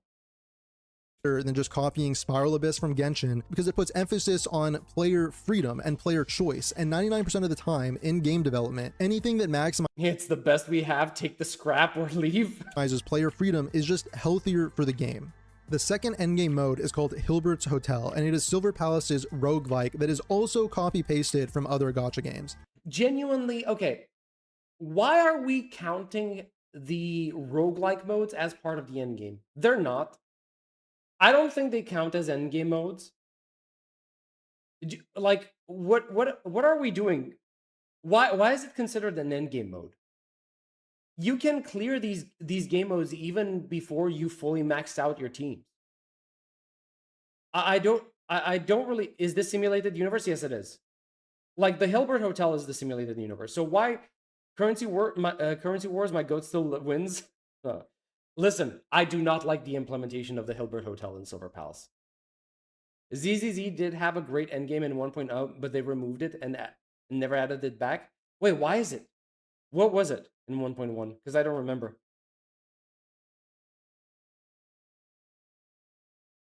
I don't remember what the 1.1 game mode was. Spawn enemies in an empty room, kill them, select a generic buff, which all just amount to do more damage or take less damage, and then go through a door to another empty square box where you either fight more enemies or talk to an NPC to get another generic buff. It's literally just like simulated universe. That 13 more times, do 13 more empty square boxes until you get to fight a boss. And of course, and the problem is that the animations of the interface when you have to interact with the shop or selecting a new buff, it is so slow because you have to wait for the special animation of every single buff to like flip, because it's like you get the buffs and they're shown on cards, and these cards like do a little bit of an animation, they slide in, maybe they even do a flip, I don't remember, and it's always so slow. Like they really need to make that UI faster. Of course, just like in other games, we have to turn this generic empty box Time to go play Currency Wars again. Let me get let's see what I get this time around. Okay, good luck. Simulator into a weekly chore where the little life that the mode has is sucked out of it because the difficulty needs to be ramped down to baby level so that people can speedrun their weekly chore as fast as possible. Yeah, the thing is, it does become a weekly chore eventually because the only thing that you're doing it for is the rewards, not for the fun of the game. You've seen it once, you've seen it 1,000 times. And when we talk about this, and this goes for the DPS check mode as well, I want to try and be understanding of the developer perspective. I think I understand why developers lean towards empty box simulator game design, because it's the Shiyu disputed mode where you need to beat the stage without dying. I don't even remember that being a thing in 1.1. It's been so long, but okay. About this, we sucked out of it because the difficulty needs to be ramped down to baby level so that people can speedrun their weekly chore as fast as possible. You've seen it once, you've seen it 1,000 times. Exactly. And when we talk about this, and this goes for the DPS check mode as well, I want to try and be understanding of the developer perspective. I think I understand why developers lean towards empty box simulator game design. It's because it's easy to design. It's easy to update. You don't really need to make bespoke content for it. You just need to get the newest units that you have, the newest enemy models, the new arenas, chop it up, and then just implement it into the endgame mode. Sorry, not the endgame mode, the roguelike game mode, okay? You just take your story, it's recycling the story content over and over again. That's all it does. Because it just has to be incredibly cheap compared to the developer resources required to make more extensive game modes. Exactly. One of the big reasons I was so excited for Silver Palace in the first place is because the roguelike mode from the first beta test several months ago was not an empty square box simulator, but I have heard about this and I am so pissed that I didn't get to experience it back then. I honestly think what I've heard about the roguelike game mode that you had at the beginning in the first CBT is so much better than what we currently have with the Hilbert Hotel. Holy moly. Like, it sounds so good. And some people even compared it to, I think, what's Arknights roguelike game mode? Icebreaker games? Is it? I don't really know. But it was compared to the roguelike game mode of OG Arknights. Instead, it was this very creative game mode where they dropped you into a separate Integrated version of the strategies, yeah, Silver thank you. Palace open world map, where you could freely travel and explore to find groups of enemies in the map who you could defeat for buffs. And this excited me because it was very reminiscent of Elden Ring Night Rain and that game's approach to roguelike gameplay. Okay. Night Rain actually incorporates open world exploration and the randomness and challenge of roguelikes in a very seamless way. This would have been so much interesting than what we currently have with the Hilbert Hotel. Oh my god, I just want, like, bruh. So the very first roguelike game mode that reached massive success and Wait, is his name is Genshin Impact? I just noticed. What the hell? started this whole roguelike craze in the gacha space was integrated strategies from OG Arknights. There was Okay. actually an interview with the developers from Hypergriff about the creation and success of integrated strategies. And one of the key takeaways from this interview is that integrated strategies was so successful because the game mode was carefully designed such that it intimately fit within the gameplay systems of Arknights. Imagine if we actually get integrated strategies in Enfield. Now that's going to be interesting. Not Genshin Impact, not Fate Grand Order, but Arknights, okay? Think of it like two puzzle pieces fitting together to form the perfect match. It's not a surface level mode that just sits. It's coming? Is this just like a gut feeling, or did you actually see some unannounced stuff? On top of the game, where you go from empty room to empty room, selecting buffs like do Oh, okay, 50% okay, more we're not damage, touching that it then, exists but thank you deeply for ingrained informing me. within the game Thank you. itself. It is a game mode that was designed specifically for Arknights, not a game mode that was copy and pasted from another game. This is why Imagine that. Imagine designing game modes specifically created for your own game. My god. My god. other games all have weekly chore roguelikes, while integrated strategies is one of the most beloved roguelike game modes ever created in gacha games. Now ask yourself, what is the version of integrated strategies that uses the same game design philosophy except for a 3D open world action combat game? It is the Elden Ring Night Rain game mode, the one they were originally going for, okay? I feel like I'm taking crazy pills because all the red threads are converging on this one. The integrated strategies game design philosophy for roguelikes is to design a game mode that fits intimately into your video game. So wouldn't an open world exploration roguelike fit into the open world exploration 3D action combat game genre more than an empty box simulator roguelike? And what does everyone always say about the open world in these open world gacha games? They say how regrettable it is that the devs put all this time into crafting this beautiful open world and then just populate it with one and done chests and puzzles so that there's never a reason to play around in the open world after finishing exploration.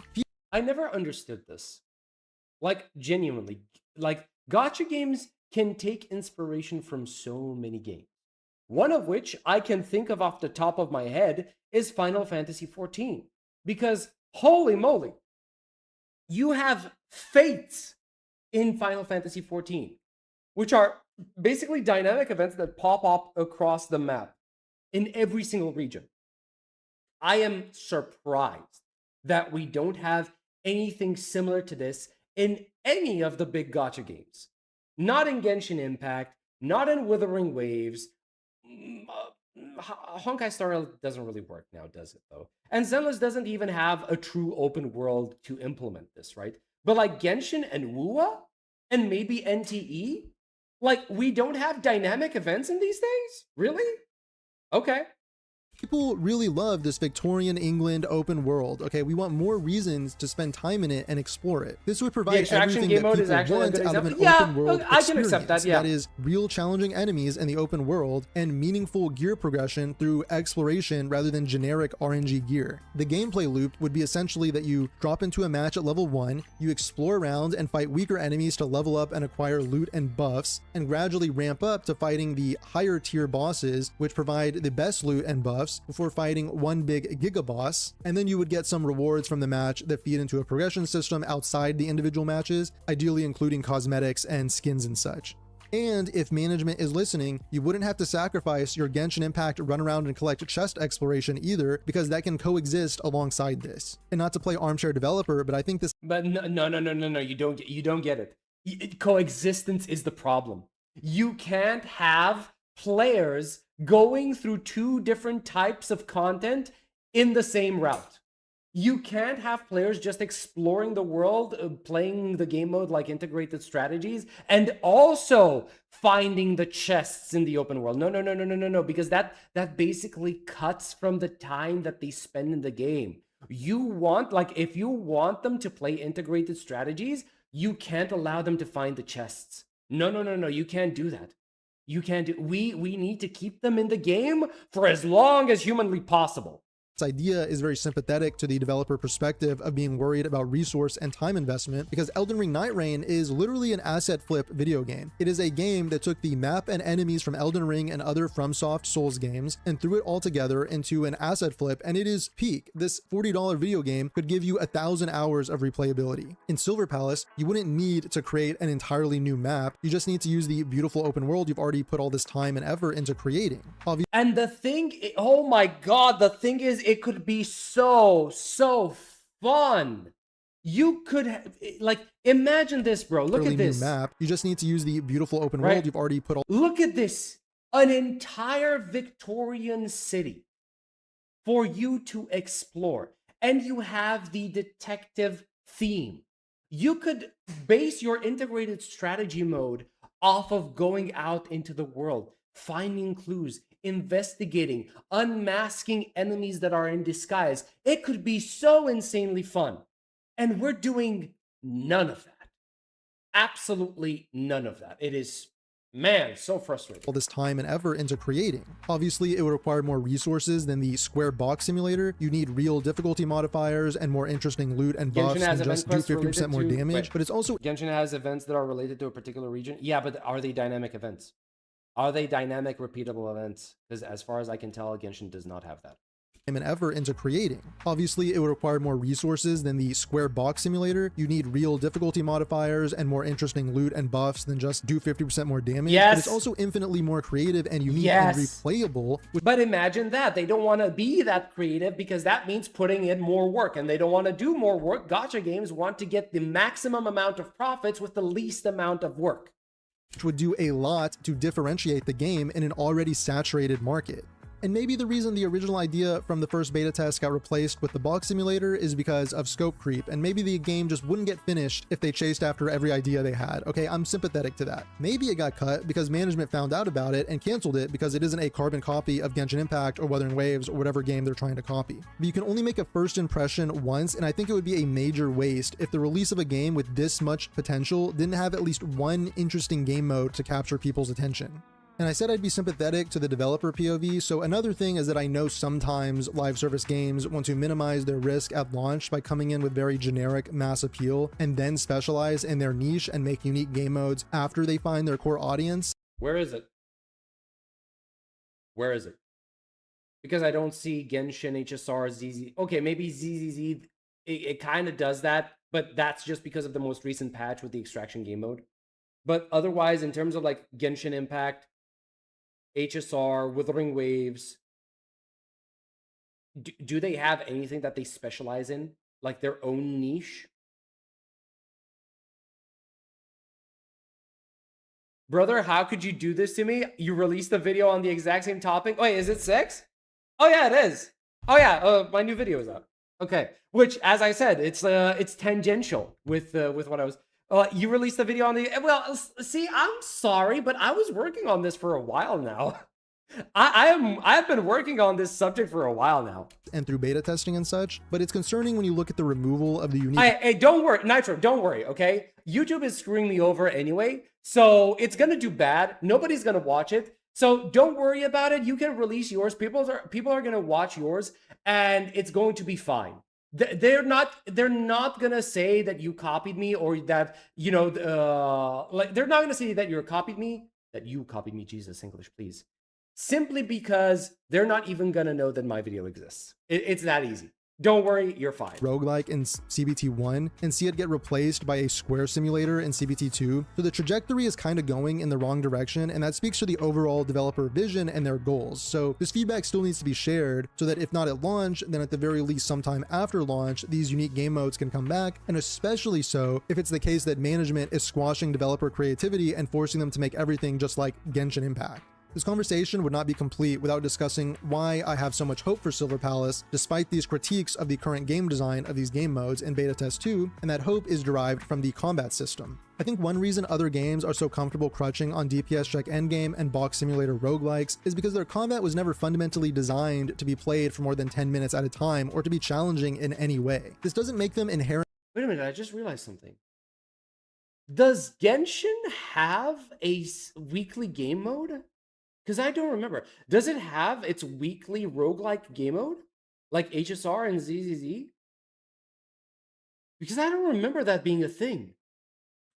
To on DPS check endgame and box simulator. No, it doesn't. Oh, wow. Combat was never fundamentally designed to be played for more than 10 minutes at a time or to be challenging in any way. This doesn't make them inherently bad. This is in fact the goal of many gacha games. They want you logging in every day before a very short play session so that you don't get burnt out. So these combat systems are intentionally designed to give these dopamine hits in short, intense bursts. And most gacha combat systems are not designed to be reactive in any way. They are specifically intentionally designed so that fighting enemies in an empty room with a timer at the top of the screen is the pinnacle experience. The foundations just don't allow for much more than that. It's all rotational combat. You learn which buttons to press in which order and just cycle through your abilities, which lets you watch some pretty VFX and animations from the character's attacks, but they don't ask you to react to the enemies in any way. This combat is player-sided, so the enemy is essentially just a piñata for you to beat on, and any damage they do to you is irrelevant. The only thing they can do to mess you up is to The only damage they do to you is irrelevant. Probably why defense classes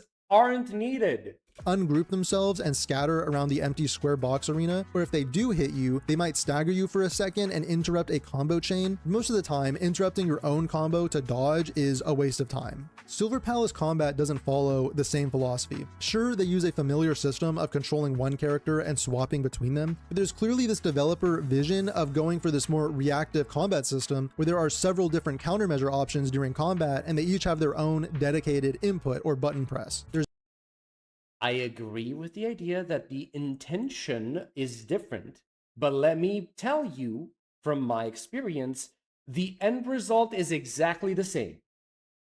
They might want to have a different thing, a more reactive style of combat, but in the end game mode, you're going back to rotation slop whether you like it or not. I am sorry to be the one to say this, but it's true. There's a parry for yellow circles, dodge for red circles, and skill interruptions for blue circles. All of these require intentional inputs from the player, which is very important. So it's not like the WuWa NTE parry where you just proc them passively through combat. That's true. That's true. It is active. Like the parry is active. I'm not going to say it's not. But the point is, again, because of the endgame mode being a timer-based endgame mode, you are going to end up preferring to dodge and doing your rotation rather than focusing on the parry. Reactive combat allows for moment-to-moment skill expression, which means they're typically more engaging for the player, and they lend themselves more to longer play sessions and the pursuit of mastery over the systems. Why is that? Because I think you can only button mash your way through a DPS rotation so many times, watching the exact same VFX and animations before the novelty starts to wear off and it starts to get old. But when you're playing a reactive system and an enemy takes a swing at you, which requires you to react in some way, it demands some amount of attention and skill expression constantly throughout combat, which means you earn your dopamine hit that you get as a reward.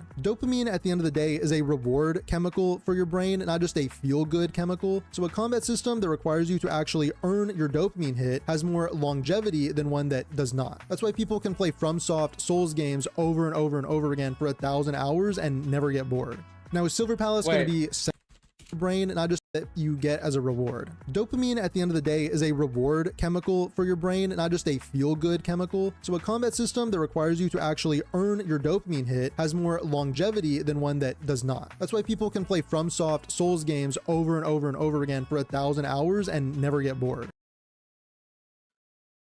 True. Yeah, true. But it's not the only reason. Now, is Silver Palace going to be Sekiro or Elden Ring levels of reactive? No, definitely not. And it shouldn't be. But if they design enemies correctly and iron out some of the kinks in the combat, such as this weird parry spam thing that feels a lot like a bug, then... Bruh, like the parry is so forgiving. It's too forgiving. Even for people who are playing on mobile phones, it is way too forgiving. You cannot have a reactive game mode like Silver Palace and just be like press the button one time and you parry 3 to 4 different attacks. You just can't. It should feel very clearly distinct from the combat systems that just ask you to slam your keyboard as fast as you can to get through a series of memorized button presses for a DPS rotation. I suspect the reaction timings will, or at least should be similar to Zenless Zone Zero, which is another game with a great reactive combat system, but it's a gacha-fied reactive combat system, so it's very accessible to the average player. Lastly, I know Genshin Impact took some AoE splash damage in this video, so I want to say to my Genshin Impact fans out there, I love Genshin Impact. I played it for 6 years. It's a very beautiful game. It's a great game. I just don't want a future where I'm dead and buried and my body is turned to dust in the ground, where my great grandchildren are downloading and playing Genshin Clone number 264, okay? I just want something new, and I think that's something we can all get behind. Yep. We do want something new. True. And, yeah, I'm not gonna say it. Thanks for watching, and please remember to rate the video, like and subscribe if you liked it, because it really does help out the channel. Keep talking about Silver Palace, giving feedback, filling out surveys, etc. Now is the time for giving feedback in the beta test phase. I've tried to make this very clear, but this is not a Doom post video. I still think Silver Palace looks great and will be worth trying on release and be a lot of fun, okay? There is nothing Doom posty about this video. It was a good video. Yeah, there is nothing Doom posty about this video at all, right? Before watching the video, endgame modes are just DPS checks, a race against the edit. Who would have thought? I mean, bruh. Yeah, is that a problem? It's the truth. Is that a problem? Like, maybe the reason you were able to predict this is because this is in fact the case. Maybe because having too many predictable elements such as this is a problem. Just saying, maybe, who knows? Silver Palace could have done something better and more creative endgame, but choose another cheap design of DPS check and possibly meta check. I hate when the endgame forces players to pull new characters to fill the exact team slot for the exact rotation. Some haters can trash talk Endfield all they want, but after I experienced many endgames in a similar genre, I found Endfield design is the most friendly and comfortable to play. Yeah, that's true. All characters still has their role to shine and can be substituted as devs understand the meaning of team building synergy, not DPS building. Now, it's a challenge for Endfield how they designed the 3D roguelike to be engaging alone. Oh, we're talking about that. Okay, interesting. So the question right now, do we have hope for the future? What future? Are we talking about the future of Silver Palace? Or are we talking about the future of gacha games in general? Because probably, well, actually, honestly, the answer could be no to both. What the hell is this? YouTube killed my channel. Huh? What is the tone toss even talking? What? Okay. The future of game design and gacha games, it looks bleak. It does look bleak. It does look like we're going to be getting the same experience for a while longer, right? For a long, long while. If only that was real, I hope so. Yeah, I know, right? It still looks similar to open world. You fight them up because it is. It doesn't look similar. It is similar. That's just straight up clickbaiting like he always does. The issue is that Arknights Endfield overall is very dry. A good, decent endgame can save it. I prefer that. I know it sounds wild to say that I prefer a game to be dry, but I do prefer it to be dry over what we have in stuff like HSR or Zenless or Wuthering Waves, where you have all sorts of like small events that aren't important, that you are going to forget. I would rather have nothing to do than be forced to do something I'm not interested in. Genuinely. I don't think it's a problem that Endfield is drier than the other gacha games, because the other gacha games don't really offer anything that's meaningful. Tell that to a typical gacha player, I will. Watch my new video and maybe I will. You know? Mobile gaming is the future. RAM prices and coastal prices going up, so gacha games will become even more popular. Bro, do you think this was the point? Do you think AI was created for the purpose of like driving RAM prices through the roof so that we get forced into the mobile gaming industry? Do you think that was the whole point? There's no future for gacha game if they keep doing this time attack endgame mode. There is, but you know, I'm not gonna say anything. Just like you said in your newest video, we need games to be creative. Like, yes, true. Just go down the street and you find something interesting you weren't expecting. Yep, there's a war because of it. Don't go down that rabbit hole. Yeah, I know. All right, let's see. What else do we have over here? Yeah, really good video though from Volpez. I really enjoyed that one. That was really nice. Oh man. All right, let's see. What are you guys even doing? I beg your finest pardon. You guys are having fun in there, aren't you? All right.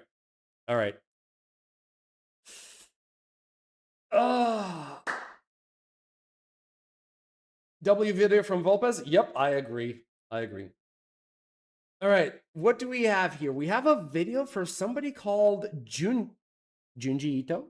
Is it Junji or Jungi? I don't know. You forgot my fun fact. I sent you something in Discord. Call out the self. Wait, where is it? Where do I see it? Is it in the DMs or what? No, it's not in the DMs. Oh, okay.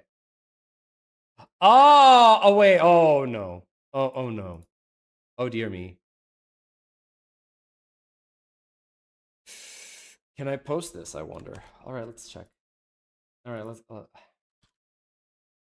Just so you know, I can't even see a preview. I can't even see a preview for what Falk just sent me. Okay, so don't blame me too much because I don't know what I'm getting into. The loyalty of a soldier to his soul. What is this?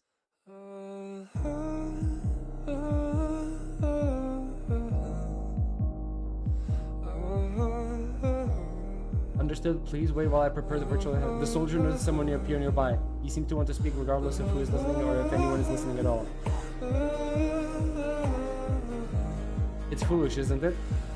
But this is the only place left where I can still see her. I know that no matter how many times I reconnect, I'll only see the shadow that attacks me head on. Not Colonel Soul who lifted me from the ruins and wiped them away from...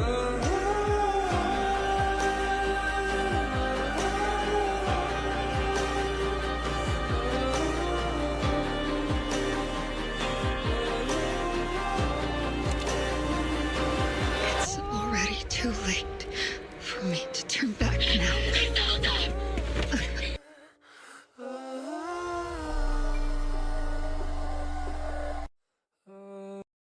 Damn, bro.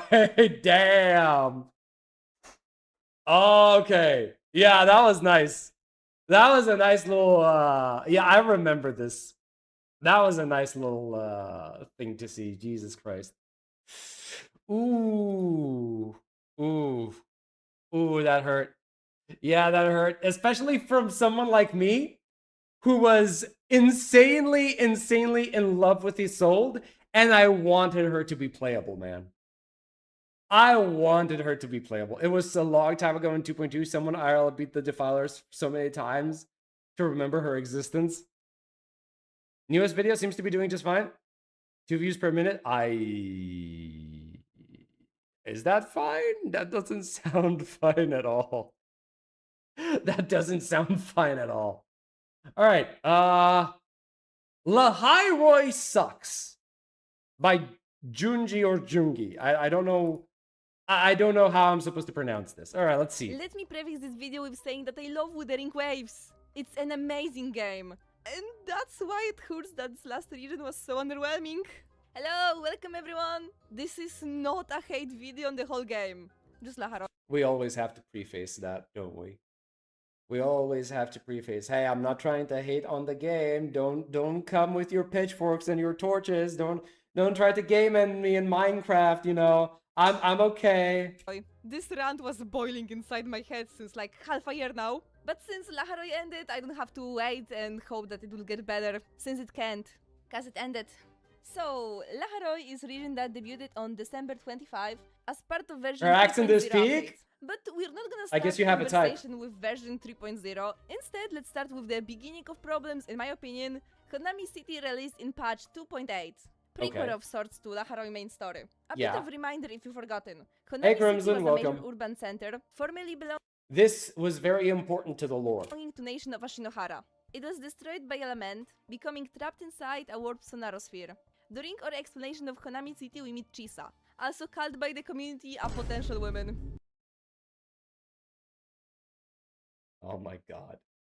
Give me liberty, give me fire, give me limited weapon, or I retire.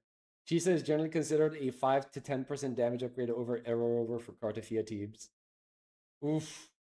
0 pull value, 0 11s after banner patch, 7 out of screen character arc conclusions. Yikes, man. She was stuck inside Konami for 2 months of her time and about 20 years of the real time. Before that, she was a student at Laharoy. 2.8 story ended with clear line of continuation for her. We were supposed to go to Laharoy together, and she would finally have a chance to reunite with her parents. And Off screen, by the way. Maybe struggle to adapt to a new reality after 20 years, right? Right? Of course, as you might expect or knew, it didn't happen. During her story and banner, the story was focused on her a lot, which isn't really a problem since she was the only other person stuck inside Konami beside us.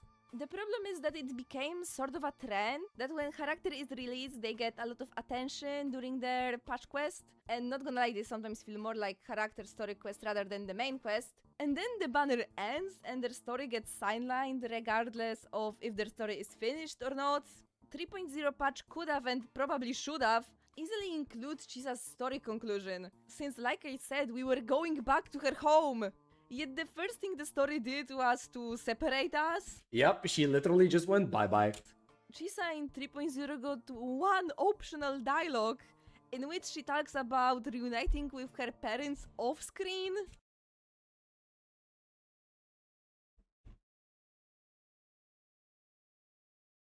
I still can't believe that they did this. Like, that is the biggest character arc conclusion for her. And we didn't get to see it. I'm not mad that we got separated, I'm mad that her development was done off-screen. And you know how fun it would have been if instead of exploring the school with... Is it weird to feel tired of listening to criticism, of obviously bad stuff rather than a fair criticism? I don't know what you mean by that. Like,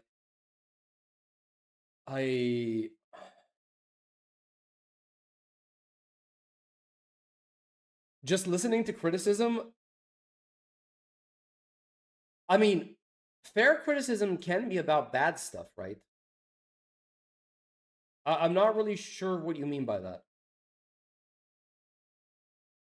I don't know why WuWa cares too much about it. NPC characters, like she said, this is the most egregious example of flat out dropping a character. And he's talking about doom posting. Yeah, but I don't think this is a case of doom posting. Yeah, sure, fine. Like, if we're talking about doom posting, I don't think this is necessarily doom posting. Only Linnea, we would explore it with both Chisa and Linnea. One could give us perspective from the past, another from nowadays. And also we could see some characters interacting for once.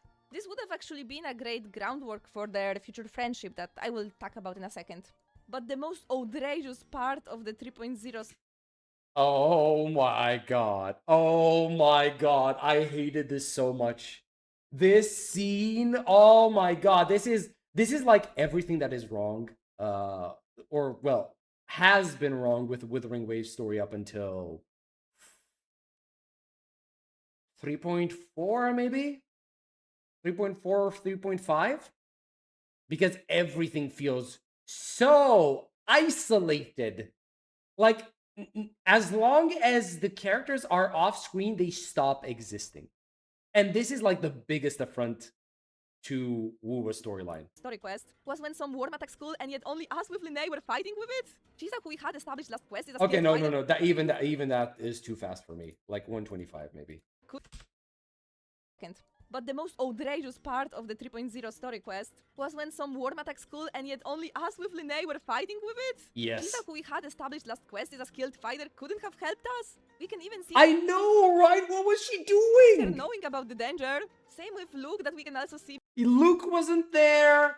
Who else wasn't there? Morty wasn't there. What's her name? Lucilla wasn't here. Based headmaster, right? She loves her children. She loves her students, but you know, she's nowhere to be seen when the worm decides to attack. Being near, the dude who later landed a clean shot on the Grand Architect was doing nothing. And I love Luke. But all the teachers did shit! Where's Lucilla? Where is Morty? And I refuse to believe all of them needed to help the students or were busy suddenly. And even This is like over and over again, the same obvious bad stuff, and I feel stupid because the devs won't listen. Yeah, no, oh, okay. Maybe it's more like talking with someone who's willing to change. Genuinely, like, that's, okay, so that's why I stopped criticizing Wuthering Waves. That's why I didn't do a 3.5 video, because it feels like I'm just going to be repeating myself, right? So I'm just going to shut up. I'm going to wait to see if things improve. If they do, great. If they don't, fine. Maybe I'm going to make another video sometime later. I don't know when. We'll see, right? if 2 of the teachers were busy, at least one of them should have helped us to get rid of the worm. I might be crazy, but I think the priority should have been to defend the students, right? We also have characters like Sigirica in the school, which, like, okay, she might have been told to evacuate or something. The same with Danya, I guess. But the point is that it doesn't really make sense for all the powerful characters to suddenly be like, nah, you got this, and let us deal with it and not help in any way. Then we go to the second part of 3.0 story, Morning Story Quest. Do you remember this one Roya do? Oh my god. The guy that we met for 5 minutes and, you know, we couldn't give 2 shits about his sacrifice because we didn't spend enough time with him to actually care. The guy who pretended like he was doing this insane sacrifice where his life was going to be burnt away for the future of La Roy because he's going to do the calculations by himself. And he appeared in 3.3 and he was just fine.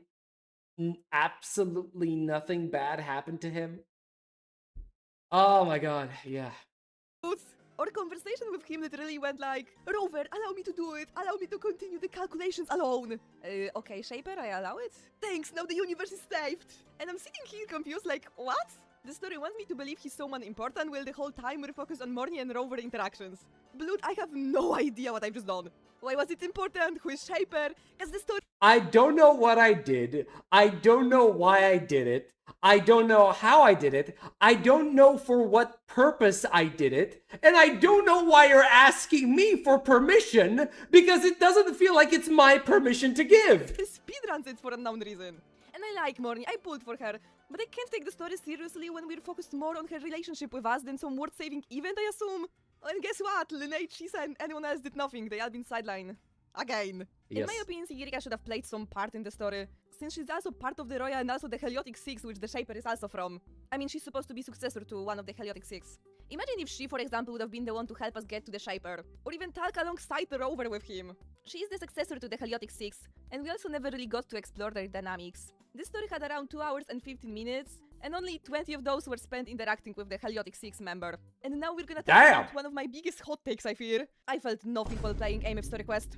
I wasn't really sad that she died. I wasn't really mad about it neither. The most I was is bored. Which, yeah, we could say that is because at the back of my head I knew that she will be back. But I also felt nothing while we brought her back, so that's not it. Maybe it's because I had quite a big expectations on this story since I saw people hyping it up on Twitter before playing it for myself. But I just can't bring myself to care about someone we saw once before. The story wants me to believe I care, but let's be honest, I met this person for the first time today.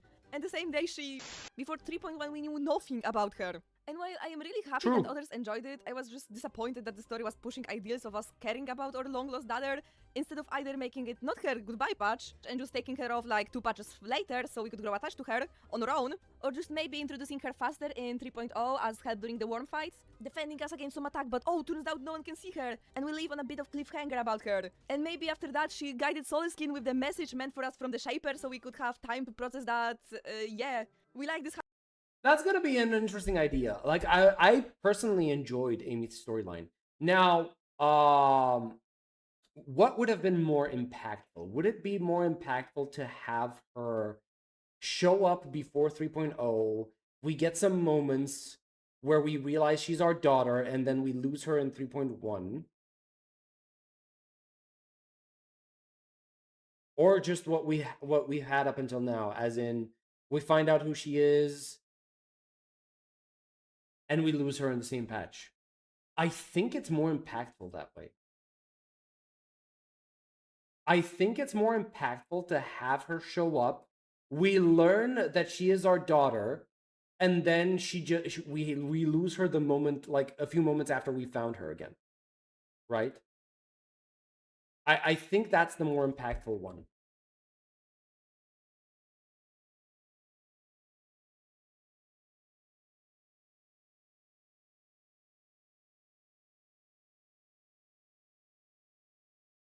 Actually, it depends on how they would implement. I think both are valid options.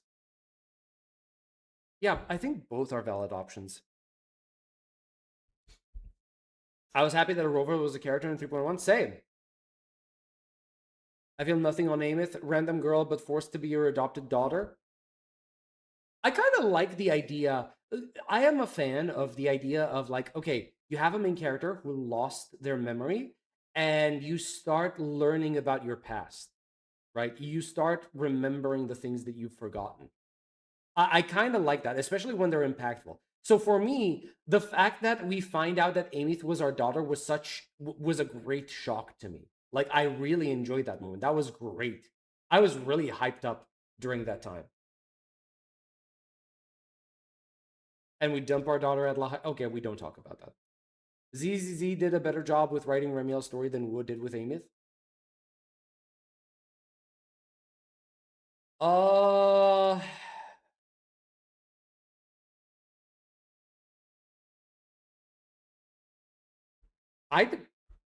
I didn't really compare, to be honest.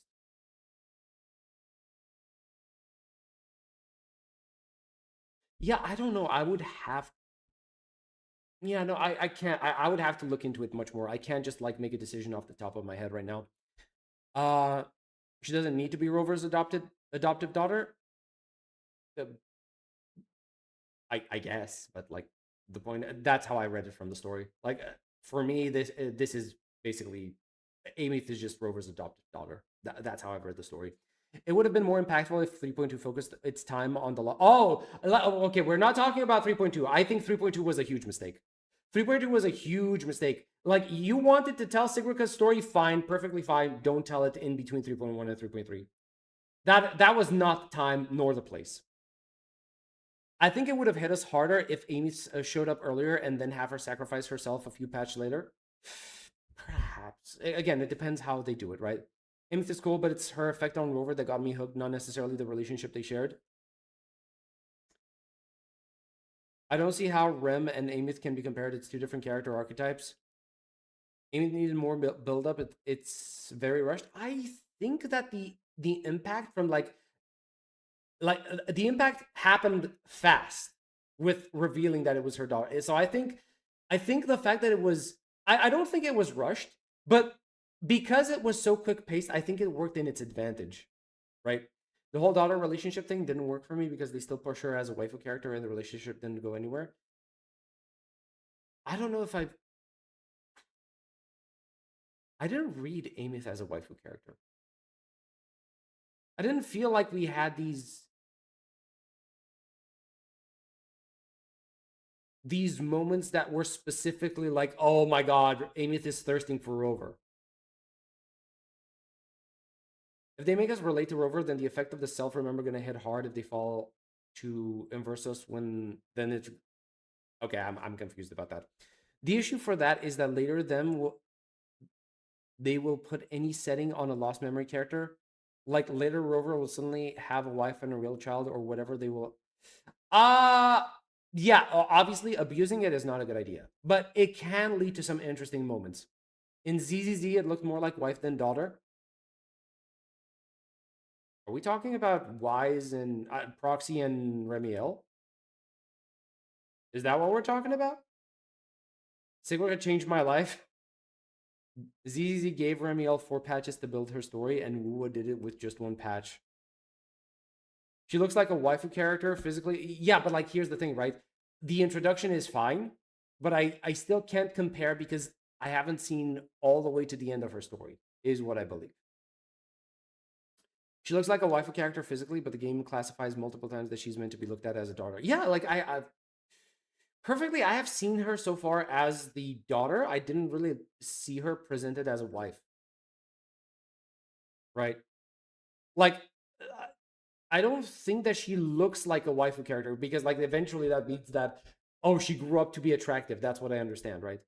Remy was introduced early. I can't relate to Rover. That's why I can't connect enough to the other side character. Yeah, I can understand that. Yeah, out of all of the main characters for these gacha characters, Rover is my least favorite. Character. This all just felt so rushed in order to sell the character as much as they could during her release banner, which in the end downgraded the story experience for me. Part 2 of 3.1 story focused on Luke and gave us the big Grand Architect reveal. The whole fight sequence looked really good, actually. Yes, it did. At least when I first saw it. Okay, I will say it since no one else wants to. Grand Architect is a fraud! He not only misses a shot, but also got headshotted by a human. Not a Sentinel Resonator, not a Sentinel, a human. And yeah, it won't kill him, so no one cares. Well, no, he's a Resonator, though. I do care. He lost so much aura, and you telling me this is the person I should be scared of? Also, this climatic pause before shooting Luke with his, like, fingers. Why doesn't he just kill him? On one hand, he's saying something like, let's play a game, but it's mostly to Rover, but he also tries to shoot Luke just a second before, and I hear some people saying that he was just confirming the kill on the dude that was laying on the ground, but he couldn't be sure that Luke will dodge in time, so he did not care if Luke survived or not. And since characters from gacha game rarely die, Luke should at least be badly injured with such a close fight with one of the most powerful enemies in the whole game. They kinda fixed this. The thing with the Grand Architect that's kind of annoying. He is a very powerful character. Yes, he is.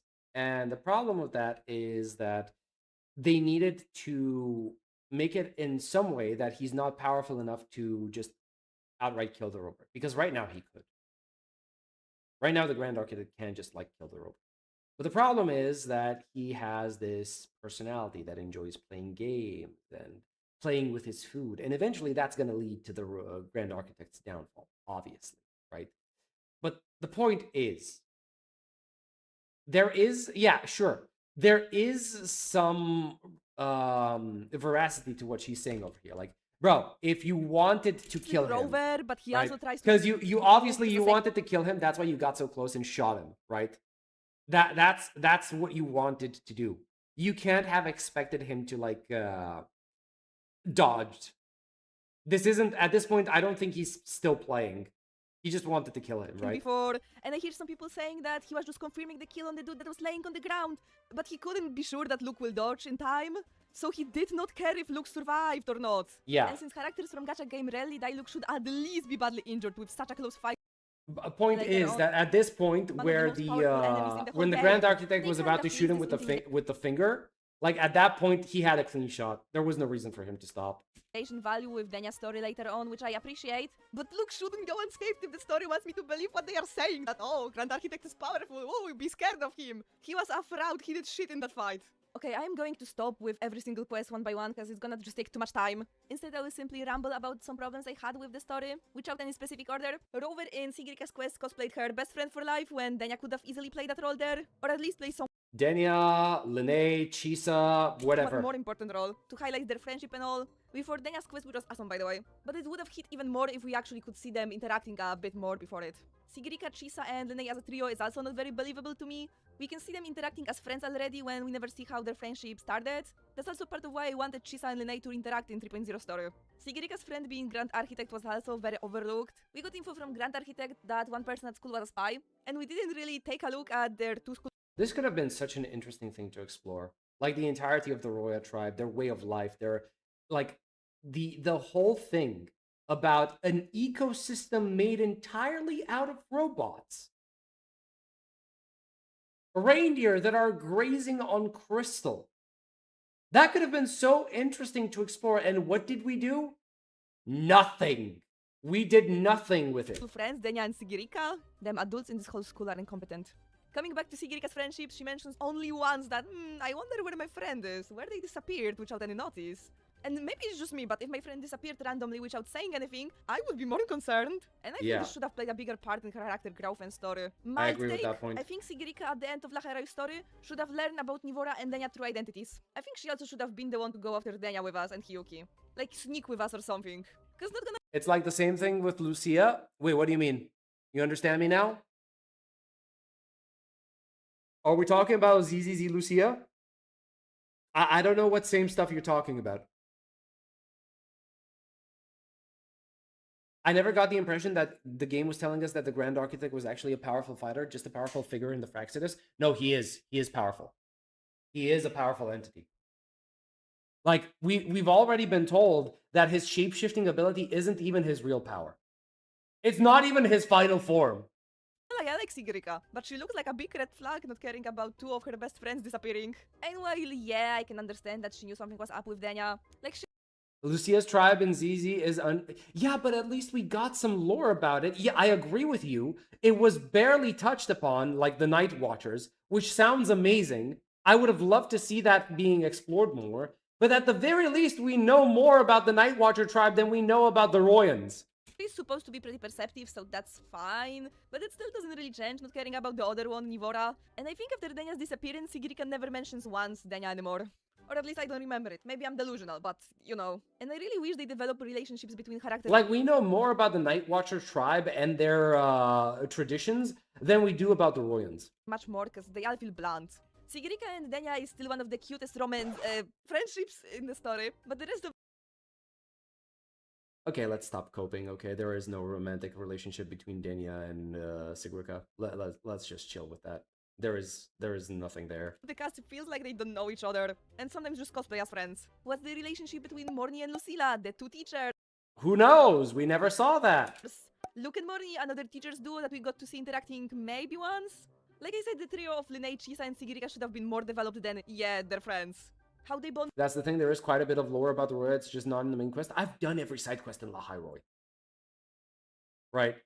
I've done even the one about the kid that, wait, was it the kid? Yeah, it was the kid in the tent. He eventually died and whatever, I don't know. It's like, I just feel like we barely talked about them. It feels like there's so little there to actually chew on. When they bonded, why can't we get to see that, since the story focused more on the characters instead of the main plot anyway? Hyuki and Chisa would have also been interesting, but Hyuki only interacts with us, Lucilla, and kind of Denya. And I'm just here asking, why? Why can't we get to see them interacting? Is Rover that possessive? I think this kind Joke. The sad part is that it's true.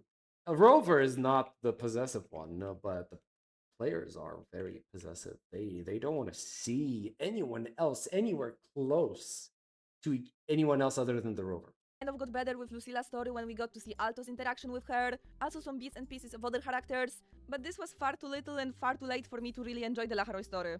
And let's be honest, the story went through loops after that to make us go on 1v1 story through memory lane with Lucilla, and I am just so tired of it when it feels like they do it every single time with every single character. And after the... Remember when people thought Hyuki was a future version of Chisa? Remember when people thought Hyuki was Chisa's mother? Remember when people thought Hyuki was Chisa's mother? Huh? That pissed me off so much, by the way. Because, get this, you're talking about Hyuki, a character that is extremely strong. A resonator, right? A special resonator. And apparently people were theorizing that Hyuki is going to be the Miko, right? That shows you the path. That saves you from being lost. And fine, the lore was there. That was a good interpretation of Hyuki. But tell me this, how are you going to use that very same theory and then call Hyuki Chisa's mother in the same sentence? Because if that's true, if Hyuki was supposed to save the Rover from Honami, because that was the theory at the time, or like show the path, if she is the guiding Miko that saves everyone from being lost, what the fuck was Hyuki doing for all of the time that Chisa was stuck in Honami?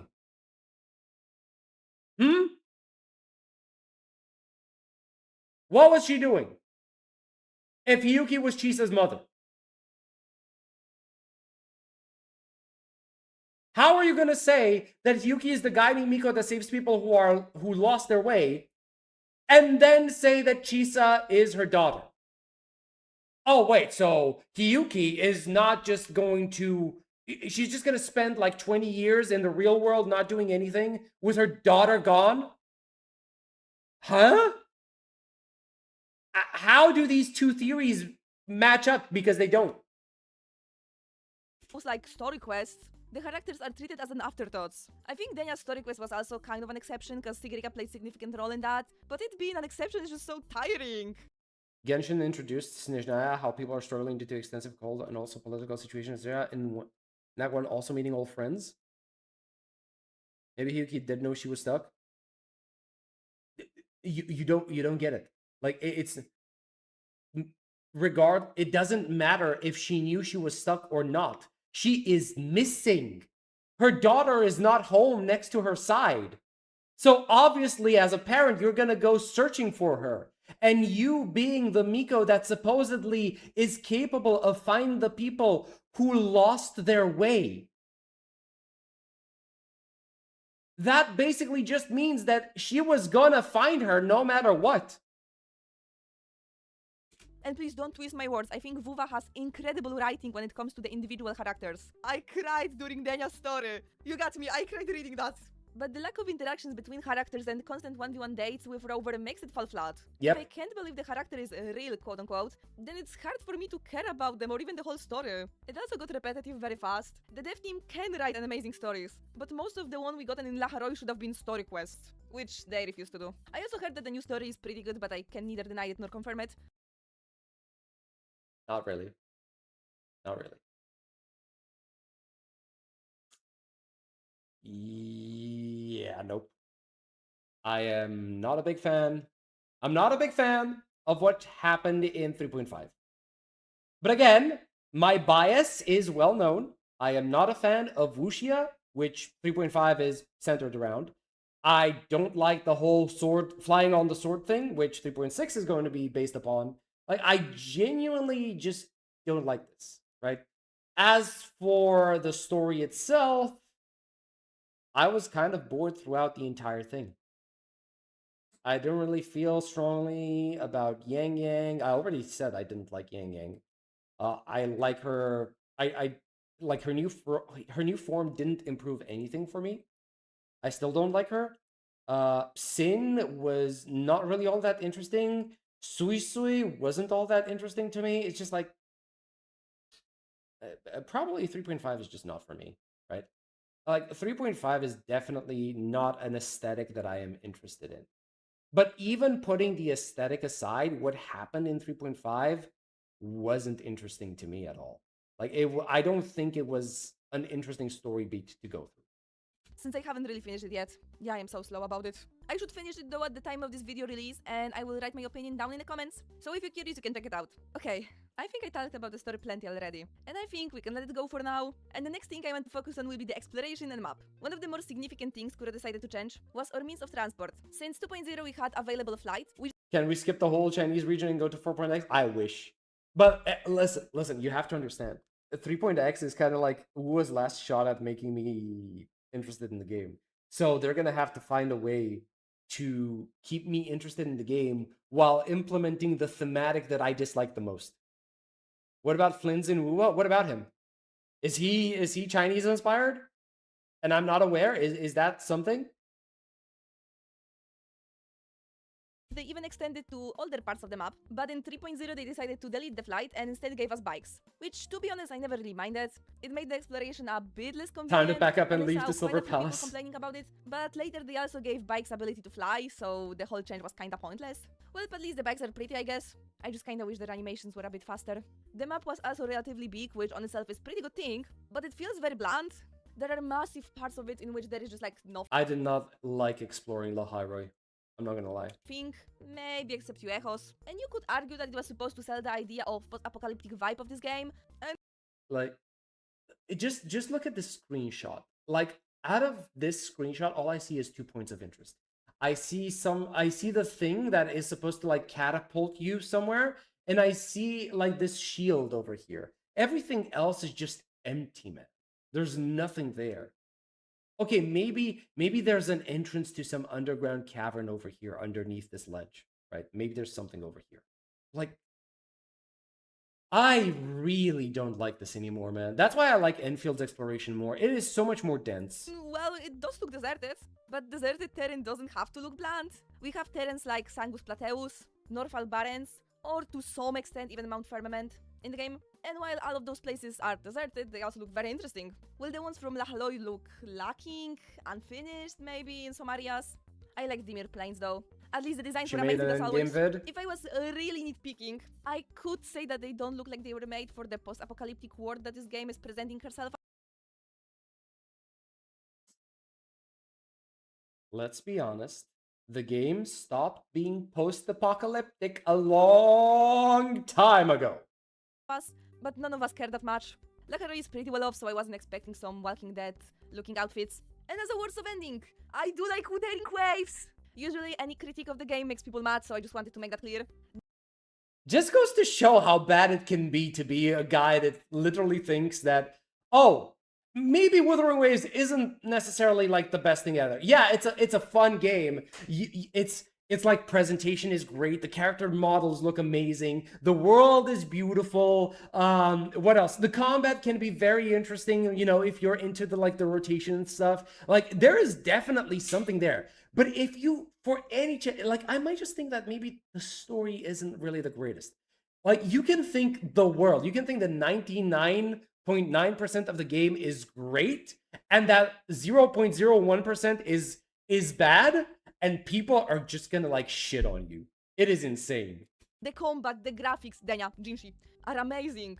But I just can't say the same about Lahaloy. And I also just couldn't hold it in me anymore. On another note, if you liked the video, consider liking and subscribing to not miss any other of my content. And when you're there, you can let me know if you liked Lahaloy. Why or why not? But that will be all for today. Have a nice day, everyone! Okay. Not a bad video. Alright. Alright, let's see. You know what? Here you go. Have a like. Let's see, what do we have here? Bad review, delete your oh my god, wait, oh god, it's bad. Oh, it's bad. Instead of saying stuff like bad review, delete your channel, Hoyoshil, shitfields, you know you can just say your opinion about the story, right? It's fine if you disagree with me, but isn't it kind of useless to write personal attacks on me? Bro. There are plenty of reasonable statements where they did a good job in explaining why your reviews wasn't well made. And I am not talking about them. These comments were all very nice to read, even if I still disagree with them. And as you can check, I answered nearly all of them. These messages went for people writing stuff like shitfields. Oh god. Did you expect flowers for the title? No, but I did expect people acting like normal human beings and not insane psychos. You know, that would be a nice thing to have. When we had hundreds of streamers openly cry during 3.1 and we have you over here yapping about how bad it is, just quit the game at this point. Oh my god. You know these people are seething. You know people like these are just seething. Jesus Christ. Lahaloy is by far the best storytelling in Ark. I would say that for Lahaloy, only 3.1 and 3.3 were good. Nothing else.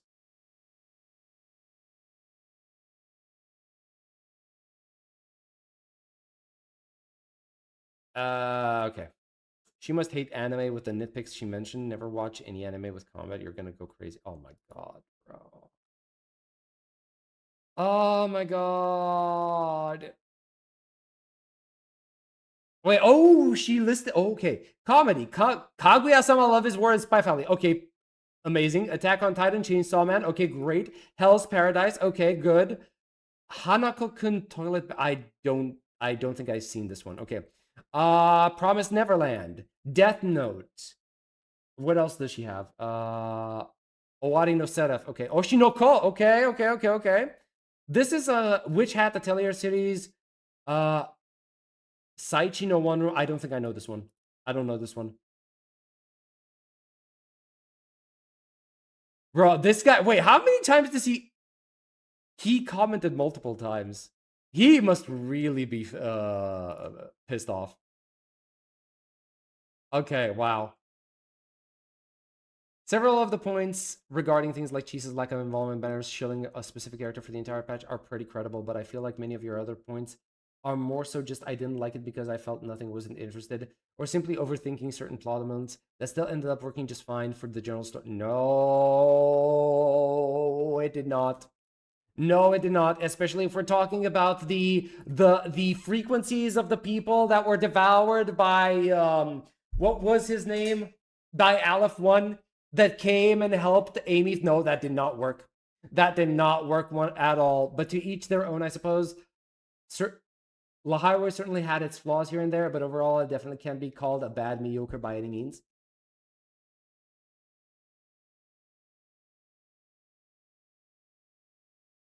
Okay, fine. Fine. It doesn't necessarily mean that La Highway is bad overall. Sure. Okay. But there is a consistent problem that WuWa has, as usual. What else? Rip career. What the Why are people this insane? What do you mean rip career? This reminds me of like my own comments from 1 year ago when I started being like, hey, you know what? Maybe WuWa has a problem.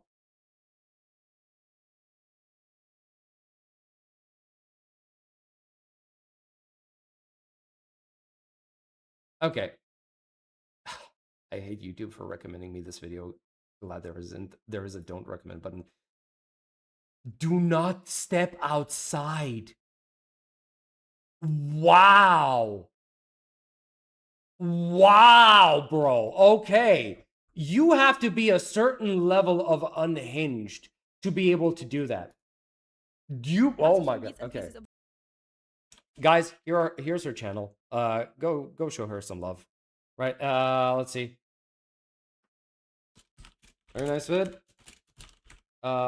Sending some positivity because some of the people in the comment section are a little bit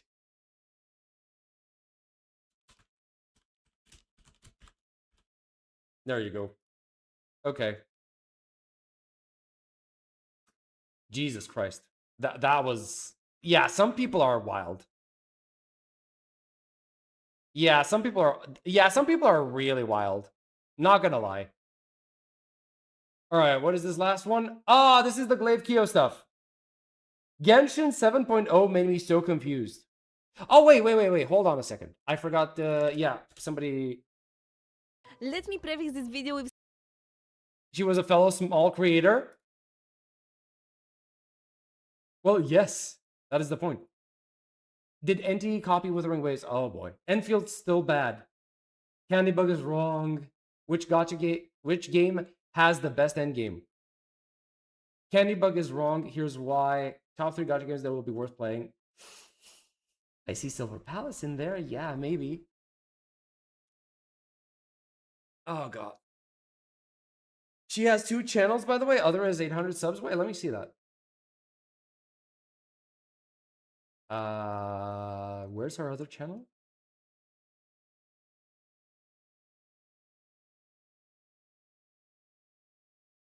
Maybe if I find her on X?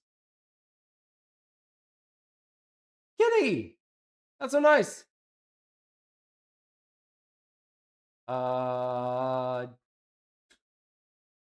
Bro, there is nothing here. I am not seeing links. Okay. See the endgame one? Wait, what endgame one? Oh, this one. Which game has the best endgame? Neither one of them has any of the best. Okay, no, wait. Endfield is here on the list. Okay, Endfield. It's very simple. It is very simple, right? Okay. I also did 7.0, so I wonder what this is about. I think that isn't this about the stream?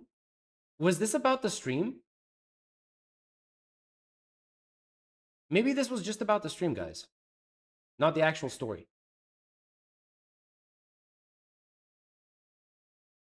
Ugh. Okay. All right. Okay, fine.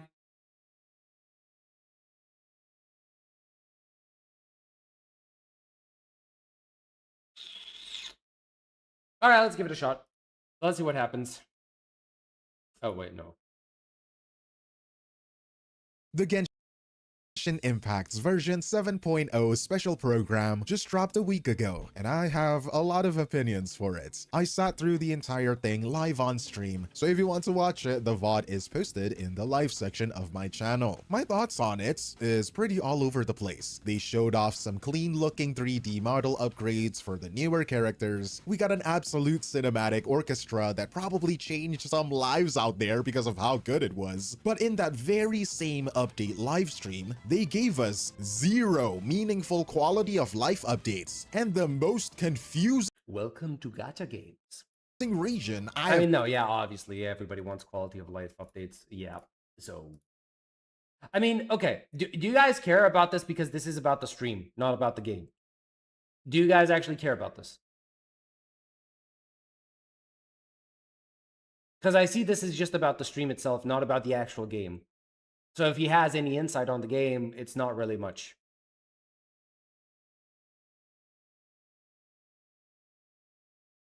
I see no.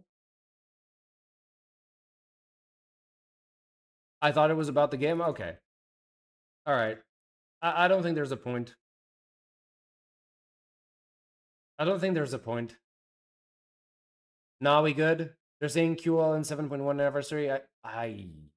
If they are, I'd be very surprised, but I'm not holding my breath. All right.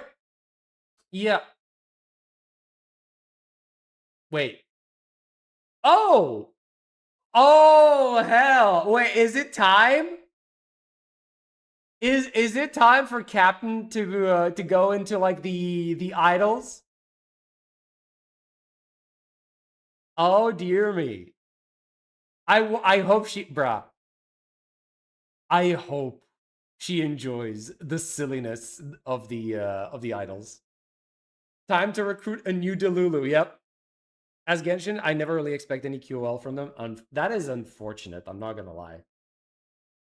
That is really unfortunate.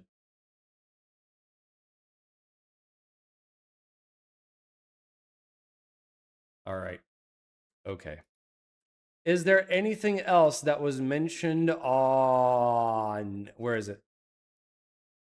By the way, guys, if you want to be able to recommend me stuff that you want me to watch, come join our Discord server. You can find the link to it in the description down below.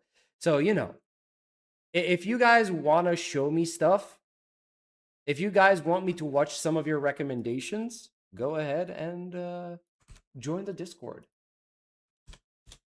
This is not a shameless plug, by the way. Yeah, this is not a shameless plug at all. What is this? Ooh, Sarsness. Okay. I love Snezhnaya's design, but some people really don't. Huh. Okay. That is a 25-minute thing, a video. What time is it for me? Okay.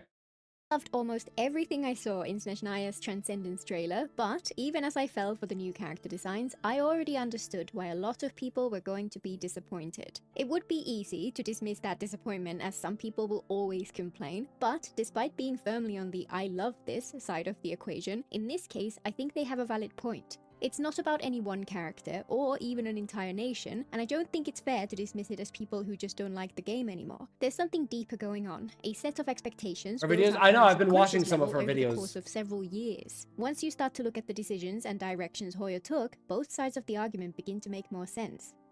Central to this discussion is the concept of a design language. I talked about this in more detail in a similar video last year. I'll give a brief overview here, but if you want a more in-depth look, go check that one out as well. A design language is a system of visual elements and guidelines which are used to create a consistent and cohesive experience. Genshin has a clear character design language which makes the characters feel like they belong in the same world on an instinctive level, even when they embody different cultures. There have always been characters who break the expectations, but for most of the game's history, they served as a contrast which highlighted the cohesiveness of the rest of the cast. I'm personally more aware of this than most people because I studied design and fashion at college and spent years making clothes and hairstyles as a Sims 4 content creator. For most people, it Okay, so she is capable of coming from a well-learned place, right?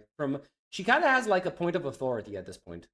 She has studied character design, or at the very least fashion. It's a subconscious feeling instead. There are many details which are quintessential Genshin. Clothing construction. By the way, I know shit about fashion, just so you know. Like, I can only take a look at a character and say, hey, I like this or I don't like this. That's it. Is the most obvious. Layers of overlapping fabric, detached sleeves, multi-layered capes, long dangling strips all over the place. Ornamentation is common. Tassels, metallic embellishments, personal objects, printed fabric, hair clips, hats, and so on. And there's a very strong trend of balanced asymmetry, where the different elements of an outfit are asymmetrical. I love Dania's design so much. Of balance overall. It's important to emphasize assessing Send whether a story breakdown. Fits the design language you expect. We'll see does if not I speak watch to a whether story or not breakdown. their design is good or bad, or whether or not you like it in the end. There are characters who fit the design language perfectly, whose design I cannot stand, and there are others who don't fit, whose design I love. With that point in mind, really? there's Is that the something case? I've come to realize might be worth saying before any discussion like this. It is actually possible for most people to hold two contradictory ideas or opinions in your head at the same time. I suspect that a lot of the weirder arguments you see online happen because there are people out there who can't do this, or at least haven't ever tried. It's almost like they see the world in black and white, while the rest of us are out here discussing color theory. For example, I prefer character designs which match the game's design language because it makes the world feel more cohesive to me. Natlan's characters, in my opinion, broke from that tradition and instead felt like a deliberate departure from our expectations. Those who cannot comprehend nuance will hear that and start yelling "Natlan hater" and try to act as if everything I'd have to say about that region is tainted with an unfair bias against what Hoyo were trying to achieve. Back to the real world, I like the designs of several characters who are amongst the worst offenders on that point. I like Chaska's design, in spite of her weird clothing and her goofy gun. I like Ororon's, even though he'd be a better fit in a new look catalog. Okay, I'm not gonna lie. Ororon is like... And her goofy gun. I like Ororon's, even though he'd be a better fit in a new look I honestly don't like Ororon's design at all. Like, maybe his hood is nice, but the rest of the outfit is just like... I don't like it. I even like Raressa's, even though she's almost the most Oh, out of look, place it's to me. Arya! I can like their Genshin design version. and character individually, while still acknowledging that the way they break Genshin's conventions is not something I enjoy. Personally, I find it interesting to talk about these internal contradictions, to try to figure out where my own personal bias... I am not gonna lie, the vehicles that each character had to enhance the mobility of the characters of Natlan, I didn't like them. They felt clunkier to use than anything else. I was really not happy with this. I was preferring to use Wanderer over anything else. come from and why I feel the way I do. I'd never tell anyone else the way they feel is wrong or the way I feel is right because it's all subjective. Instead, those different... Okay, no. I don't agree with that. I don't think everything is subjective. I think there are some objective rules that matter and should be respected. Right? That I don't think that everything is just subjective and we should just agree to this. Obviously, agree to disagree, right? But like, there are certain rules that people should follow, depending on what you actually want. Now, if you're just gonna say like, I like this design and I don't like this design, then yeah, that's all subjective. Differences are fascinating to understand, so I like to share my perspective on these things. It's You so don't much like our fun when grandson's people in the hood? Wait, comments explain how oh! their experience Oh, is okay. different, so I can see through someone else's eyes and maybe end up with a greater appreciation for the art. So we're doubling down on Sitlali being the wife and we're adopting Ororon as our grandson, okay. In the end, that is where this kind of video comes from. Anyway, back to the actual point. The first 5 nations each had their own different take on the same themes. They brought Holy together distinct cutscenes cultural from influences ages and gone expressed them within by. a structure of the game's overarching design language. Natlan broke from this tradition, then Not Cry was another outlier in its own way. I'd argue that both regions contributed to people's justifiably mixed perception of Snezhnaya's trailer. While there are a few Natlan characters who do fit the wider Sitlali! trends, I actually most like of the Sitlali. cast from that region felt like a series of experiments, an attempt to break the mold and try something something different. He Love calls it us or Grants? hate it, Oh, it was okay. undeniably a bold choice, a risk they haven't repeated elsewhere. Not Cry, meanwhile, ended up a different departure from the norm. While there were the usual couple of exceptions, for the most part, the character designs aligned much more with the design language. However, even though the characters fit the game's aesthetic, Not Cry as a region didn't have a cohesive visual identity of its own. Many had a design which pointed back to one of the other regions in the game, and even the Not Cry natives were more eclectic than usual due to their myriad factions. Where all the other nations aimed to feel cohesive with perhaps one or two distinctive groups within their borders, Not Cry had as much variety as Natlan Oh, I in like its that. own way. The Snezhnaya characters we've seen so far are a return to the original formula. They all fit that design language established in the earlier regions, and the level of cohesion within their nation is also back to what we saw in earlier years. People have very different perspectives on these designs, and as always, there's heated debate about who is right and who is wrong, which of course exists in part because people are all talking about different things and not listening to each other. There are a few major threads of discussion which I found most relevant, plus several objections or concerns outside of those, and all of them are at the very least interesting to explore. Those major threads? First, is Snezhnaya bland? Second, does it have its own identity, or is it too similar to Fontaine? And third, is each character's design executed well? There's also a fourth, which always gets inserted into them from outside the community entirely, and then we'll touch on some related tangents once we're Okay, done. see this part. Okay, wait. From This outside the this part works well. Like you're getting that feeling that this is a really cold region and it threatens to swallow the entire world, right? But when I see, Does it have its own listen, identity, or for is as it much too as I similar love to this Fontaine? character, And third, is each character for as much as I love this character for her silly voice when she goes like, "We are the Drushna," when I see her with her empty back like this, I'm just like, okay. design executed well? There's also a fourth, which always gets inserted into them from outside the community entirely, and then we'll touch on some related tangents once we're done.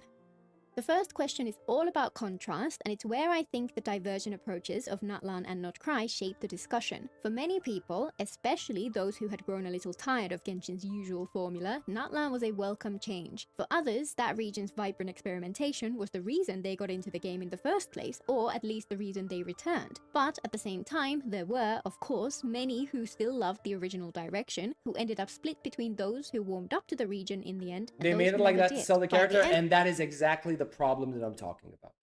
They made it to sell the character, not to sell the world, not to create a sense of immersion in the player. They made it because they knew it was going to sell. And that's the type of artificial marketing that I don't like, that basically takes me out of the immersion, right? That is objectively a bad thing. You do not want your characters to be designed for the purpose of selling. You want your characters to be designed for the purpose of fitting in your world.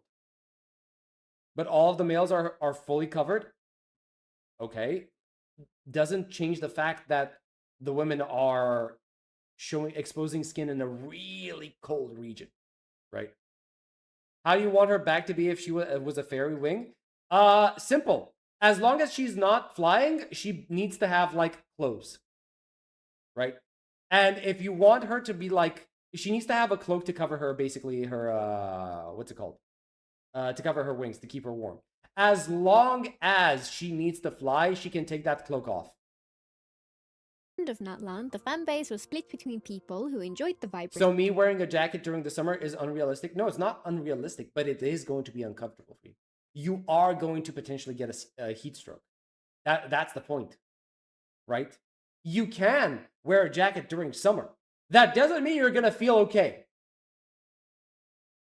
I think she is a Fae. Faes are resistant to cold. I am going to have to need a lore fact check on that because I am not aware of any lore anywhere saying that Faes are resistant to cold. But, you know, this is Genshin. I haven't played it in a long time. That could be a possibility.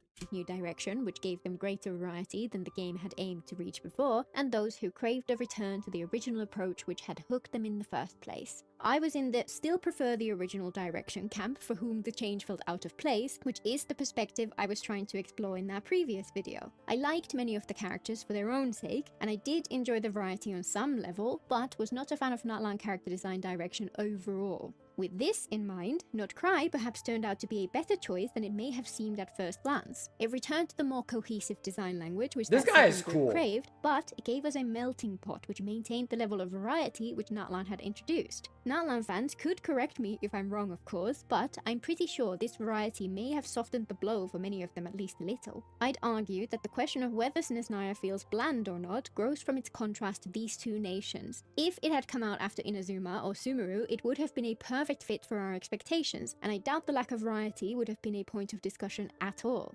Instead, it comes after 2 full years in which we got much more variety than we did before. For many, that has become a new baseline expectation. In contrast, the Snezhnaya designs feel too safe, too constrained. I personally don't feel that way, and quite enjoy how cohesive they all feel since it exemplifies a sense of place, but There I she still is. think the other side's The queen. dissatisfaction Oh comes from my god, whenever I see her, I lose my mind. She is so beautiful, man. Oh my god. Okay, see, this I understand. Like, having the Tsaritsa have this type of exposed clothing, I can understand, because it seems like she is Frost incarnate. So obviously the cold is not gonna bother her. Reasonable perspective. They met my expectations and hit the notes I was hoping they'd aim for, but Hoyo have to take the blame for setting different expectations for wide swathes of the community and failing to give those people what they felt was promised. The second discussion thread points to stylistic She is so similarities beautiful. I between cannot Snezhnaya take and my eyes Honkai. off The of her whenever argument she's here on is that screen. the aesthetics of these two nations are too close to one another, and many of the Snezhnayan characters, if not all of them, Guys, would I have just felt realized. are too What was her name again? I forgot what her name is. With an N. I think it was with an N, right? Navia. Okay. Yeah, Navia is basically the Gyaru noble. Navia is basically the Gyaru noble. I just realized that she's a Gyaru. close to one another, and many of the Snezhnayan characters, if not all of them, would have felt just as fitting in Fontaine as well. For example, while there are Why some is everybody design typing details ship which in are the chat? emphasized more Oh, in one Navia. nation Okay, rather okay, than okay, the okay, other, okay. Yeah, ruffles Google and frills Translate. are everywhere in Or Fontaine, YouTube while Translate. fur trim is much more present in Snezhnaya. Those details aren't She's still broke as present in fuck? the other nation. There's some fur trim in Fontaine. She's not a Gyaru, and she's there's just a pockets blonde. and No, shut up, ruffles she's in a Gyaru. Snezhnaya too. I'm telling you, Compared she's to a Gyaru. previous iterations, this does stand The Drujno was stated to be the predator of the tundra. Okay. So how is Aldreda not considered the design only to sell? Wait, what? Not fit within the world?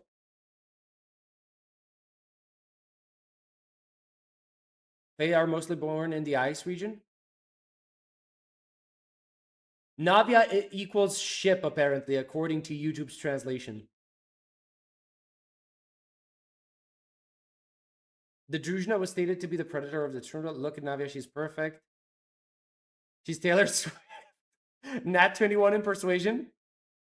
She's in the Josama of the Mafia. You are mixing up your tropes. Okay, fine. Then like a Gyaru or Josama. out. If you think through each nation we've journeyed through, Mondstadt, Liyue, Inazuma, Sumeru, Fontaine, then Natlan, each had a very distinct visual vocabulary compared to every other, and even though the game's design language kept them I still love Farina's design, man. Bro, I still love Farina very distinct so visual much. vocabulary compared to every other, and even though Genuinely, I think I'm never going to forget her story. I think I'm never going to the forget her game's story. design language I like her design so much. I loved her so much as a character. I don't think I'm ever going to be able to forget her. If I'm going to struggle to try to remember specific moments from each game that have been so impactful on me, it's going to be Himeko for Honkai Impact 3rd, Farina for Genshin, Cyrene for HSR, and I don't think I've had a good moment for Zenless up until now. I don't think I've had a good moment that is so impactful that is going to stick with me forever from Zenless as of yet.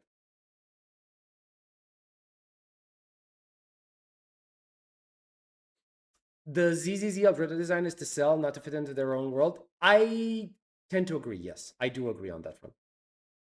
Why is she a Gyaru? But what about her design as a Gyaru? It's more of like her attitude than the design itself. It's the personality behind it, right? Unfortunately, Farina is flat as a board.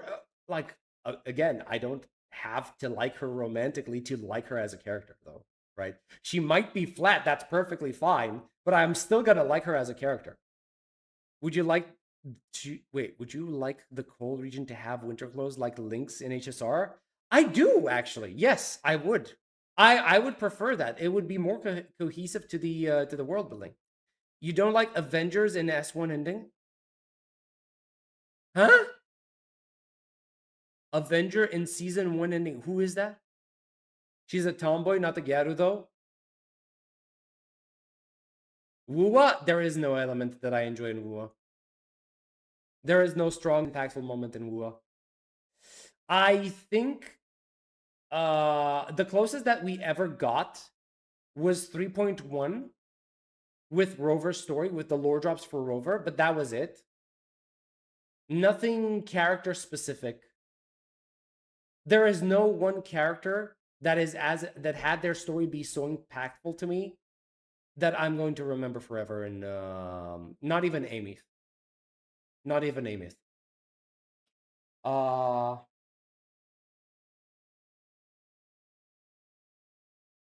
Yeah, no. Don't know who got the worst backstory between Navia and Farina. Did he mean her chest is flat? Like, somebody in the comment section said that their chest is flat. ZZZ season 1 ending with all of the old characters, all of that factions.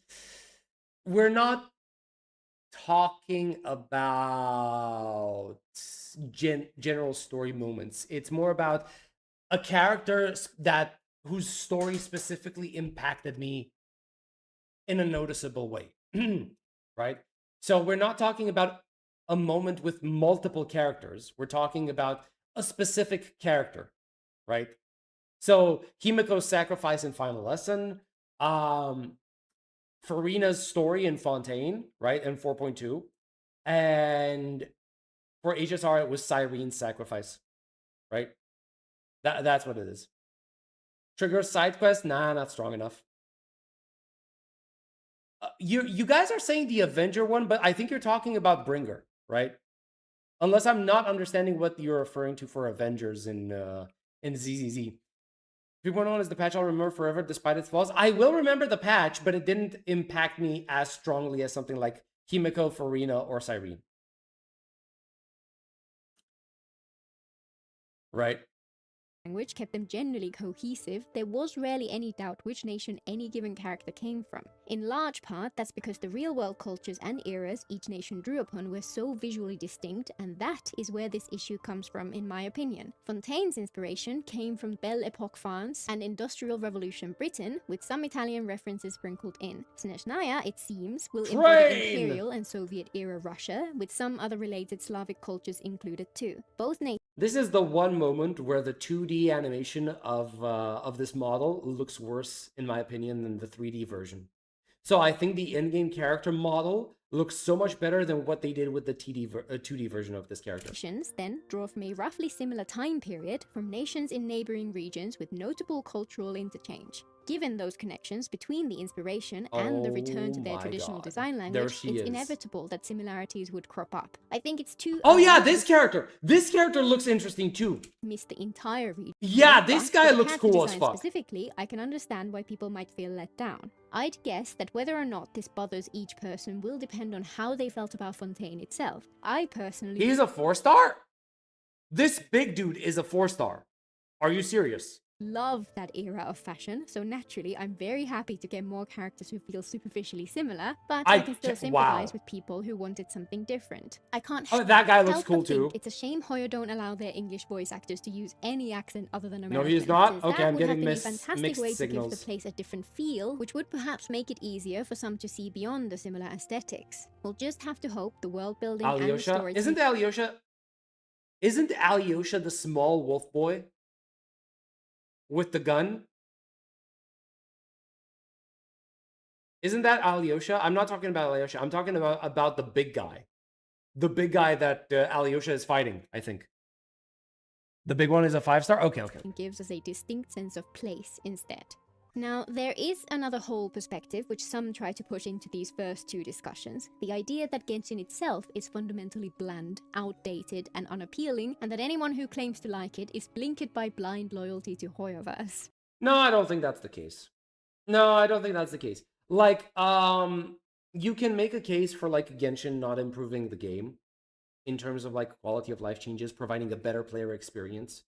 But saying that the game or the story that it's trying to tell is bad is not.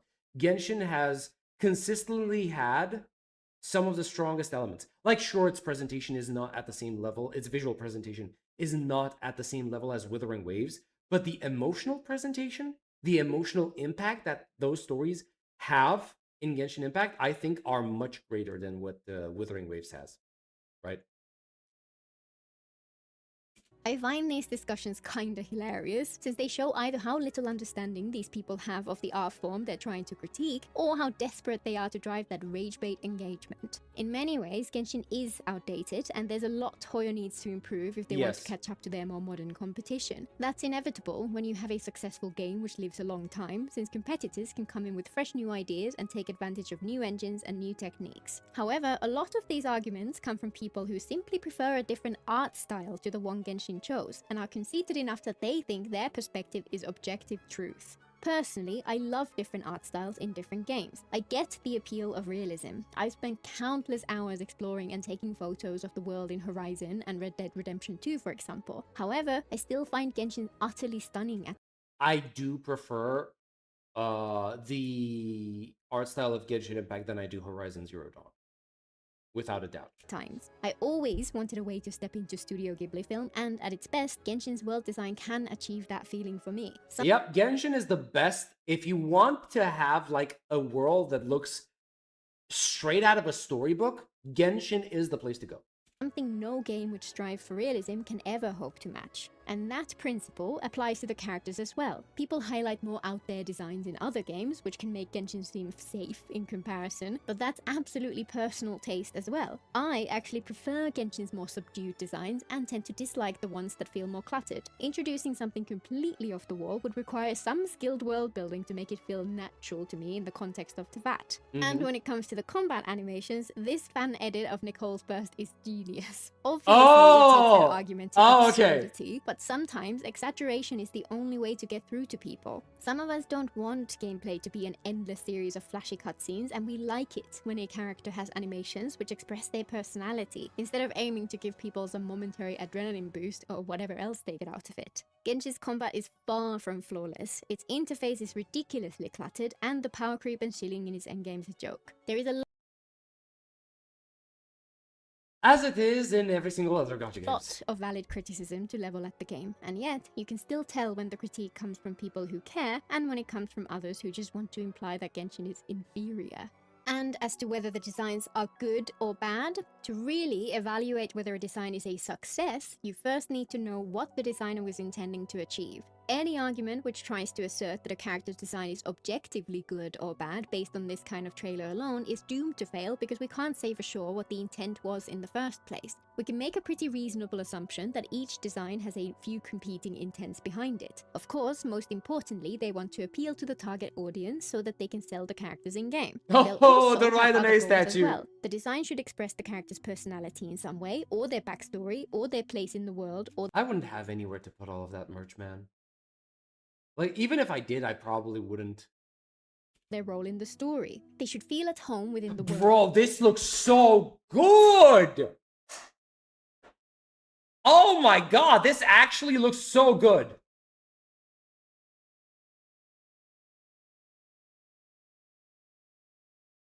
Bro, it looks like Disneyland.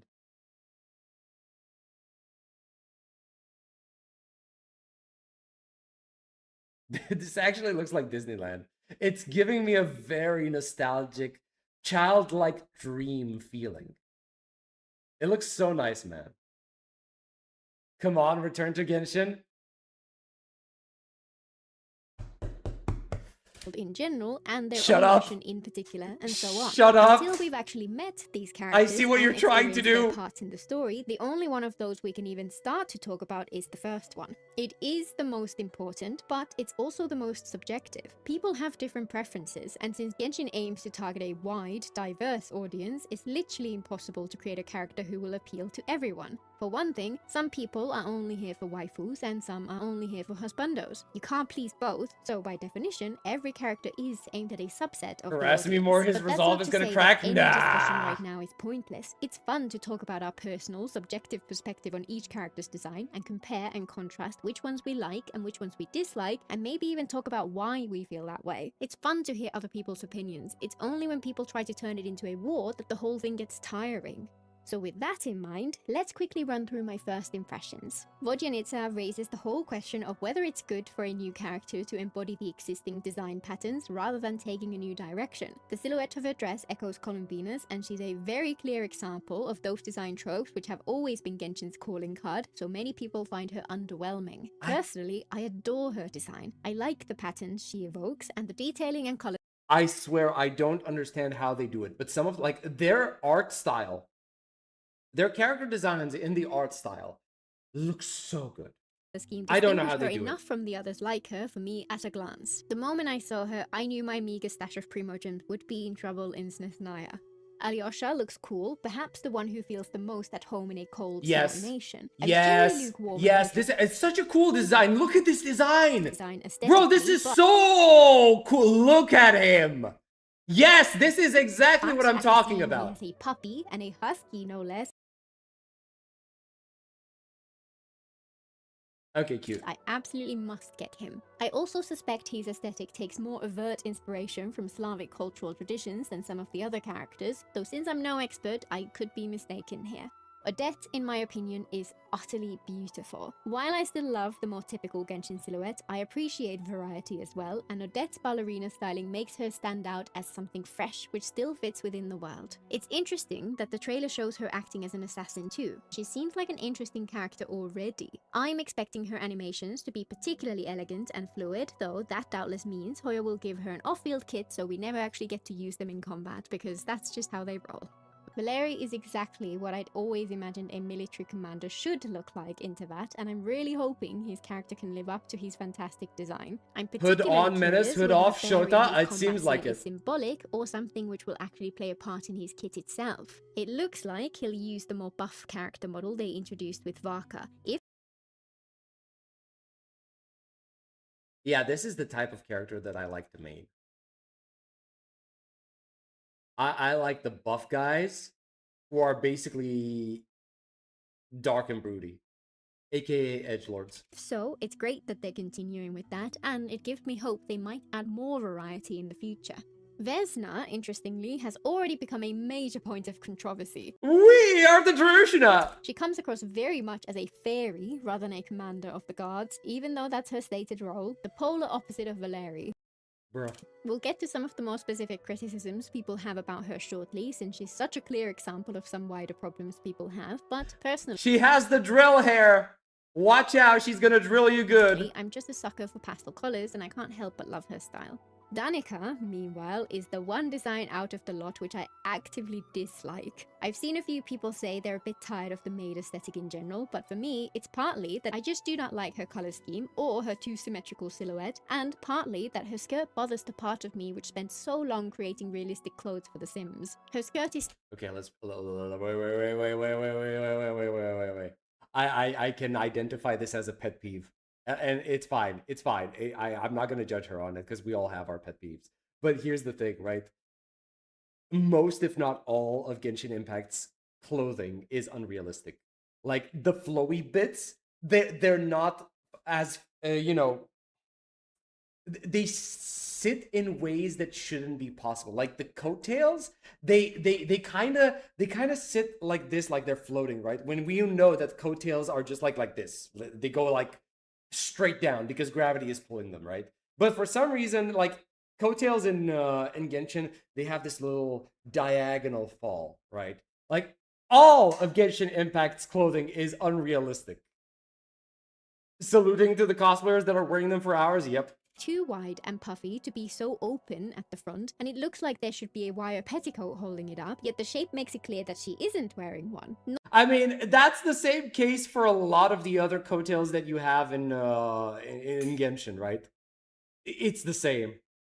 Not a problem for many people, I'd imagine, but for me, it's like an itch I just can't scratch. I told you it's a pet peeve! I was right! I told you it's a pet peeve of hers! I've seen a bunch of people praise her as their favorite design out of the bunch, but she's an instant no for me. Noi, on the other hand, is yet another hit. I'm really hoping they can give him a sense of dangerous mystery. Honestly, might be the best male character design in the whole game.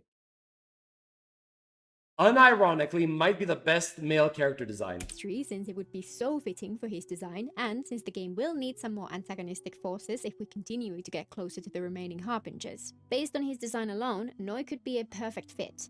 Mitya I like quite a lot as well. His Corrupted design has a Argentine, slightly yeah, different when he feel to finds the out others in that, trailer, you know, the a little beauty's more gone reminiscent forever. of Sumeru than Fontaine. At first glance, he looks like he'd feel right at home in the academia. Even if he's not, I kinda love that archetype, and the flowing fabric of his outfit looks gorgeous. And finally, the Tsaritsa herself.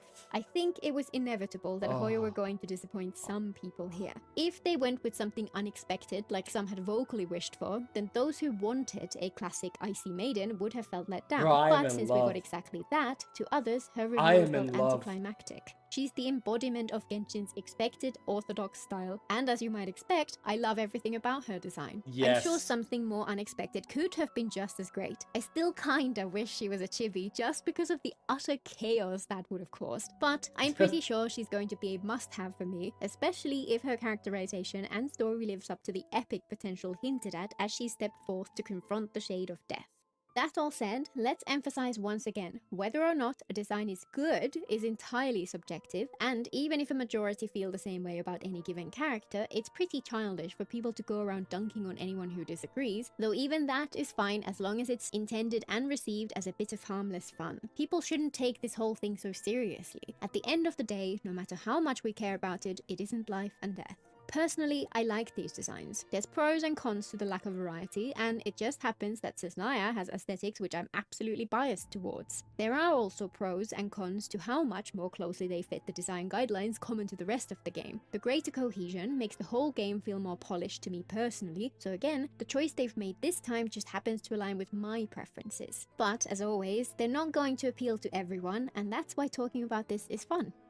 Those threads felt like the major ones to me because they're all about Oh god, the Blade Bunny! itself and how it relates to the rest of the game. The others, meanwhile, are just the latest rounds in conversations which apply to the entire game in general. The first of these is the whole debate over whether the characters' outfits are appropriate for the climate in which they're supposed to live. Cesnaya is supposed to be a harsh, icy land, and the glimpses we've seen of it so far are smothered with endless drifts of snow. Several of the characters have outfits which feel fitting for this climate. Thick and heavy, with fur linings and copious layers, they look like they'd keep you warm in a snowstorm. Those characters, coincidentally, are all men. Many others, most of the women in fact, do not have outfits with these same traits. They have revealing dresses, short skirts, tights, and exposed skin. The argument is that these characters are so ill-fitting to the region that it feels like they'd get frostbite the moment they stepped outside, and it just does not make sense. I have a few responses to this. First, I actually lived in a Nordic country for a few years with a climate much like Cesnaya's. Most of the time in the depths of winter, you just stay inside. When you do venture out, if you're quick and going from building to building, the hassle of putting on countless layers just isn't worth it. A brief chill isn't that big a deal, so you just make sure you're quick. Throw in heated trains for long distance travel, and the character designs are less inappropriate than they might have seemed. Wait a minute. Whoa. Okay, hold on. Wait. Just a second. Countless layers just isn't worth it. A brief chill isn't. So, if you're gonna go ahead and try to say that if you're going out for a quick trip and you're supposed to just like not throw too many layers of clothes because you're not gonna be out for long. You're gonna suffer the cold for like 5 seconds and then you're gonna be back inside. Fine, I get that. But we are talking about these characters over here who are, as far as I can tell, the security forces of Snezhnaya. They are the guard, right? So I'm assuming these guys need to be out for prolonged periods of time, and they are supposed to be patrolling, catching criminals, and maintaining order, right? So I don't think that logic works with them unless, as somebody said in chat, they might have frost resistance.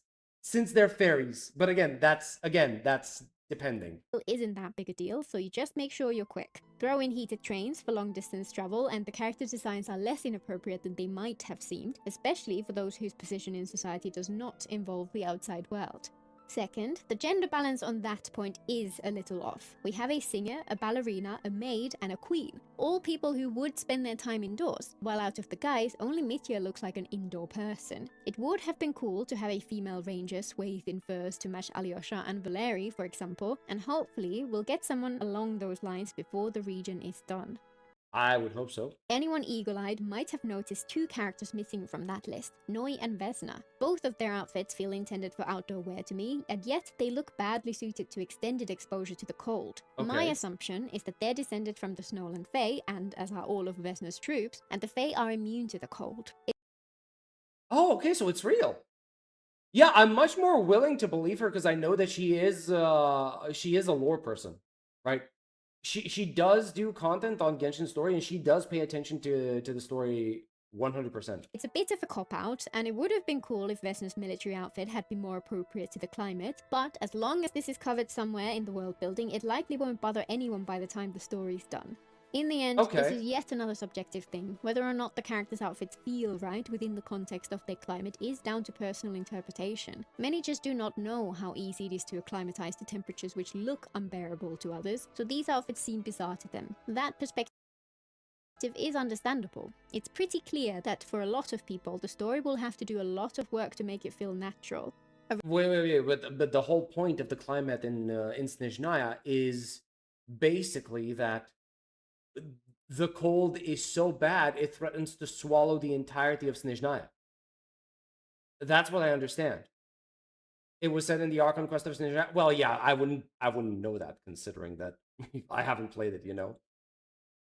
Related point of contention, which comes up when people start talking about character designs, is that some are getting very tired of the fact that so many of the female characters wear a dress. There are a fair few who wear tights or leggings or shorts or perhaps a skirt, but since the VAT aesthetic emphasizes layered fabric, those all end up with a similar silhouette to the characters wearing dresses, so the cast feels less varied than it is. As the number of characters slowly builds up over time, this trend becomes even more obvious. Some will say this is because that shape is what sells, but you only have to look at Arlecchino to see that a woman wearing Bro, I love Arlecchino.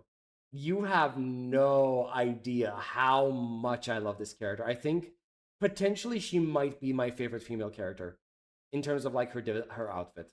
trousers could be just as popular. She basically wears a suit, covered from head to toe, and yet people love her design. The fact that it's her who bucks this trend makes me wonder if that's at least in part deliberate. It makes her stand out from the crowd, and it emphasizes the key to her character, that I think this might be not necessarily just like standing out from the crowd, but I think it kind of makes sense because if I remember correctly, she is called the Father, right? In the House of the Hearth, I think it was called, right?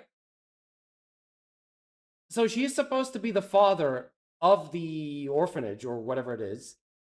And I think this might just be an idea that, oh, if we're going to treat her as a male character, we're going to dress her as one, right? That might be, she might be dressing for the male role rather than the female role that she has. she defies expectations every step along the way. It even echoes her title as father. But even if it would diminish how well Oh, wait, did she just say... along the way, it even echoes her title as father. Okay, fine. But even if it would diminish how well her design expresses this aspect of her character, I would love some more designs like hers, and I think they'd be a big success. Hoya can do whatever they want with their world building, and could simply state that clothing in Teyvat is strongly gendered, and therefore it's set in stone that almost all women wear dresses. Even if there is some justification, this is one place where, for me at least, they do well to at least lighten their restrictions. And, as always, there's discourse about the gender ratio in the game. This time around, there's quite an even balance, with 4 of the 9 new I'm characters re-downloading being male. Genshin, it's One your thing I turn. find bizarre about Thank you this for the part is just $2 how dono, many man. people I vote for him. appreciate it. Anyone with I two see you guys are supporters throwing money at me to to. try. I guess the- Yeah, are you guys okay? So are you starting to throw money at me so I can play the game? Is that what you're doing? You're going to To the level of bribes? We're stooping to the level of bribes now? Is that what we're doing? Of the 9 Oh characters boy. being male. One thing I find bizarre about this part is just how many people fail to comprehend that anyone would pull for character they're not attracted to. I guess the only reason they pull is the goon. I can't relate even a Oh god. little bit. The most important Yeah, obviously you can't relate because you're playing ZZZ. thing Oh, for you're not me playing is whether I ZZZ. like their personality and story. Second is whether I find their gameplay fun and whether their design is visually appealing. Bribe is such a strong word. Let's meet in the middle and call it a donation. Oh, I see. I see. Okay, fine. I understand. The Ice Queen is coming in November. The main plot of Snezhnaya is focused on the lack of proper resource distribution due to Project Stuja. The crisis of Snezhnaya focuses on the energy crisis. Okay. Okay. Oh my god, Finn with the 5 gifted. Jesus Christ. Okay, guys. Guys, I want you, like, thank you so much, Finn. I appreciate it. Guys, like, if you got one of the gifts, say thanks. Say thanks to Finn. Like, it is so nice. He's such a good dude, man. Up until now, he just, yeah, I'm running out of words though, thanks, I'm not gonna lie. Oh man. Yeah. What did we say we were gonna call him? The Eon of sponsorships, was that it? Is a distant third. And to be clear, visual Thanks, man, I appeal means appreciate it. aesthetics and style. Attraction does not come into it at all. Maybe it's just a niche I happen to experience, but pretty much everyone I've talked to about this is the same. Anyone who starts from the assumption that people The Lord pull of for characters sponsorship. they're Okay, attracted the Eon to of is patronage. flat Oh, I out like wrong that. for That at one least sounds this elegant. part of the community. That one It sounds always elegant. reminds me of how so many are adamant that basically every Now character download is the romantically connected to the Traveler, when I've always felt that Hoyo left these interactions deliberately ambiguous. To me, they generally came across as friendships rather than even hints at romantic interest, including the ones which people think are more blatant than others. And that's regardless of the Traveler's gender. I have an account with each. For example, Ayaka came across as a friend in my reading of their interactions. She just has an anxious attachment style and cherishes our friendship because she doesn't have other friends. To me, she sees it as a close and intimate companionship, but that doesn't have to equate to romance. Columbina is similar. She looks to the Traveler not because we have the closest friendship with her or the most history, but because we were the one who had the patience to discover My how Genshin, she bro, perceived the world. another $2 dono. My Genshin is at 17%. What's yours at? It's at 0. It's at 0. I didn't even start. Just guys, wait. You can't do this to me. Just like wait. Okay, wait. I didn't even finish the video. Just like wait for a moment, okay? Help her build a bridge of understanding so she could finally connect with the others she's even closer to. I see nothing wrong in people adding headcanon around any of these relationships, which tips them into romance, and I'm pretty sure that's one of the reasons Hoyo leave it at least a little ambiguous, but there Yeah, they definitely leave it ambiguous because they want you to form your headcanons. They want you to think that certain interactions might lead to romantic affection. are at least 2 exceptions to their usual approach, which embody how I have always expected things to come across for a character who had... If Cap is gonna go play Genshin, you have no way Cap is playing Genshin. I refuse to believe that. I refuse to believe that she decided she's gonna go back to Genshin. canon romantic interest in the Traveler. First, Jet, who has special interactions for Lumine specifically, which show greater hints that she's romantically interested. And second... Wait, really? She does have special interactions for Lumine?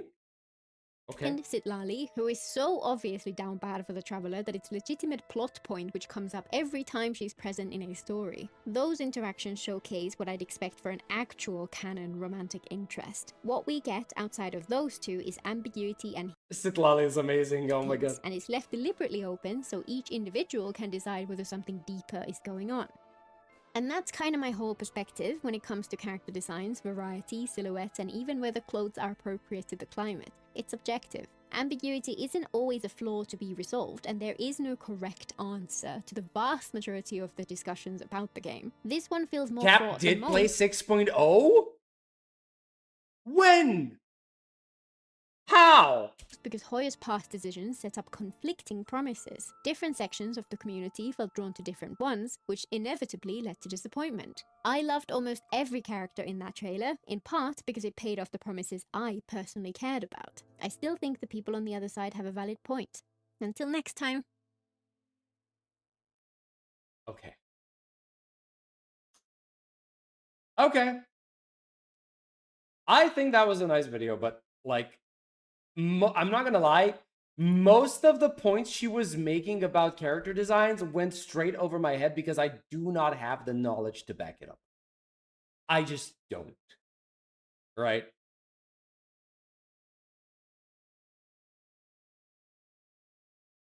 I wish more CCs would discuss topics like these at least half as maturely as you do. The thing is, she can talk maturely as this because she has knowledge. She has studied these aspects, right? Most CCs are like me. They have no clue what they're talking about when it comes to fashion. They have no studies in the region. In this department. Oh my god. Oh my god, Honkai Impact 3rd. The Light at Dream's End trailer. What is even happening in version 9? I did not keep up with anything out of the new part 2 of Honkai Impact 3rd. See the channel? Wait, what channel? Oh, see her channel as in Cap. Okay. All right, let me see this.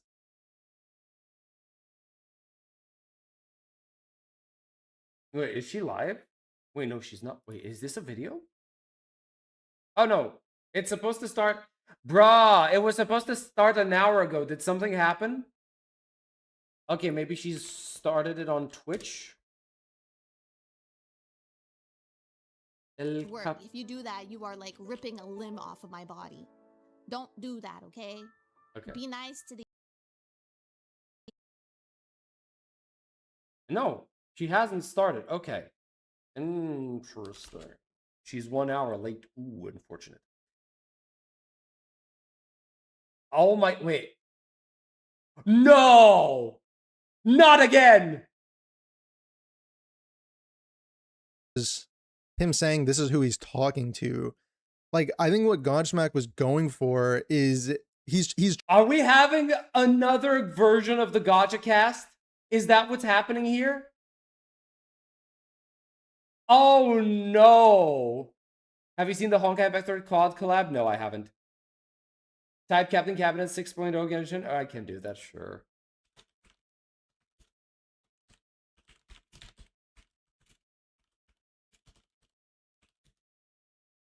What's the Gacha cast? Gacha cast used to. Oh wait, she actually did. When was this? 11 months ago. Holy shit. Okay. Okay. So the Gacha Cast is basically a podcast. It used to be this big gathering of content creators. You had people like Gacha Smack, Tectone, Genizad, Captain Cabinet, even the Tontas was in there at one point. And ever since, I think it fell apart ever since Tectone left. And now we just said, we're just calling the Gacha Cast anything that is basically a react to a react to a react. So you had the video on Gacha Smack, and then you had, who was this? Fob Master reacting to Gacha Smack. And then you had Mr. Pokey reacting to Fob Master reacting to Gacha Smack, and then you had Captain Cabinets reacting to Mr. Pokey reacting to Fob Master reacting to Gacha Smack, and we were like, okay, fine, this is the new Gacha Cast format, right? That's basically the joke. OG Arknights Vin, how much is it gonna take? Bro, oh my god, you guys are making this so fucking difficult. Okay. Is Candybug even alive after that video? Wait, was this... I don't think was this... No, this wasn't even on the Candybug stuff. Was it? Or what? Or wait, is it? Trying to look at like a... No, this wasn't the Candybug video. It fell apart after WuWa came out and the Poke incident. Ooh. Maybe like a trend or some sort of like broader, you know, analysis of the gacha market. Because I gets into like what he says later. But again, maybe he just doesn't explain it well, but... And maybe that's why people misunderstood, but I don't know. Had her V cards like basically cracked with this game, and so the hype, some of these were pretty bad. I think we've talked before about this, but you know what Godsmack is saying as well is that Oh, so he's basically reacting to that video. Okay, okay, that's perfectly fine. I've already seen that video, so there's no point in me watching that. I get the point. All right, let's see. Out of curiosity, how's my new video? Oh, 88 views per. That's actually not bad. Damn. Okay, guys, new video is out. Go ahead and click it. You know, like it helps. Every single view helps. You know, every single view helps. You know, go ahead, watch the shameless plug over here. Go watch my videos. Anyway, cannot wait to try Act 2. Okay, Reactception. Yeah, it's basically a Reactception. I just saw her video pop up. That's such an ominous thing to say. Not gonna lie. Wait, which part? Because I don't know what we're talking about. I don't know which part we're talking about. You want that sweet, sweet engagement, bro? I just want like there is nothing worse than putting all of your effort into a video and seeing it's not doing well. It feels so bad, man. It feels so bad. Oh my god. Why am I getting Tobo's video again, man? I made a reaction, not a reaction. I made a response video to this. It was fun. It was fun. All right, what else are we doing over here? Dangerous logic, the NTE stuff.